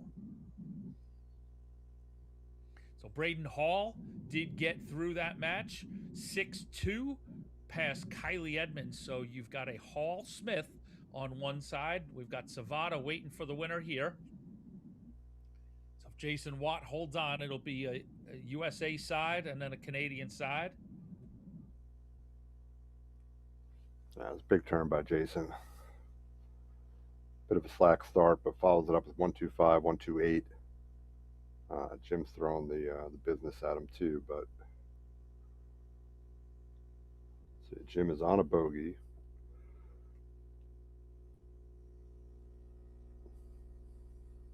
Following that same thing, kind of 99 or better. Jason should be in decent shape. Gets the 140. Jim on a bogey, so Jason's coming back with 67. Jim just wants to put on as much pressure as he can here.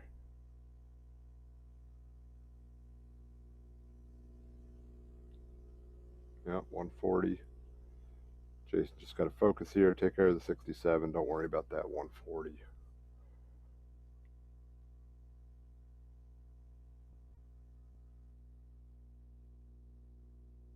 Is that inside the wire, I think? Yep, 51 for 16. So Jim, double 14 to break.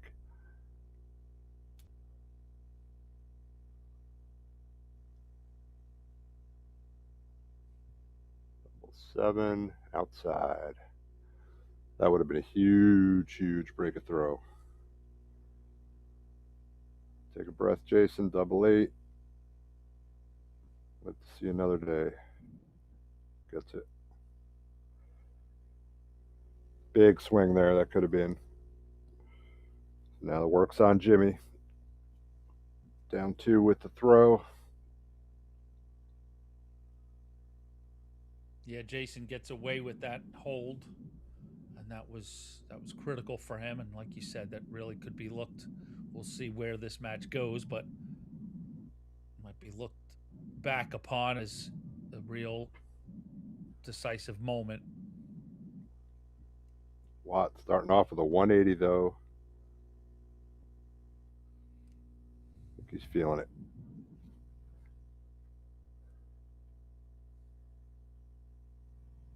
And Jimmy only with a 58, so let's see what Jason can do here. Increase that separation. Steady 60.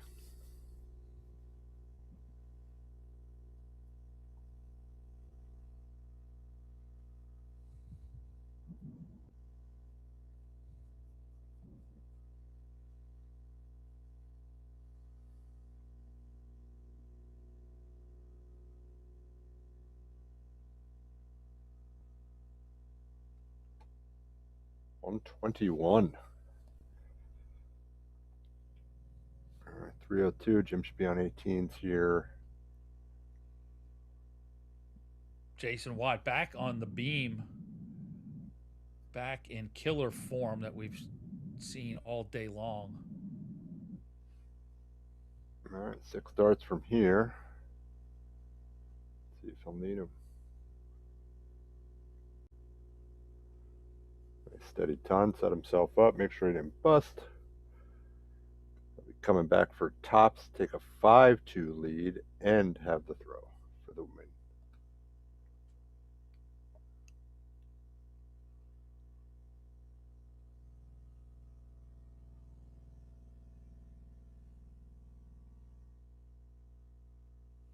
Inside, double 10. Just inside. All right, Jimmy, 125. Gotta go. 25. I think that's in. Yeah, that's a I think that 125 went. Yeah, yep. Look at Jim Long. Massive 125 finish. That was just a hold, you know? Yeah. So Jason's throw, you know, to go up to again. Well, that's how well Jason's throwing right now, right? That puts you in a position, even on your own throw, to have to take out, 3-digit numbers just to get out alive. Get out by the skin of your teeth.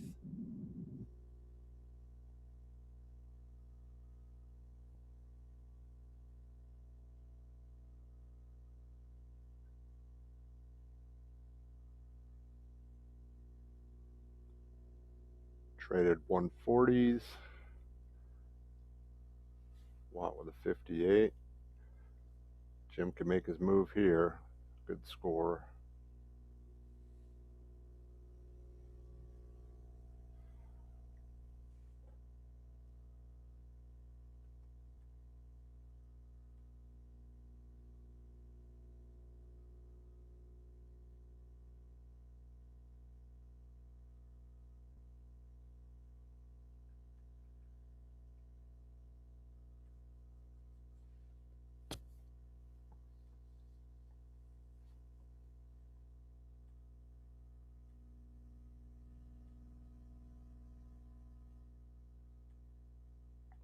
Another ton 40 for Jim. Leaves himself a finish.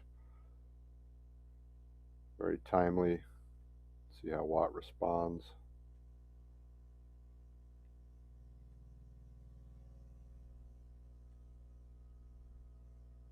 $92. Okay.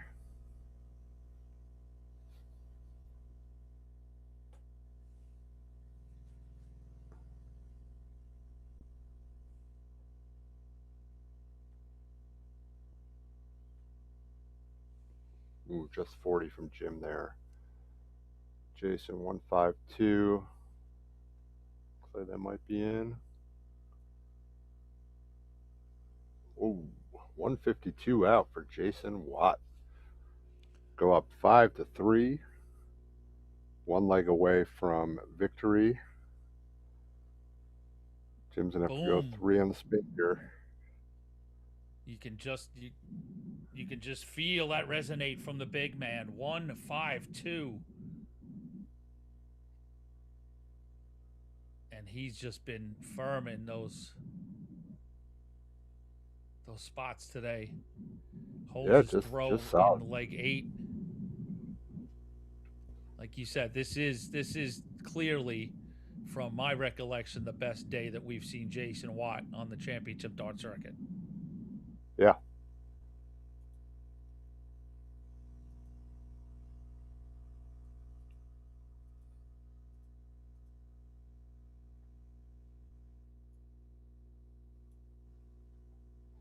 Looking at the stats from the event, Jason's opponent averages 78.3. So he's not getting cheated. Like, he has to win, and he's playing against 78 average. So, his average himself is over 86 for the event, but he hasn't been walking through. He's had challenges.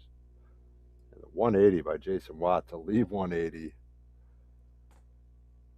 Have a day, Jason Watt. Amen to that. Jimmy 171 to respond to leave 98. Jimmy's at a finish. Let's see what Jason can do.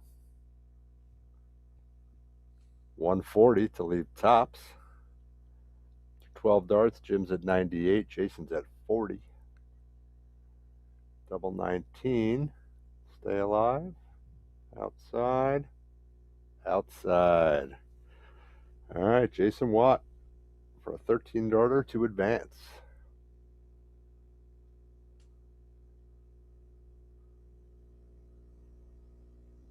He'll take 15 darts. I was just going to use that same line. He'll take that. Well done, Angela DiGiulio. Thank you for taking us through that match. Well done, Jason Watt. So, yeah, it is always easy, when you've got guys playing well and Watt's playing long, and hey, Jim Long didn't play poorly himself. He's just, running into obviously one of the hotter players of the day. So we are firmly at the final 4. We've got coming up on our feature board, Adam Savada takes on Jason Watt. That's the 1 seed, the only seed remaining. And the bottom half of the bracket, on board 3, is going to be streaming 3 on PDC TV, will be Braden Hall and Jeff Smith. All right, so we're going to step away, take a little break, let Jason collect himself and get ready for Savada. And we'll do a little preview of that match when we get back. So we'll be back with the semifinals of the Cosmo Darts Classic.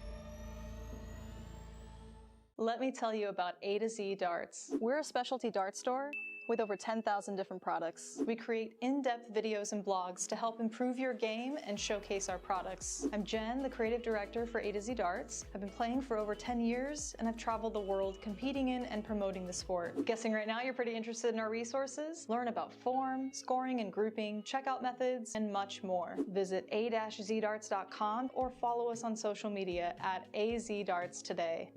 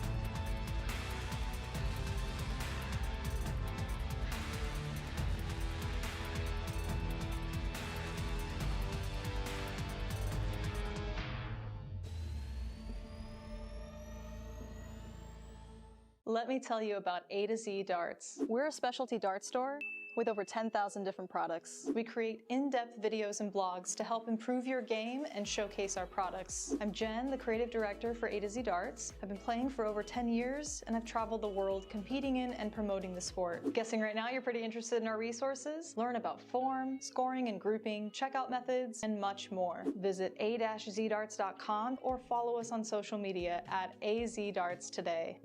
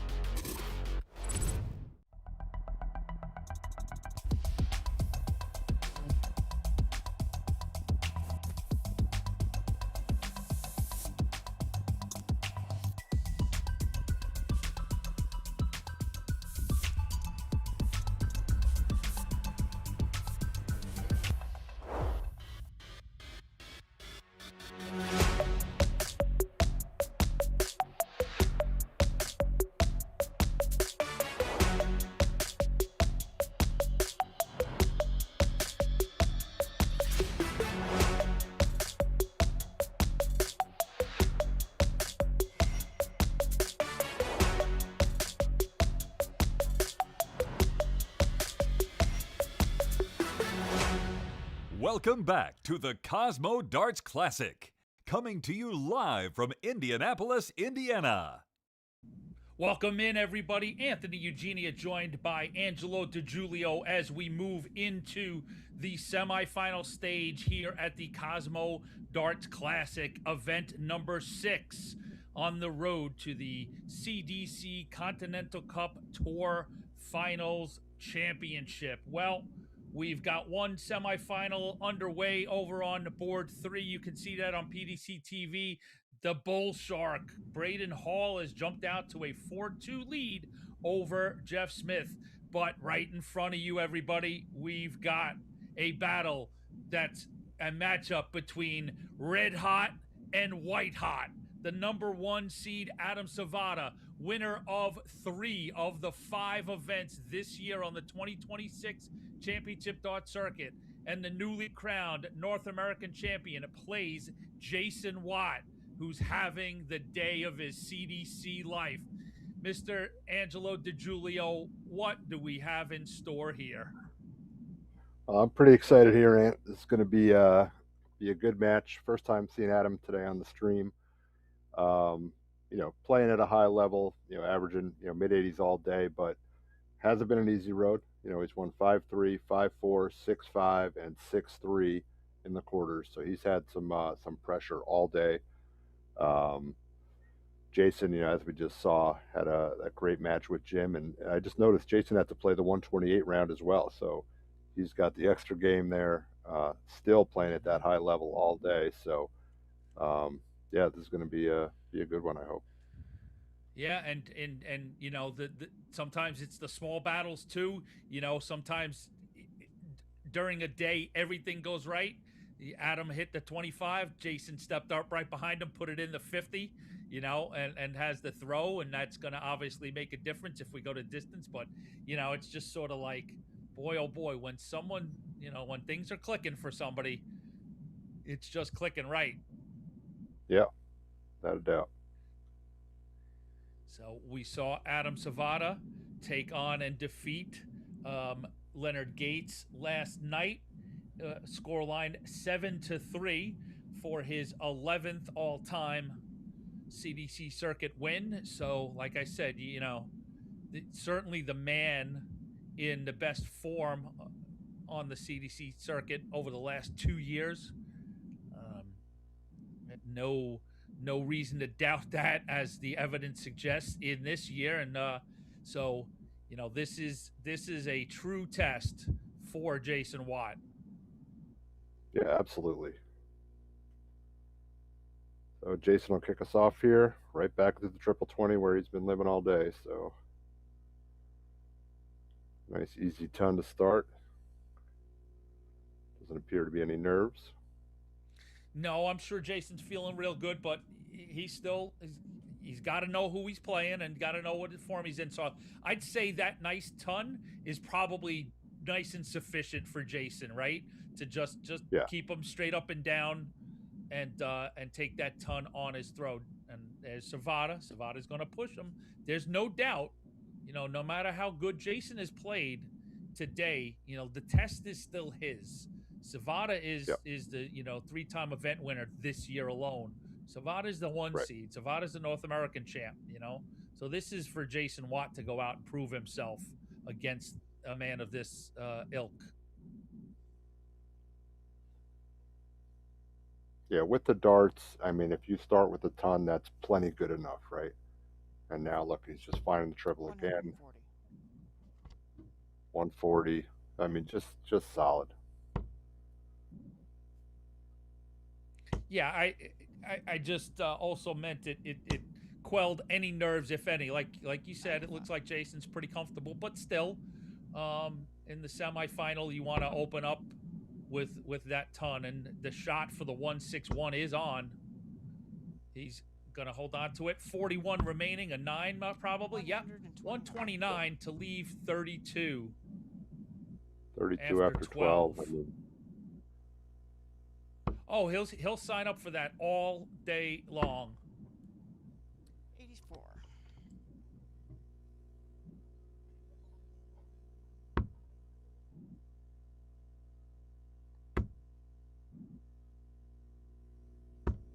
No score. 137 is a tricky one. It certainly is, but it's doable. So I Tops, think tops. 117. Savada tells the tale himself. Game shot.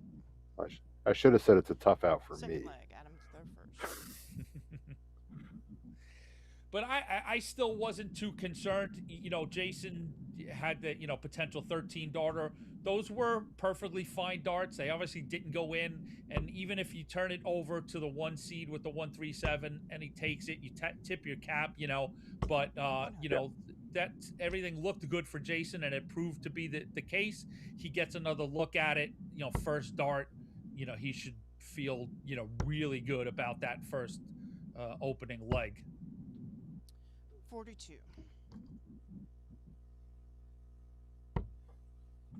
It's interesting. He's taking a page from Savada's book, switching to the 18s to the cover shot. I didn't even know Jason did that.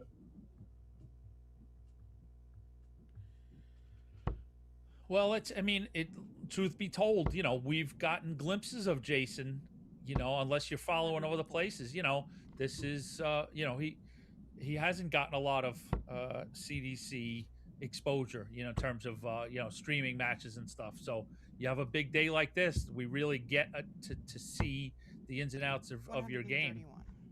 What a great choice by Savada. And I'll have one of the more famous, 18 cover shots, the immortal Dennis Priestley.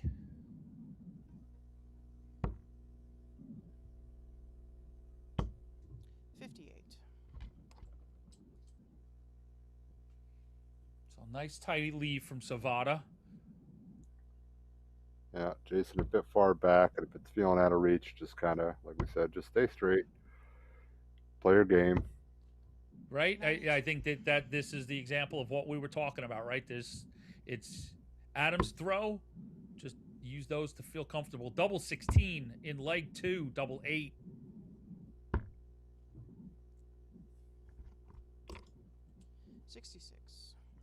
Same thing. It's almost a free 3 darts, right?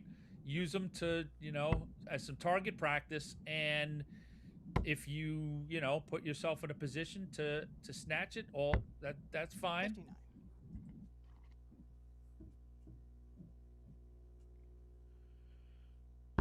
I was looking for him to hit the 180 with a 186. We saw that last night. I can't recall who did it, but somebody hit 180 with 186 left.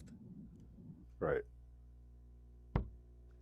his 45. opponent was on 6 as well, so he squared things up at 6. It was a great moment.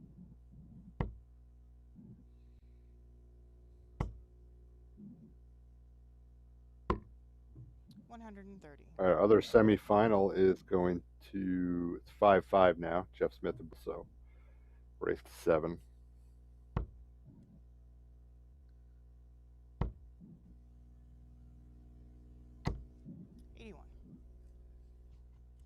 And that's, let me open up the Dart Connect card there, right? If I'm not mistaken, there, what was the, Braden Hall did jump out to a lead. 56. Yeah, Braden was up 4-2, I believe. Yep, 3-1, and that led to 4-2. And yes, Smith has just reeled the last 100. few in a row.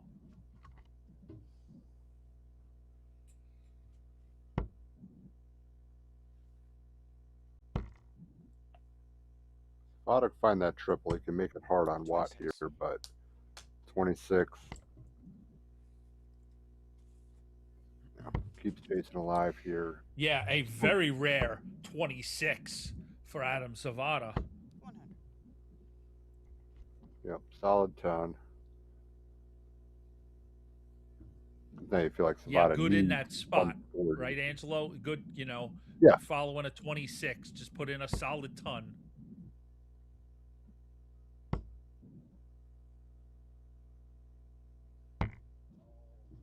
$89. Unlucky We got to make correction.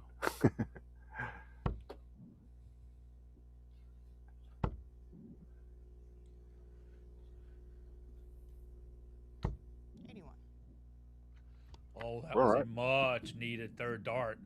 Yeah.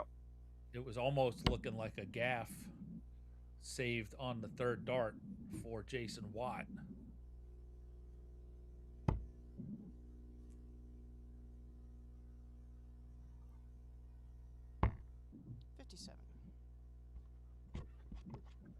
All right, go up 2-1. All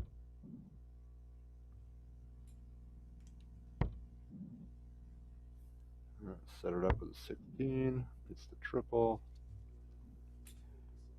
86. Jeff Smith just edged ahead 6-5 in the other semi.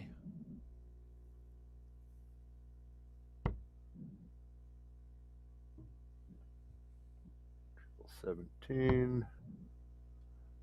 Go. All right, 36 remaining. 107.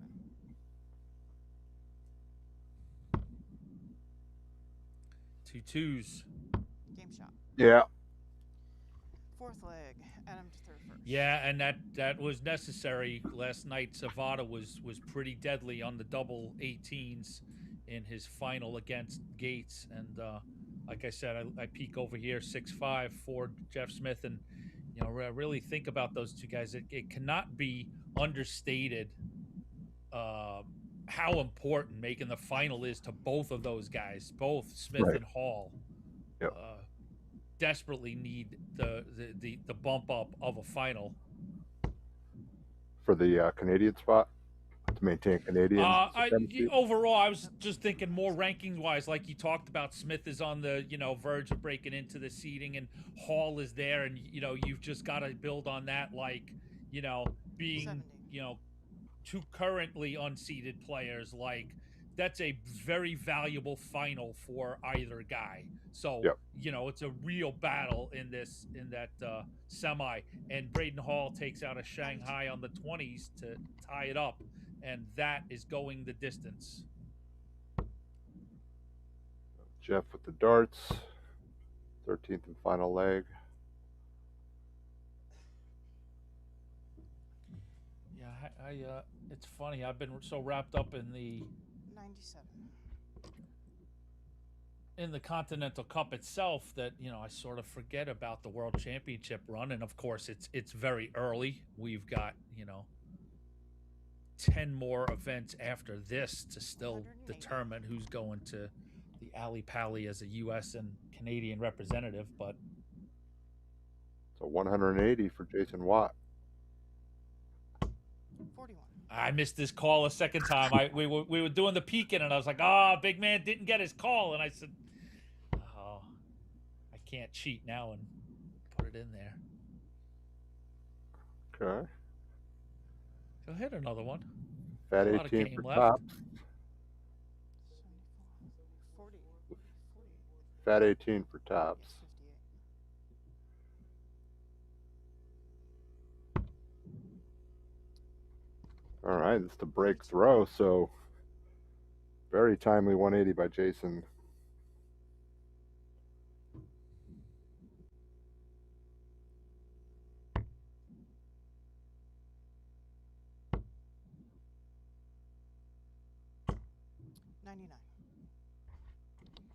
So tops for Jason Watt to break Adam Savada in leg 4. He does so first dart, commanding dart, Jason at third and first.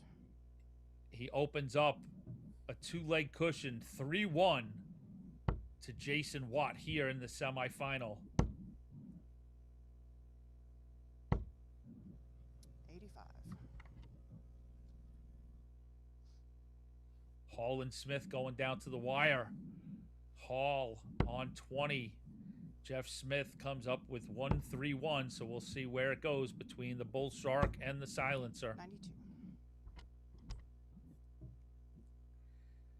Smith leaves 40 left, so it's over to Hall with 20 points remaining. 140. Oh, I was paying attention. That's why Jason didn't hit it. Braden Hall takes it out in 2 darts, so the Bull Shark books his place in the final. So Braden Hall sits and awaits the winner of this match. Braden Hall into his second 140. CDC circuit event final of this season. Yeah, it's pretty impressive. I mean, we're what, 6 events in? He's making his second final in his first year on tour. Yep. He went down to Mr. Savada 7-2 in the second event in Niagara Falls.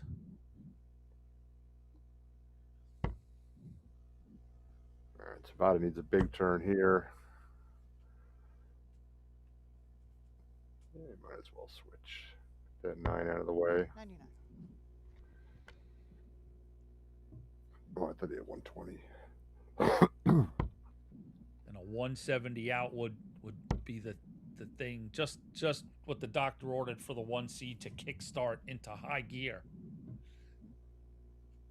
143 remaining, 19. Nope. 47.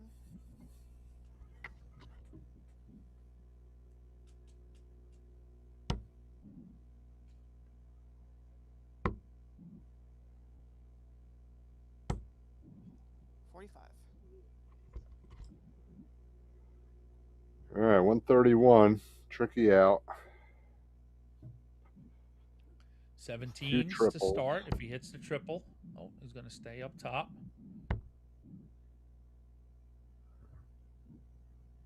77. 54. Is that 54 remaining. okay? Leaves Tops tops. if he gets a look. Yep, now Savada to break right back. Very doable. Triple 20, double 20. And that just leaves him in 99. the middle of no man's land. 45. All right, big hole to throw here for Jason. Game shot. He Just does confident. just that. Next leg. Confident darts. It's just brimming, right? Oozing off of Jason Watt right now. Yeah, and it's great to see, you know.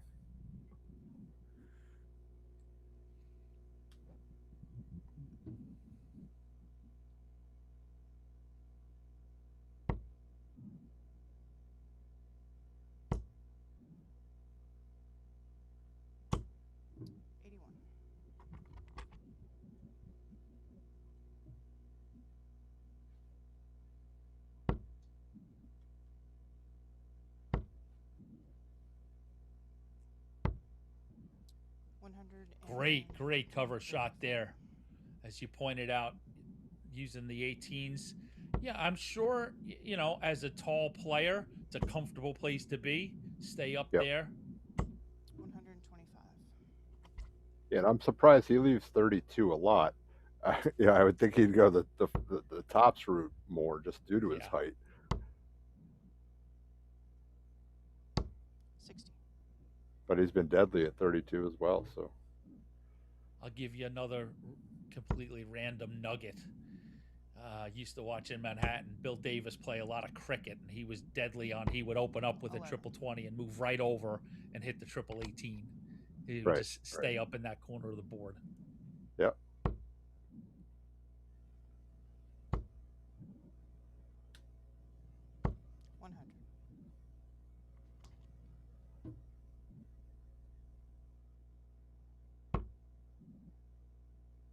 Savada's got to make a move here. Needs another big triple. 100. Not enough. If Watt keeps doing what he's doing.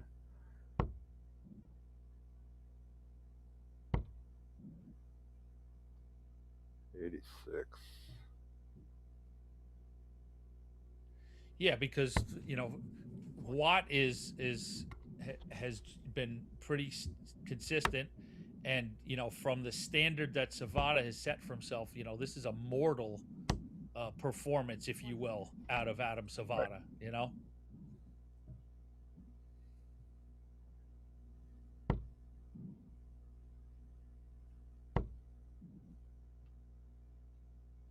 $92 remaining. Yeah, even his misses look good. Yeah. 135. Yep. Exactly what he wanted. Wow. All right. So 14 for bull. Yep. 50. Nope. 40.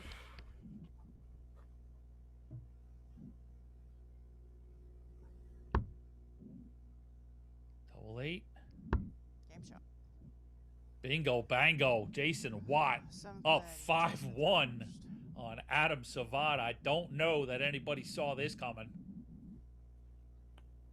Well, the way he's been playing, I kind of saw it coming. As long as he maintained, which he is. 92. I mean, I thought even an informed Jason Watt was still going to, what Savada has been bringing to the table over the last months, so that's what I mean. It's by no means is it a poor performance from Adam Savada in any way, shape, or form, but based on we've seen him throw at a much crisper pace and all that sort of thing. So that's what I mean. It's sort of he's been a bit inhuman, so in the most complimentary way. So this is just sort of a mortal performance, 66. Which leaves the door ajar. And Jason's playing so well that he didn't walk in the door. He kicked the door open. Right. Like I mentioned earlier, Savada's had 2 deciders today already. Another one he won like 5-3. So he's been pushed all day. Yeah. And those days happen, right? I mean, even to the best guys. I mean, it's.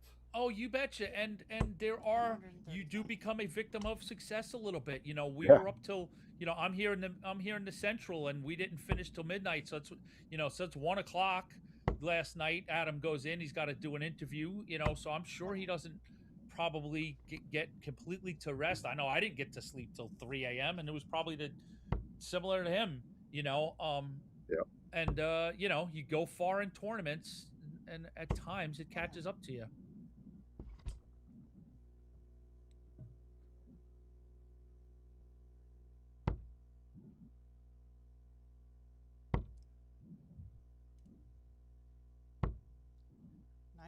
There's that great effective cover 18 for Jason Watt.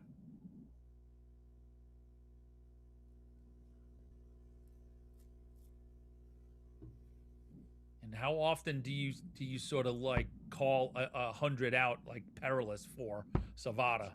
Yeah, there you go. It's he a break takes of throw, it down, right? but with giving it giving it to what Jason a little bit that he got. You know, I feel the same way. It's like he got away with one. He snuck out a break. Jason's sitting on 56. You know, you Yep. there's no way you can turn over 56 and you know, not expect Jason Watt to take it out in this shape. So let's see if that turns Savada's mojo around. 100.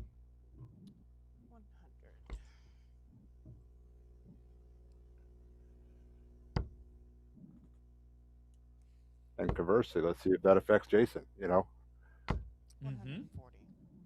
nope, didn't affect Jason. Nope. I like that. Nope.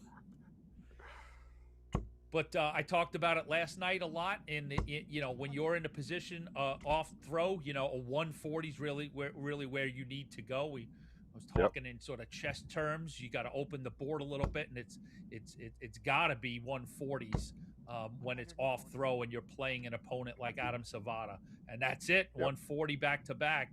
That was what you need to rest the throw from a big dog like Savada. Tons won't cut it. It's got to be 140s, and Jason Watt is certainly filling the prescription that the doctor ordered. And it's okay if he goes down and gets cover. If you hit that 19, like you've matched Savada, you're okay. It's a push.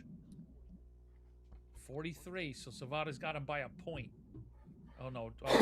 I mean, like it's a push in that turn, and then you've got him beat by your 140s over his tons. Right. You know, it's like now I'll relay it to another. It's like a card game. You know, those 140s beat his tons.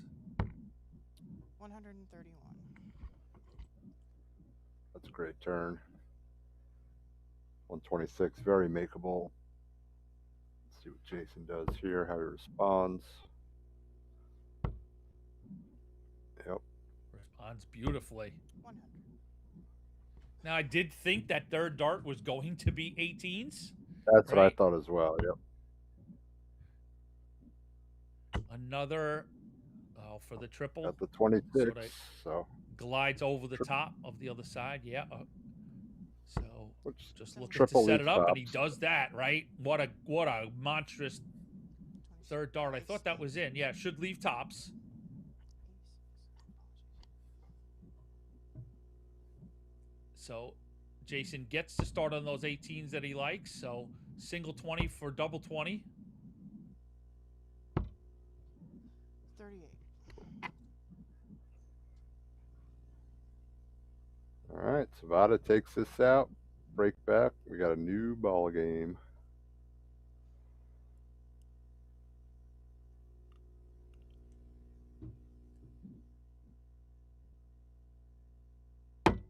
Two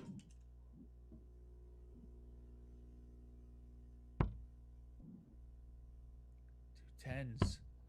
30. Oh my goodness. Doesn't even hold the throw. Never mind thinking about breaking. Turns it back over to Jason Watt. You know, sometimes you got to get lucky as well, and that's Jason. Jason gets his look here in leg 8.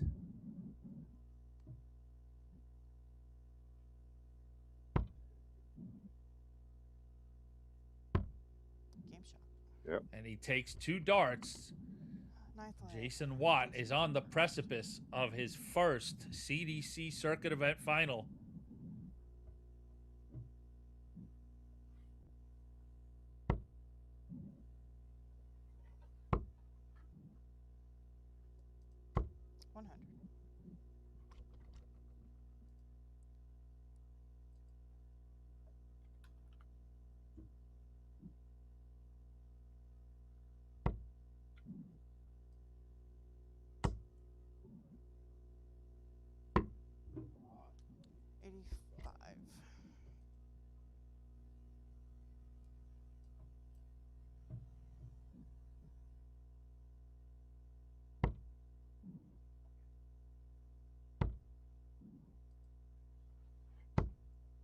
Fantastic movement over there to the 18s. Yep. And now, you know, with the throw, those, that ton in 92, it suffices. It's, as I said, now for the player off the throw, it's got to be the 140s, and Adam's not supplying that. So if Jason just stays firm, and there you go, another good solid 139. Leave 170. At the 170. It's that kind of day. I'm gonna see it. See that 170.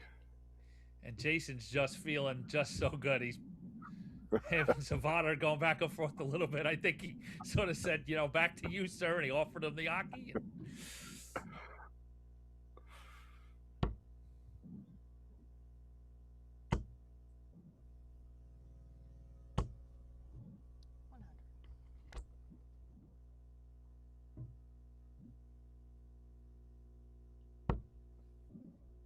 Just under the wire, so now it's a setup shot, and it's going to be a very effective setup.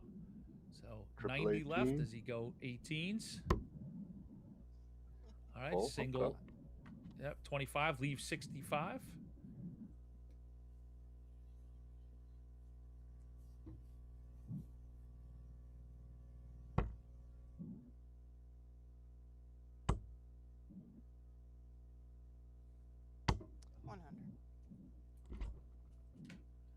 So Jason Watt needs 65 to move into the final of the Cosmo Darts Classic. Tops. Game, shot, and match. And tops it is for Jason Watt. 7-2. He takes down the #1 seed and moves into the final of the Cosmo Darts Trophy, where he will meet Braden Hall and Angelo DiGiulio. We will have a first-time winner on the championship darts circuit. It's going to be Watt or it's going to be Hall. Absolutely phenomenal. We talked about this earlier. The bracket kind of opened up with a few seeds dropping out early. To get one of these guys, first timers, and not first timers like they're limping through. Like, no, these are guys playing outstanding darts, and they get to showcase their stuff on stream and in the finals, and it's going to be great. Absolutely. So don't go anywhere, folks. I mean, get the word out. We've got a wonderful final coming up. It's Jason Watt versus Braden Hall. So we'll be back with the final of the Cosmo Darts Classic.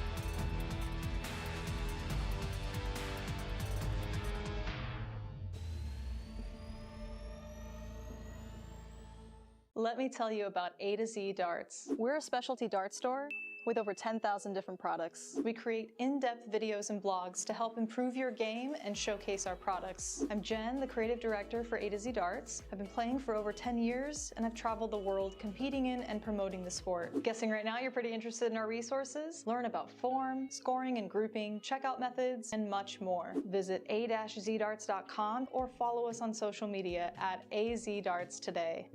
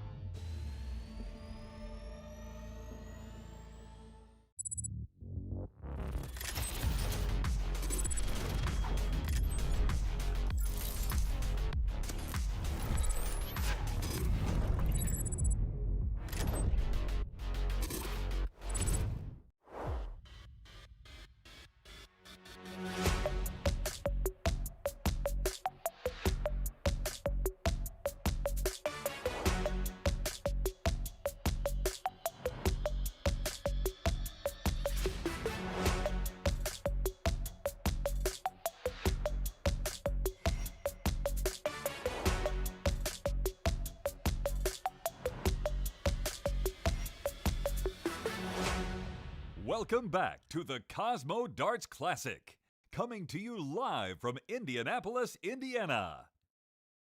Well, it all comes down to this. We've got 2 players standing, and one of them is going to be a first-time winner on the championship dart circuit. Braden Hall making his second final this season, and Jason Watt in his first finals appearance. So, Angelo DiGiulio, this is always a great place for us. This is going to be exciting. You know, I can speak for my partners. We love to hand a trophy to a new player and see that, you know, look of excitement and achievement and satisfaction. So this is going to be a good one to watch play out. Yeah, no, without a doubt. These guys have both been playing great all day. We mentioned earlier this is Braden's second semi of the year. Jason's best finish was a semi back in 2024 against Adam Savada in this same venue. So we get to a final now for Jason. So his first time finalist. So pretty exciting. You've got do you got numbers up for today? Today.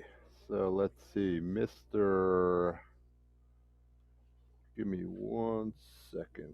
We haven't really gone over take Braden. your time. I just, you know, I kind of want a sense of where Braden is. You know, Yeah. I'd have to say certainly based on what we just saw as well. Even though, you know, Braden came through a fantastic tussle with Jeff Smith to get into the final.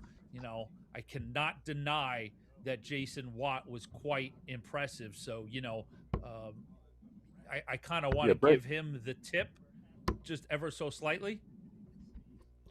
Yeah, Braden was, he was on our board today, so we saw him, he won handily early on, 5-0, 5-1, then had that great match with John Liggett, played great today, got by him 6-5, and then he left our board and went out into the world, and he beat Kylie Edmonds 6-2, and then we saw, 7-6 against Jeff Smith.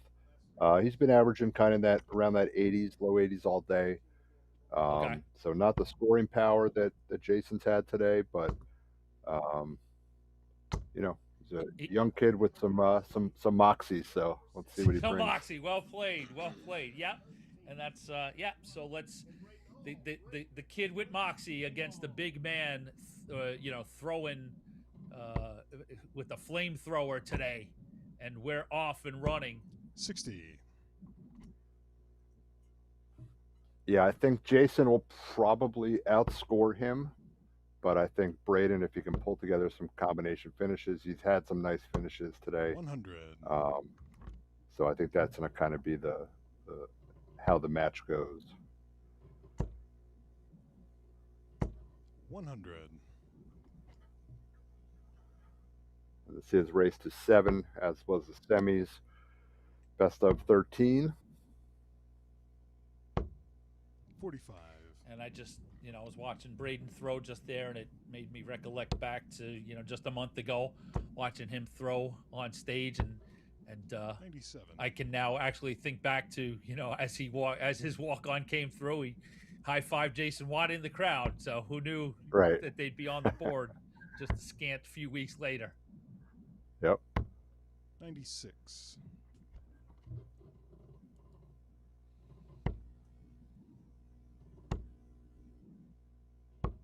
60.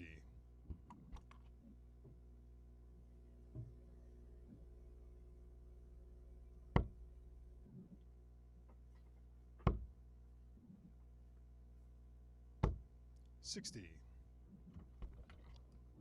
Not finding that trip really yet, so.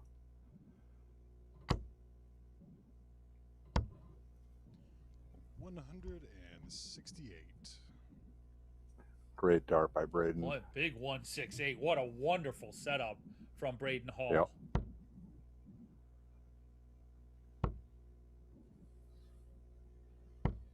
$55. Braden, you require But it's 16. his throw, so just get the job done, Yeah, job one is right to hold, and Jason, you require 145. 145 is not an easy ask, but it's a little clumsy. But Jason's in great form. But you would think that Braden will get a look back at the 8 points, and he will. 58. Braden, you require 8.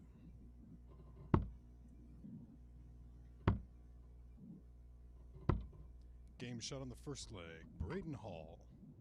Braden Hall Second leg holds is his Jason throw first. in leg 1 as we open up the final of the 2026 Cosmo Darts Classic. 81.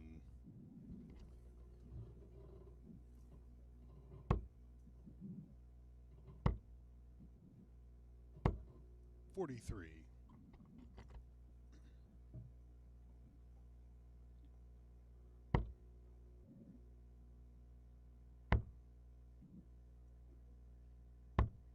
96. Jason's been switching over to the 19 now instead of the 18. Did collect 1 triple there. 85.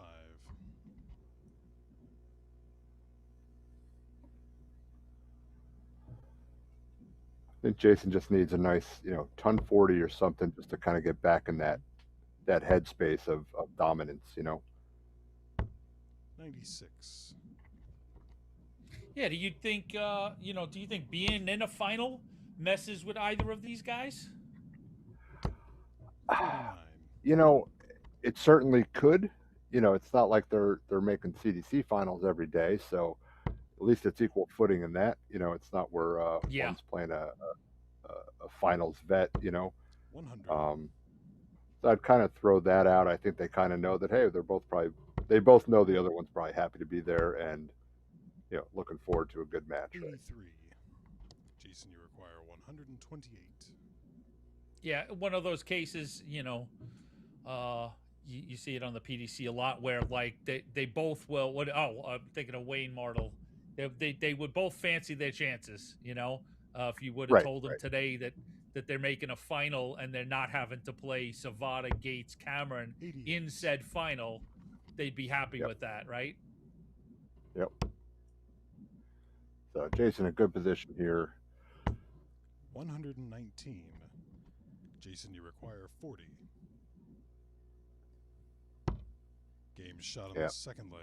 Jason won. That's good for the first conference. dart into double top and squares us up 1 leg apiece.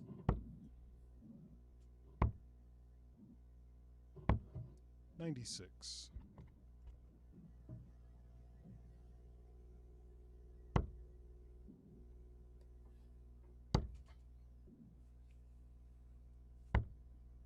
80.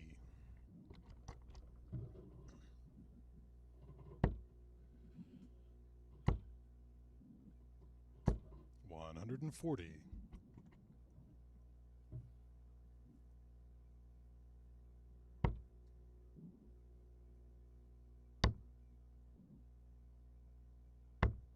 96.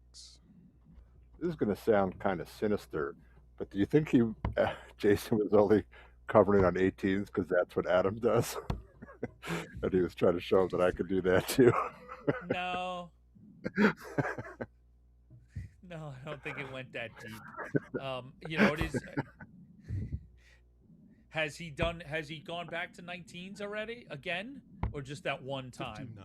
Well, No, he's been 19s right in front of us. the whole time now. I haven't seen him throw an 18 yet. 100.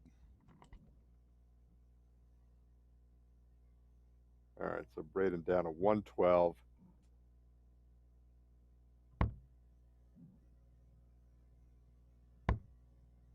Got to switch. 96. All right. Require 112. Yep. Tops. 72. Jason, you require. All right, big fish 170. for the big man.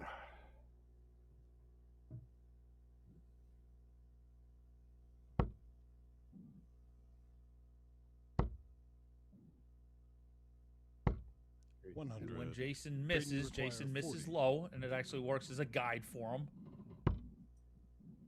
So No Third score. look at tops, misses Jason all three, gives it requires back to 70. Jason Watt. So, yeah, curious to see what direction. You talked about his aptitude for double 16, which would mean 18s, and that's where he goes. Double 16. 38. Braden, you Yeah, require an 40. opportunity for a break. Goes and Game shot comes on and third goes leg. for Jason Braden Watt. Hall. And Braden Hall holds his leg throw is in Jason leg throw number first. 1. Game on.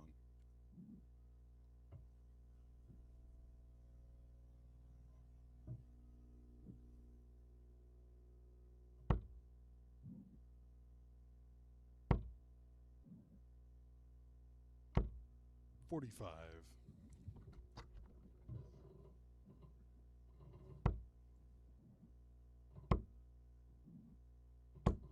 $100.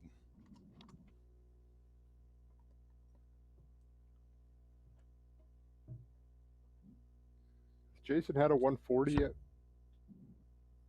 I don't think he has actually. I don't think he has either. I think all he he needs needs that. a ton here. But yeah, I don't think he's hit. I can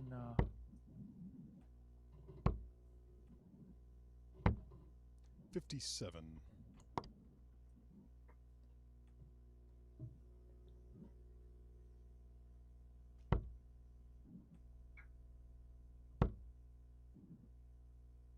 Should be coming now. 140. Jason, let's see. Dart Connect has only got us. Yeah, he okay. We got 3 legs in. No, he has not. He's hit. Yeah, so he just hit his first one. 58. He hit 3 tons, a ton in each leg.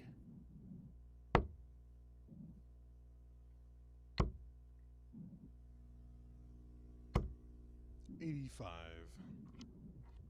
Yeah, it's funny. The averages up there on the screen belittle kind of what I glance at. Like, I see just 3 three-figure 92. scores in the first three legs. I guess maybe So you Jason's require recent scoring is 131. sort of up that, but it's like, then Braden I see ton 168, 119, 140 ton, but then there's Right. been the gaves of 49s and 53s where Jason has had a lot more like 96s, Yep. 85s and 96s. 99. Braden, you.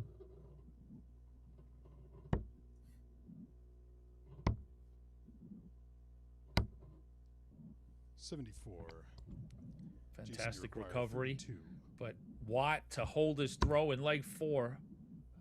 No.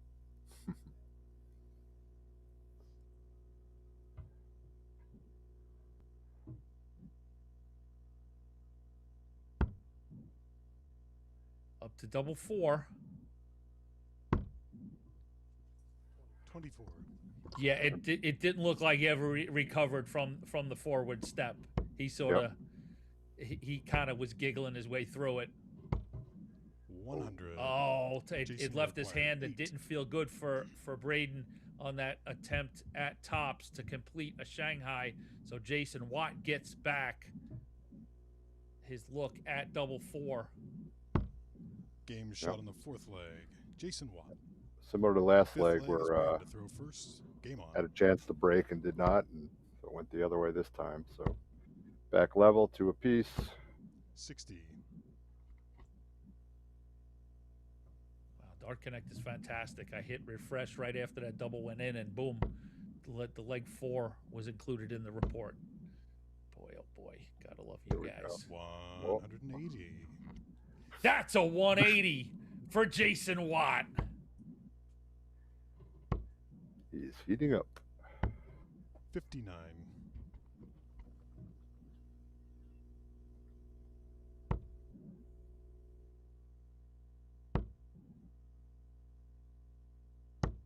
$81.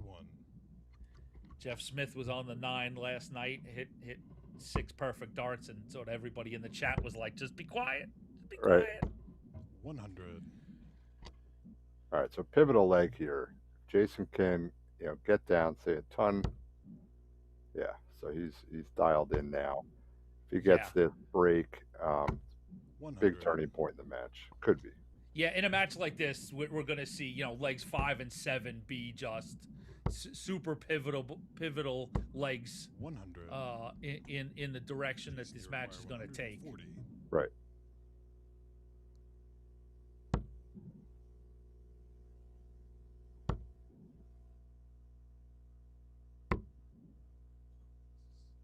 Oh, 77. bullseye. Hit the 2.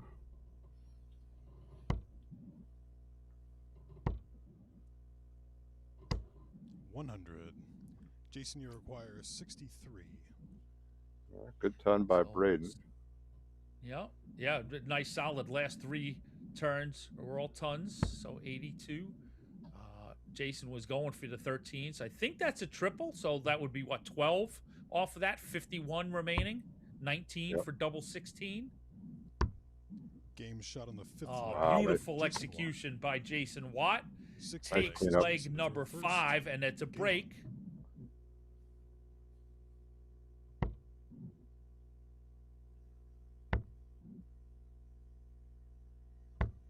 96.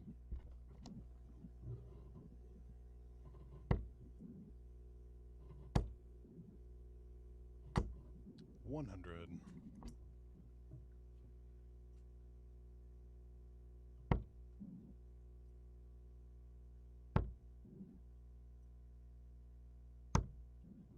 $78.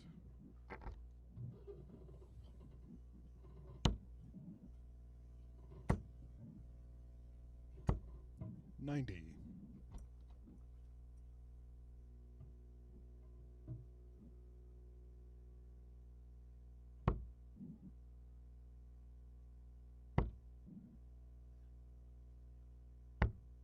$59.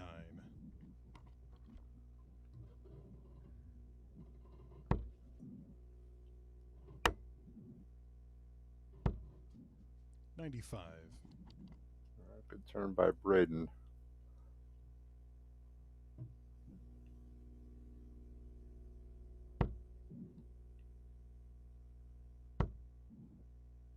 Jason Watt.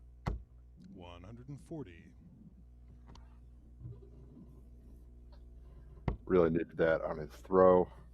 Get back Yeah. into shape. 60. Yeah, Jason because require we look 120. at it all the time. The most devastating thing is to earn a big break and then let it go the very next leg. So 110 remaining for Watt. Bullseye to hold it in leg 6. 82. Doesn't get it, but Braden, you a require big enough effort 156. to make this 156 from Braden not an easy shot. So now it's a setup shot. 140. Jason, you require 46.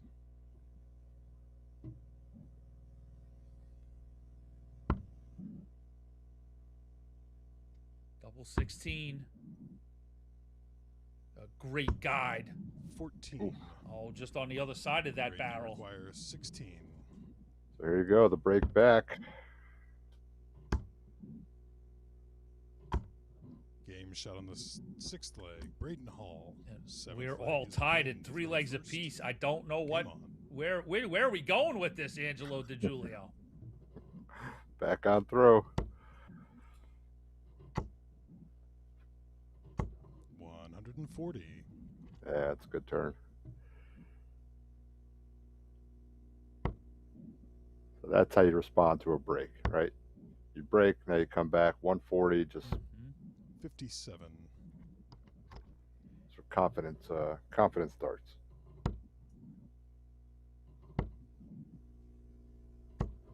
55.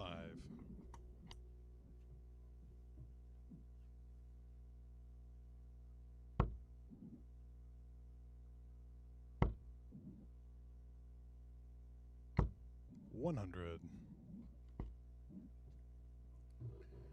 Braden's gotta match that at least. Good board management. 81. Oh, that's a dart that may come back to haunt him.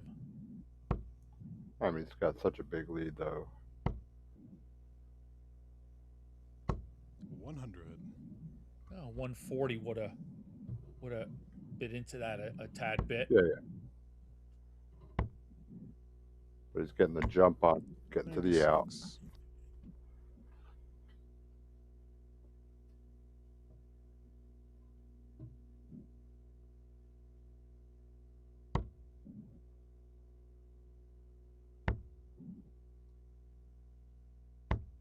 58.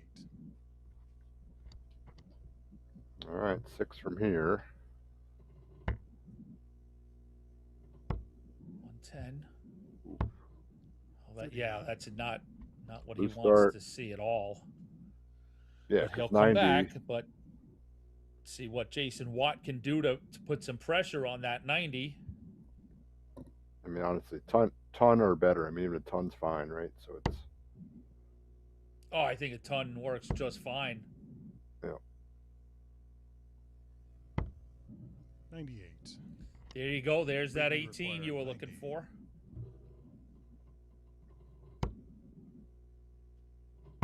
Oh, what a wayward dart there.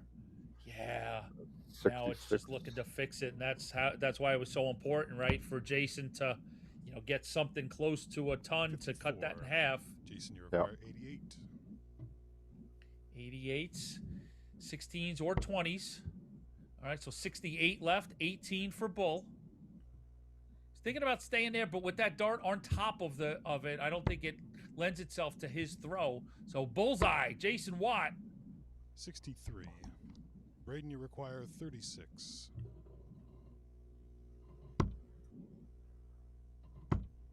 Game shot on the 7th leg. Yeah, Braden that first Hall. dart just sort of kissed the Eighth kissed leg the is wire Jason and to sat throw there first. begging to Game be on. used as a guide, and Braden Hall slides it in and takes leg 7. 60. I don't know, Angelo. Are we gonna get our money's worth every single leg in this final, or what? 44. I think this becomes a crucial leg. So depending on which way this one goes, because if Brady can get the break, then he's up 5-3 with the throw. That's a big change of this game. But if Watt holds on, then we might see every leg. That's a 180 for the bearded dart guy, Jason Watt.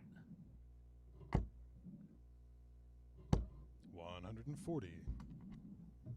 Yeah, good answer, but on throw, Jason's, ton he's at and out. So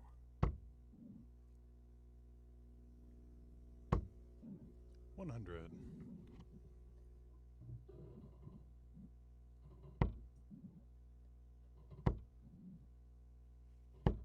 100. Jason, you require 161. So 161 to tie up the match.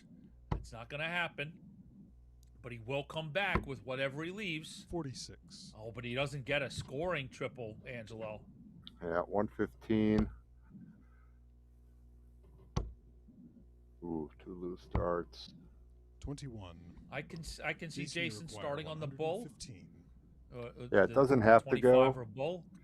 I mean, if you hit 3 of them, you've got tops. I think that's a 7, so 108. Yeah, work the 18s. Oh, 88. 88, just stay there. 87. You go 28 when he comes back.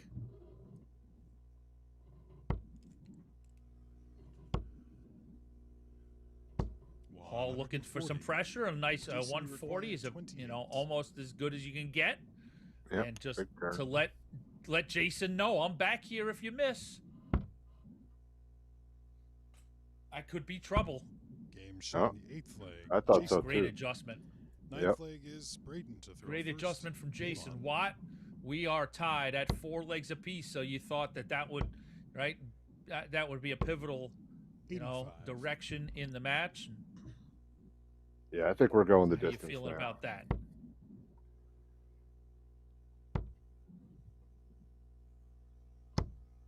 $56.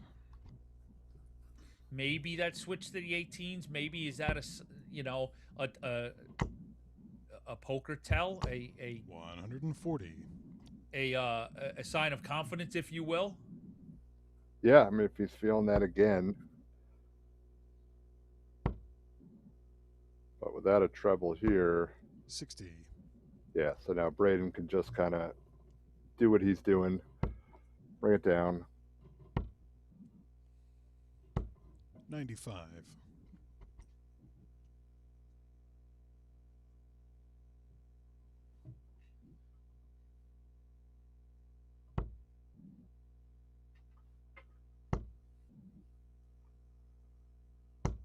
100. Just not enough from Watt to challenge Hall's throw. 41. Yeah, but not a great turn there. Jason No, put in a that was 140. a gaff.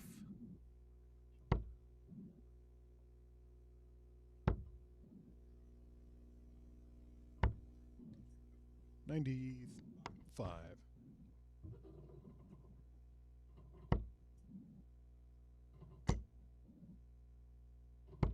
100. Yeah, good darts.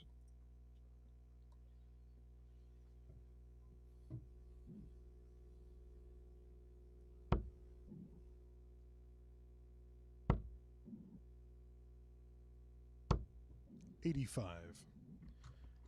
Braden, you require 40. Tops it is to take leg 9. Game shot on the 9th leg. Braden Hall. 10th leg, Jason to throw first. And now Game on. it just sort of, now we've settled into a little pattern of holds of throw back and forth, Angelo. Right, right. So Jason getting that triple, 100. yep. So I feel like these guys are both pretty comfortable with how they're throwing, especially on their throw. So we kind of see who falters first, right? 50. And I glance up at the FIFA World Cup third place match. I don't think there's a defender left in the building. It's 5-3 England with Saka getting a hat 60. trick. It's like, if you wanted to see what soccer would look like if it was hockey, there you go, 5-3. 60.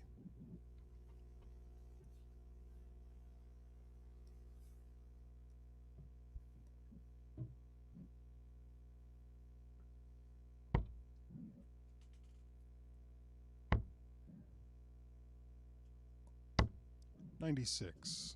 Yeah, he's been covering down there. That's, I think, his 5th 96 on the cover. So he's feeling good with the 19s, Jason. 59.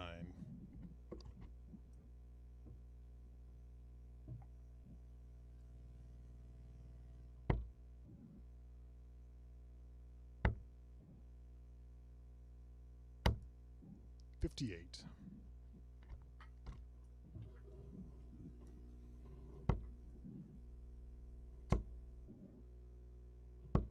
$100.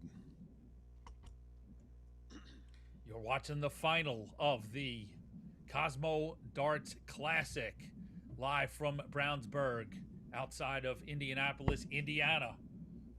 Jason Watt takes on Braden Hall. We will have a first-time champion 58. here on the championship dart circuit. So a big day for both players. Points, cash, and most 83. importantly, the title and Jason, you trophy. require 129.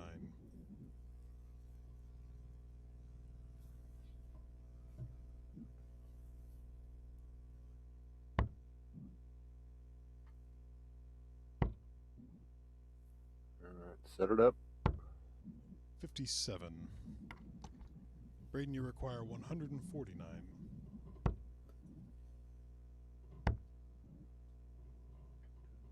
62 remaining. 84. Jason, you require 72.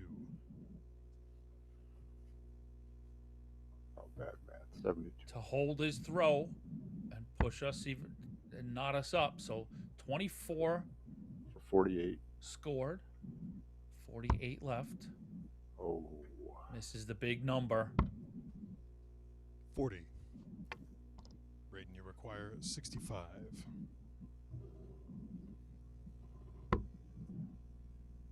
Tops for Braden Game Hall. shot on the 10th Braden leg. Hall breaks Braden Hall. Jason Watt in leg number 11th leg 10 is Braden to throw and first. opens up a Game on. 6-4 lead and Throwing for strides the to man. the Aki with the opportunity to take this title. 100. Yep, that's all you need to do with the throw. 100, very good. Especially in a crucial, you're trying to win the match here. Showed good gumption. 135. Good answer. 140. That is a Better. tremendous follow-up.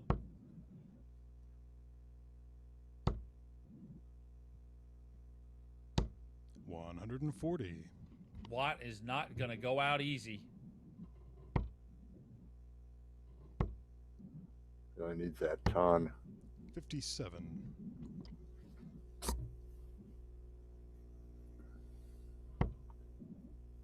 So you can get to an out without a triple. Got to switch though. Oh, missed the big 43. number. Costly missed Yeah. single. 100. Good solid ton from Braden Hall puts him in position to take this title.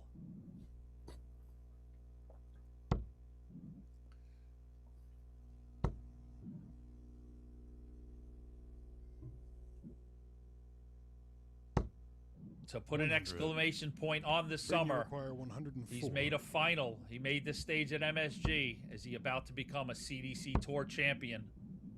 Double 32. 16. 72. Jason, you require 83. To push us another leg. 83 beckons for Jason Watt. 66 remaining. 42 left. 47. But he just needed the single 16. We've Braden, you seen that, require 32. I think, 3 times now in the last 2 legs.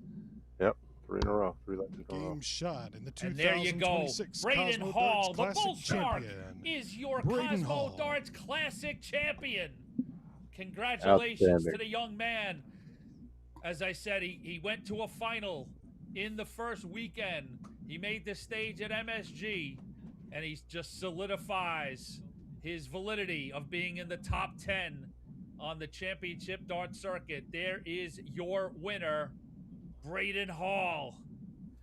Yeah, that really was. Yeah, it was a great match. I thought it would go to the decider, but you know, the timely break by Braden, and then you know, a few missed darts here or there, and you know, he hit the dart that mattered, and that's outstanding performance by him all day.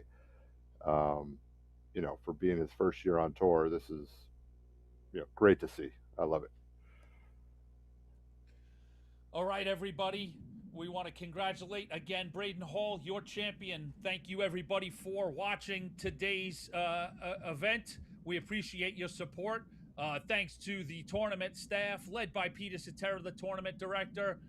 Thank you to our production team this weekend, led by Jeff McMahon. And I want to thank my partner for today, Angelo DiGiulio, for joining me.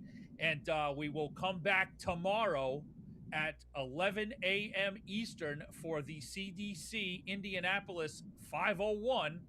And so as we leave you, we want to remind you that we will catch up on social media with the winner, Braden Hall. Peter Cetera will get his thoughts on his first circuit event win. But for now, bye from Brownsburg, Indiana, and the Cosmo Darts Classic. Good night, everybody.